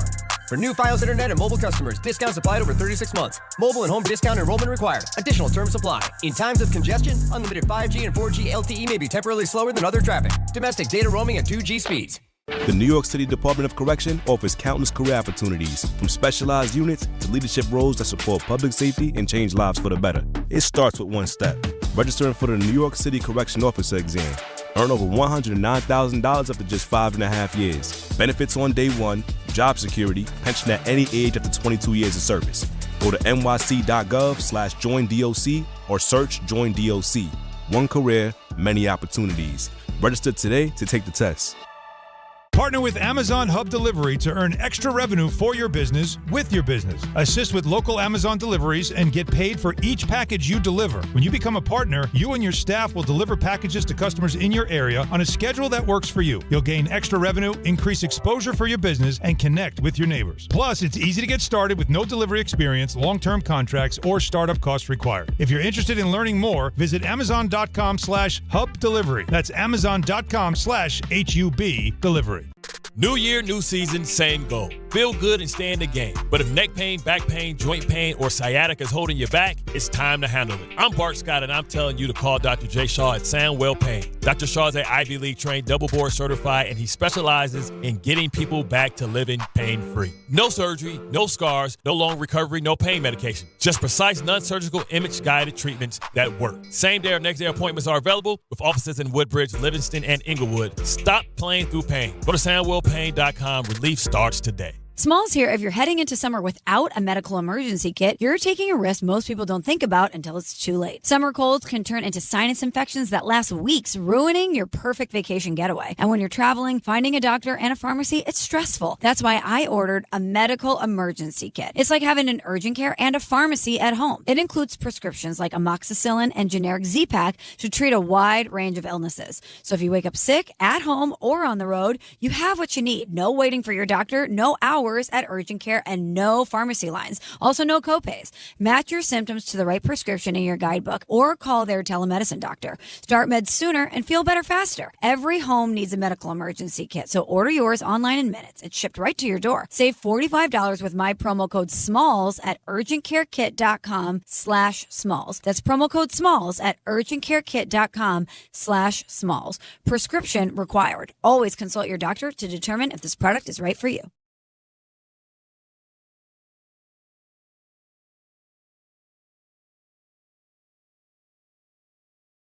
New York, Game Time brought to you by Tullamore Dew Irish Whiskey. When it's game time, that's right. That's exactly when it's Tully time. 7:10 tonight, Mets hosting the Rockies. 8:10 Yankees visit the Astros. Also tonight, rounds 2 and 3 of the NFL Draft. And that's Game Time brought to you by Tullamore Dew, the original triple distilled, triple blended, and triple cask matured Irish whiskey. Be sure to grab a Tullamore Dew or try the new Tullamore Dew Honey during today's action. Glasses up to enjoying Tullamore Dew responsibly. Well, we've tried, and we've tried, and we've tried, and I believe we finally woke him up. He is a big star, Connor Rogers, SNY, on the NFL Draft. Good morning, Connor. How are you? Good morning, boys. Thanks for having me. Sorry I'm a little late. Did you oversleep today? A little bit, Dave. Yeah. I told you I'd be up at 7. It was more like 8. I pulled an ass man, as you guys would say. Yeah. Well, you don't want to pull an ass man. That's the last thing you don't. Do. All right. So let's get into it. We'll start with the locals, obviously. How'd the Jets do in your mind? 3 first-round picks. How'd they do? Yeah, I really like them starting with the end of it. I like going back in and getting Omar Cooper, who I thought would go, near that Browns pick at 24 where they were slotted in. So you get a guy that really fits what you want to do, the ability to get the ball in his hands, break tackles, pound for pound strength. They really attacked pass catcher in the way they had to for this offense, where you can't go into the year and be one Garrett Wilson injury away from absolute disaster. Sadiq is definitely a swing for the fences. He's an athlete that I really, really like. I think his toughness is underrated. So he was well worth a top 20 pick in this draft. But you better have the right plan for Kenyon Sadiq. That's the one thing I'll say is that, find creative ways to get the ball in his hands, use him as a perimeter blocker. He's not just a hand in the dirt, wide tight end. You need to move him around, slot, H-back, fullback. That's what he did at Oregon. Time will tell at number 2. That's going to be fascinating to me. I've been honest that I would have went with Arvell Reese. I understand from the Jets' perspective, that was more of a projection pick in their mind than David Bailey, who's a really, really good pass rusher. There's no denying that. But that's the one, especially being here in New York now, that might end up defining Aaron Glenn's tenure. So I was listening to your podcast, and you guys were going back and forth about this, and I know you said Arvell Reese, but could you just, I don't know if I did a good enough job, explain to Dave why, for you, Reese would have been the better pick at 2? Yeah, for me, what I hear Glenn talk about so much, especially after hiring Dunbar to kind of mold this back to, there'll be a base nickel, but a lot of 3-4 fronts, is how hybrid they could be. And, coaches say things all the time, and you're like, okay, whatever, especially Aaron Glenn's tenure. It's hard to always kind of lean into fully what he says. But you trade for Minkah Fitzpatrick, a guy that's played in the slot and a guy that's played free safety and strong safety. Okay, you're starting to make some moves to kind of be a hybrid defense. Arvell, for me, I didn't think he was Micah Parsons because I think that's a dangerous comparison. But when you talk about the trajectory, I think the Jets going into the year at off-ball linebacker still have questions. Jamian Sherwood was not good enough last year to even be a starter. I like Demario Davis, but he's 37 years old. I liked that Arvell Reese could play off-ball, and I'm fascinated to see how the Giants go about this. Off-ball linebacker, first and second down. Third down, okay, you move him around. You want him to play stand-up edge. You want him to spot drop in space and be a weapon in coverage, or even spy a division right now that has, you look at Josh Allen, you look at Drake May and Malik Willis. Those guys break out of the pocket and they cause a lot of problems. So I think when it comes down to it for me, I thought the creativity with Arvell Reese would be enticing to them. Clearly, I was wrong. They just want the guy that stands up and gets after the passer on an island against a tackle in David Bailey, and we're going to see how that goes. All right, so do you like Bailey and just like Reese more?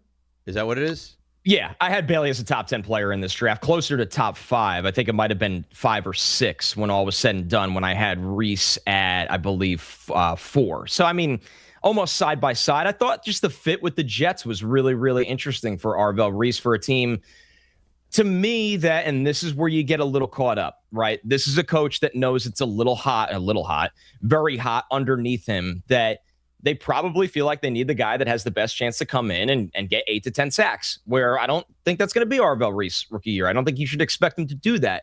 Now, I think, once again, drafting in the nutshell of the year ahead of you when you're a projected 6-win team is where things can get a little dangerous. So I think that's where I look at this more from a bird's eye view of how I would build the team out for the next 2 to 3 years, where coaching staffs, and this isn't just with the Jets, but you talk to coaches around the league, they draft for what is going to save me today. And we saw a little bit of that last night across the board in round 1. So why do you think, before we switch to the Giants here, why do you think, I've asked a couple different people this question, why do you think there was so much back and forth? Right? I mean, it felt like it was Bailey, and then they canceled the 30 visit, and then, Ardza Reese, and then it's back to Bailey, and then it was Reese, and now we're with Bailey. Why do you think there was a smokescreen or whatever you want to call it with the Jets? I'm fascinated by this. I think number one being that there was varying opinions in the room, because there always are. And that goes down to your area scouts, to your pro personnel guys that get involved in the mix, to your coaching staff. So I'm sure there was varying opinions in the room. And also sometimes front office guys, and the Jets have front office guys that have been there for over 10 years.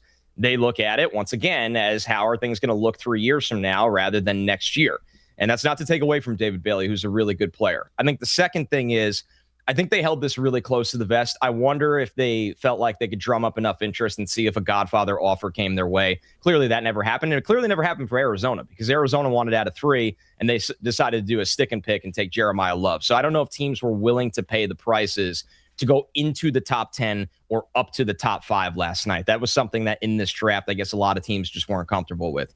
The third one to me, when you get to the visit, Rick, that's the one where they better be right about this. That's the number one thing I've been told by everyone else. You know, I had a couple people, with front office experience or scouts right now go, the thing they left themselves open to, and it won't matter if he's good. It will not matter if David Bailey's good. If he doesn't work out, you will be highly criticized for not taking the process all the way through, because this was the number 2 overall pick. This wasn't the second round, the third round. You only have so many of these visits. That's why they're called 30 visits. But it's the number 2 overall pick in the draft. I understand. They met with him. They like him. They've been around him. But being at a facility, and I mean, I'm sure, Rick, you could speak to this more than anyone. Being at a team facility is very different. You have your guys in the first phase of your OTAs. You could have them around veteran players. You could have your team doctors involved. The combine is a giant mix of league-wide doctors. It's not always just your doctors with the guy. And medically, he's fine. That's not a problem. But you get him in the meeting room with your coaching staff as well. So I am still surprised by Visit Gate, as everybody's calling it. But at the end of the day, it won't matter if he's good. It'll be brought up again if he's not. It might matter if Arvell Reese is better than him, though, even if in fact he is good. Connor Rogers is with us, SNY. We're thrilled to have you on this morning, breaking down what we saw in round 1 of the draft, inclusive of the trade with Dexter Lawrence. How have the Giants done over the last week right now? Really good, because they're fitting more of Harbaugh's identity and mentality. And everybody knew these were his picks. You know, Joe Schoen was on the ground doing a lot of work, whether it was at the Jordan Tyson visit and everything along the lines of that. But Harbaugh was making these picks and needed guys that kind of fit the message he's trying to send, right? And I think with Arvell, I don't think they were expecting him to be there. And they obviously, this is why you stack the board and grade every player and go through the whole process. I am really fascinated to see the usage for him, and I think it's pretty clear-cut. I think he'll be a great off-ball linebacker on a lot of downs for the Giants this year. I really think when they get to passing downs, you like Abdul Carter standing up over guards and centers, and then you can kick Reese over to the edge across from Brian Burns, and you have speed, you have power from their hands that you can just create a lot of different chaos. But the pick to me that is the Harbaugh identity pick is going offensive line at 10, because this is about keeping Jackson Dart upright. This is about being a bigger, more physical football team. And you look at Maui Noah. This is a guy that practiced against Ruben Bain and Akeem Messidor for years. He is somebody that's battle-tested. He's willing to play. He said it to me at the Combine. He goes, I'm just taking one of the 5 spots on an offensive line. We don't have to do the whole guard, tackle talk. And for the Giants, I think it's going to be both. I would imagine you keep Illuminor at right tackle and Maui Noah plays right guard, which he'll be great at that rookie year. And then if he needs to be your long-term tackle or there's an injury, he plays tackle for you. So this is about, having a power run game, keeping your quarterback upright, being a tougher, more smash-mouth physical football team. And both of those guys fit that identity all the way. Connor, how hard do you think it was to have Caleb Downs sitting there at 10 and still go with the offensive lineman? I'll tell you, Rick, I couldn't do it. I couldn't pass on Caleb Downs. I thought he was the second best player in the draft, only behind Jeremiah Love. And, it's tricky, right? Because it's easy for me to sit here and say that. But, the Giants' guard didn't go the way they hoped, I think, in free agency. And it is about the quarterback. So you can't criticize them for taking, whether it was going to be Maui Noah, which it was, or Olayivenga Ioane, who obviously went to the Ravens at 14. But Downs, man, he's another guy that fits that mold of he becomes the identity of not only the back end of your defense, but I think at all 3 levels. And it's just we do this every year. I mean, Derwin James went, I think, 17th. Kyle Hamilton went 14th. You go back to Earl Thomas. He didn't go in the top 10. This happens over and over again at safety, and then the draft shakes out, and with some of the misses in the top 10, everybody goes, how did that great safety prospect not end up going in the top 10? The league just unfortunately doesn't value it that way, but Downs is going to be a great player, and it's a stability of force on the back end for Dallas. You think 5 years down the road we look at this and say, man, they messed that pick up? I know, because I'm a believer in Reese and Maui Noah more. For Maui Noah was, you get need and talent. When you blend the two in the draft, that's what you should do. You never want to do just all the way one or the other. Talent if you're going to do one, but you don't want to just draft for need. but he is worth the 10th overall pick in the draft. I think it stings a little more that he's on Dallas. That's the problem. If he wasn't on Dallas, you'd be like, if he just went to Miami, if Miami did a stick and pick, then it wouldn't have felt that way. But I don't know if Downs is a guy like a pass rusher or a receiver or a quarterback that's going to make you pay for years, because it's so hard for a safety to do that on a play-by-play basis. But I don't necessarily think it was a mistake. But I do think he will be not one of the top 10, but one of the top 5 players to come out of this draft. Yeah, it was tough after listening to what Nick Saban had to say about it and be like, I don't know. I think I want Caleb Downs too. So going into the second round today, so Jets move back up to the first. They got the 44th pick. What do you think they're looking to address with 44? I wonder if they trade it, because they were aggressive last night. They used the 5th rounder to go up from 33. They don't have a 3rd round pick because of the gift that keeps on giving, the Hassan Reddick trade. It just won't die. So that's something. This is a draft that you really, really wanted that 3rd round pick because the talent plateaus, and Muji loves his trades. They have 2 4th rounders. So if they really want to get back into the 3rd, maybe they go that route. But I would think they want another pick. If they don't, it becomes an interesting board, because I don't think Colton Hood from Tennessee is going to slide anymore. The corner, that would be too far. But do you look at the guard position in that situation and try to get, a long-term offensive line piece? That'd be Chase Basantis from Texas A&M, who, once again, I don't know if he makes it to 44. Manuel Pregnon, the guard from Oregon, he might. Going back to getting a real off-ball linebacker for the future, you have a ton of guys, whether it's C.J. Allen from Georgia, Jake Golday from Cincinnati, Jacob Rodriguez. It's going to be a coin flip if he makes it there, but they still have a lot of needs to hammer out where, I think trading the pick and trying to get more quantity makes more sense for the Jets. What did you not like last night? Did the Tate pick surprise you and upset you? You tell us. Tate's he's a solid player, but I hate getting up to the plate with a top 5 pick and trying to hit a single to opposite field. It just doesn't, that's not how the draft works. If you look at the history of teams that do that, it often hurts them in the long run. I think he's going to be a really good number 2 receiver for a team that doesn't have a number 1 right now. So that was surprising. The pick that's unfathomable to me, and he could be a good player, but we're talking about the now. The Rams with Ty Simpson, it doesn't align. It doesn't align to me for the end of Matthew Stafford's career. Sean McVay trying to win a Super Bowl right now. They're in that window. I also think it didn't play the board the right way. You could love Ty Simpson, and you could think he's going to be a great player for the Rams in the future. I'll tell you right now, from who I talked to about 48 hours before the draft, and I wrote this in an article for NBC, I did not get a sense that the Jets or Cardinals were in on Ty Simpson like everybody else made it out to be. I didn't get that sense at all. So I was just sitting there wondering, who is taking Ty Simpson? And I don't think you need to use a top 15 pick to do it. And then the last one that was a little odd to me was Miami. They swing for the fences at 12 with an offensive lineman that has talent in Caden Proctor, but he's got some weight issues, historically. And then they went with the highest floor, but no ceiling with Chris Johnson, the corner in San Diego State at the end. It just felt like for a team that needs everything, I would have just taken the best player available on the board. Those guys weren't even in that range at all for me when they came up on the clock there. All right, Connor, last one from me, and thank you for joining us. I'm not surprised that you slept in a little bit because how late everything lasted last night. Do you think the Jets at any point address quarterback? I think the 2 guys later on, and I know the hype got a little wild 2 days ago around Carson Beck. I didn't really buy into it, is that I think they would use a 4th rounder on a guy like Beck or maybe even Aller, but Aller is so far away. Really, really late day 3, would I be shocked if they looked at a Joey Aguilar from Tennessee or a Cole Payton from North Dakota State? It's nobody, Rick, that I guess Beck and Aller would get these headlines because of where they played college football. But when you actually watch them as prospects, nobody should be putting a microphone in front of them every day. When are you getting in? Or Gino throws a pick. When are you getting in? I think they'd be willing to use a day 3 pick on that unless they surprise us tonight. But I haven't gotten that sense at all that they're looking for somebody that, once again, Gino throws 2 interceptions in week 2 and everybody's screaming for, Carson Beck or Drew Aller to play right now. The Jets aren't really operating like that because the roster was so far away coming into this thing. I'm getting a lot of positive emails, tweets about your appearance here on the show today. Thank you, guys. I thank you. I really appreciate that. You guys are awesome, and it's a lot of fun recapping all this. Well, you guys liked Butcher? I didn't get to hear anything that you guys said. Did you guys like the draft? I know you did. We understand. We both really love what the locals did. Really, nice. Really happy. Yeah. Yeah. Now it's on specifically Aaron Glenn to show that he has his guys, because this had his fingerprints. Of course, Muji too. But this really, really had his fingerprints all over this thing. I'm glad you mentioned that quickly, and I lied. Sakes. No, because he's such a good guest. But I think it's interesting. Great, but we have to go. Just shut your mouth. So when this whole thing to me, Connor, when this whole thing went spouse. down, and the Salah gone, everyone gone, and they brought in Glenn. It felt like this was Glenn's team, and then they bring in Muji. Glenn 0-7, like just a calamity of mistakes. End of half, end of game. He just stinks. Now he's got superpowers. He's falling asleep. Gino's taking us to the promised land.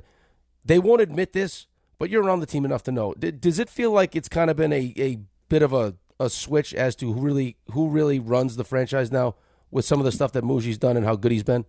Gradually, I would say so. Because Glenn was that bad year one, and Muji can hang his hat on some of the moves that he made, notably the trades.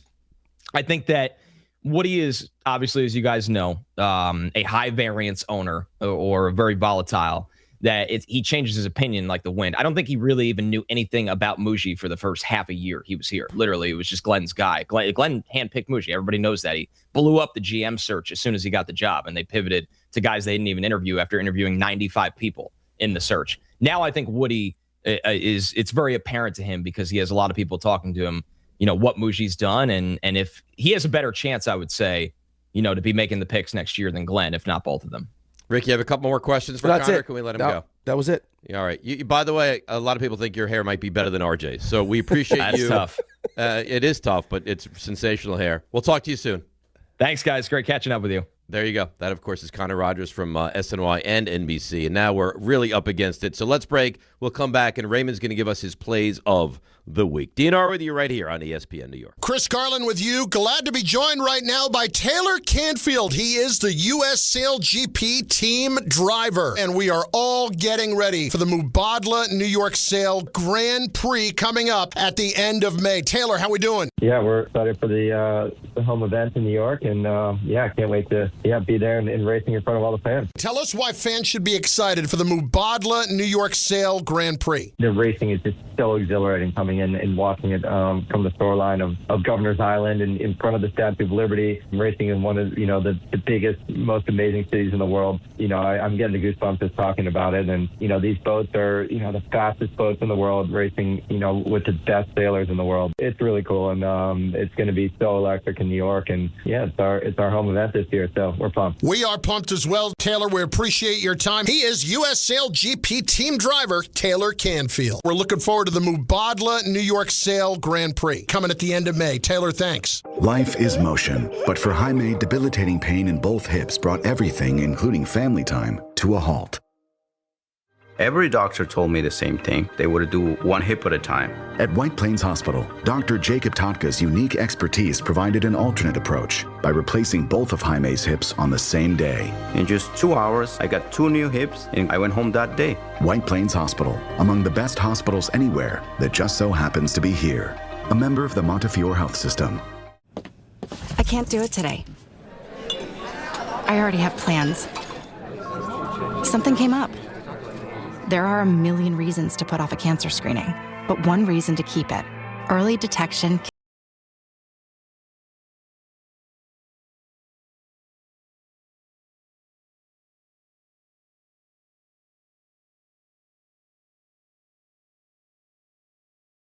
ForAll.com/screenings.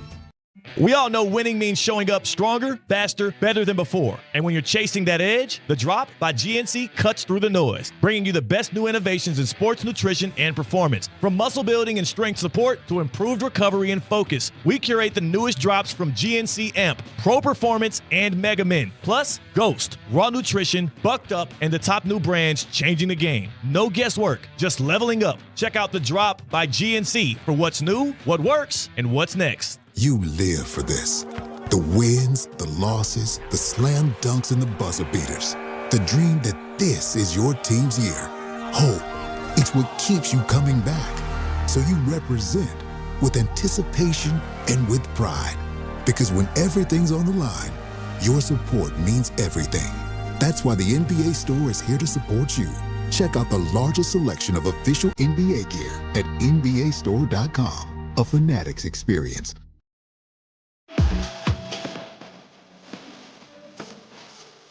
All right. Do you have any more questions you want to ask Connor before we get to Raymond? You've already crushed the plays of the week. I hope you're happy. Just be happy I'm still with us, okay? I am. What I've done over the last 2 days for you, I should get a medal You should get an extra day off. It is important. It's I got you important Diet that Pepsi. I got he you. hasn't passed I out. still can't believe they wouldn't get you iced tea. Multiple people in the YouTube chat asked if Rick fell asleep at certain points. I was Well, let's thinking not about waste any more time. Raymond, Ray. Yeah. Yes. You ready? Yes. Plays of the week. Raymond, guess what we're going to get into on the other side? Are the plays I want you to guess. And specifically the Knicks of the week. That's right. You're good. You win a prize today.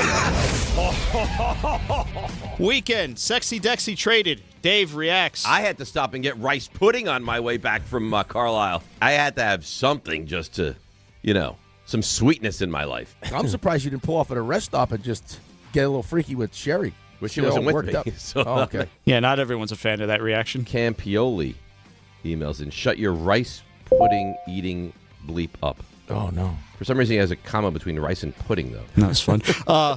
For some reason, you guys have had some... Because he thought you had rice and pudding. Right, maybe. Upset with Jordan Renan. I thought we would have fun. Now it's going to be like, all right, let's get right down to business. Right down to business. I might have to start eliminating words from my questions again like I did with Buster. Hi, Jordan. Good morning, fellas. Oh, boy, animosity. Why was he doing the pregnant pauses in that interview? Oh, really? Yeah, he's annoyed with you. Jordan, any chance they address the offensive line with that tackle for Miami? What's his name again? And he is a Giant. I don't think it's just Francis Maui, no. Oh, look at you. Congratulations. Okay, nice try, Rick, okay? And even Vega Yawone. See, I've learned how to do that one, too. Good luck with that. All right, bye, Jordan. This time next week. If you show up, of course. What time are we supposed to be on? 8:30? Bye, Jordan. Wow. I'm worried about the relationship. Not worried about Dave's extreme finger guns.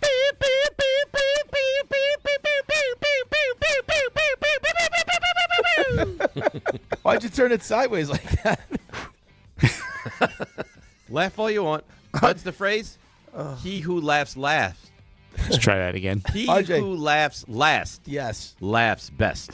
Yes. And I'll be the last one laughing. Yeah, only one thing would have made Dave really upset at the Couchcast. That's the thing. Well, that's the thing. You Set yourself on fire. If they move up and take Jeremiah Love, top 4, that's it. You guys spoke in stereo, not once, but twice. Is Jefferson going to be at there? the event? That was the thing. I don't know what to say. Listen, I mean, I actually think he's a good coach. That's so weird. So weird. Jordan Renan, not the only ESPN personality you've had some issues with this week. At what point do you think the meal's going to be paid off? You know, you asked me, and I keep telling you I'm going to be in New York in June, and it's going to happen. Yeah, give Buster only a break. You know, just looking at your faces, Red, Dave doesn't believe me, and Rick does. I'm sorry, Buster, that you have to do this. You're a man of integrity. Well, I you know what? this meal's It's gonna been get a paid long off. time. It has been. I would allow you to go double or nothing. You think he's going to hit 370 this year? I'm checking out this conversation. Bye, Buster. Could not have been more done with you. Those eggs could not have been more done with you. Bobby Flay, Julia Child, they have nothing on me. What I have done today with these eggs is nothing short of heroic. Yeah, what did you do? RJ, eggs cold. Get super hot water. Wow. Put the eggs in the water. Take them out. Now they're nice and warm. Yeah, honestly, anything's better than talking about the Mets. I would rather spend 4 hours discussing my hard-boiled eggs than talking about the Mets. I get it. I don't have crazy to a fight capacity. I have crazy. Yeah, I but mean, not your that. height, right in the junk. Fight over. You and RJ had a day Wednesday. They don't mix it. Everything's on the bottom. What are you going to tell you? Listen, the mouth tornado lives. Look, see how that all the stuff from the bottom right to the top. RJ put it on Twitter, said caption this. How do you rate tornadoes? That's a level 5. Nasty. Planes or things that we send into the sky were not intended for you to jump out of. You don't love it? Come jump off this desk. It'd be the same thing. Wow. Because life is to be lived. And you've lived. You have lived. Thankfully, no flamethrower. I'm going to bring a can of hairspray and my lighter. You know, when I walk in, do it in your own with a private big area. canister of gasoline tomorrow night. Thank God you did not. I'm not going to light myself on fire, Dave. I can promise you that. But why? Now, Cowboys made me happy, so that's why it's not happening. What was it? It was Daddy Yankee. Dale más gasolina. I don't know. If the Giants take Love and Downs, RJ, you might get Love. Yeah, well, thankfully that didn't happen. I might change my underwear a few times because you don't know what's going to happen when the Giants go 5-10. There was some weird things going on He here. needs to stuff up Dave's anus and bring it across. Oh, my goodness. No, you're not touching my anus. Rick, you fought hard. You made it through. Now, this whole Gary Myers thing is very awkward, The but Knicks just crap themselves. The draft is going on, and you guys have to play. Where in the world is Carmen Sandiego? listen, Rick, I'm glad you made it through. I hope that you get some rest and some attention and that you're good for Monday, but Dave did ask this question. Can I get your Islanders money if you don't make it? Yikes. Not a good guy. I'll see you boys Monday. Rick, get some rest. Dave, get some rest. RJ, get some rest. Everybody get some rest. We're all Everyone tired. sleep all weekend. That was well done, Ray. It's Rule 76. No excuse like a champion is DiPietro Rothenberg. Let's go, Knicks. Right here on ESPN New York and on YouTube. Yeah, not touching my anus. This is Rick Brunson, the assistant coach from the New York Knicks. I'll be driving to our games this season in style in my new Jeep Gladiator from Princeton Jeep. My friends at Princeton Jeep gave me all-star treatment, and you can expect the same thing. Just mention I sent you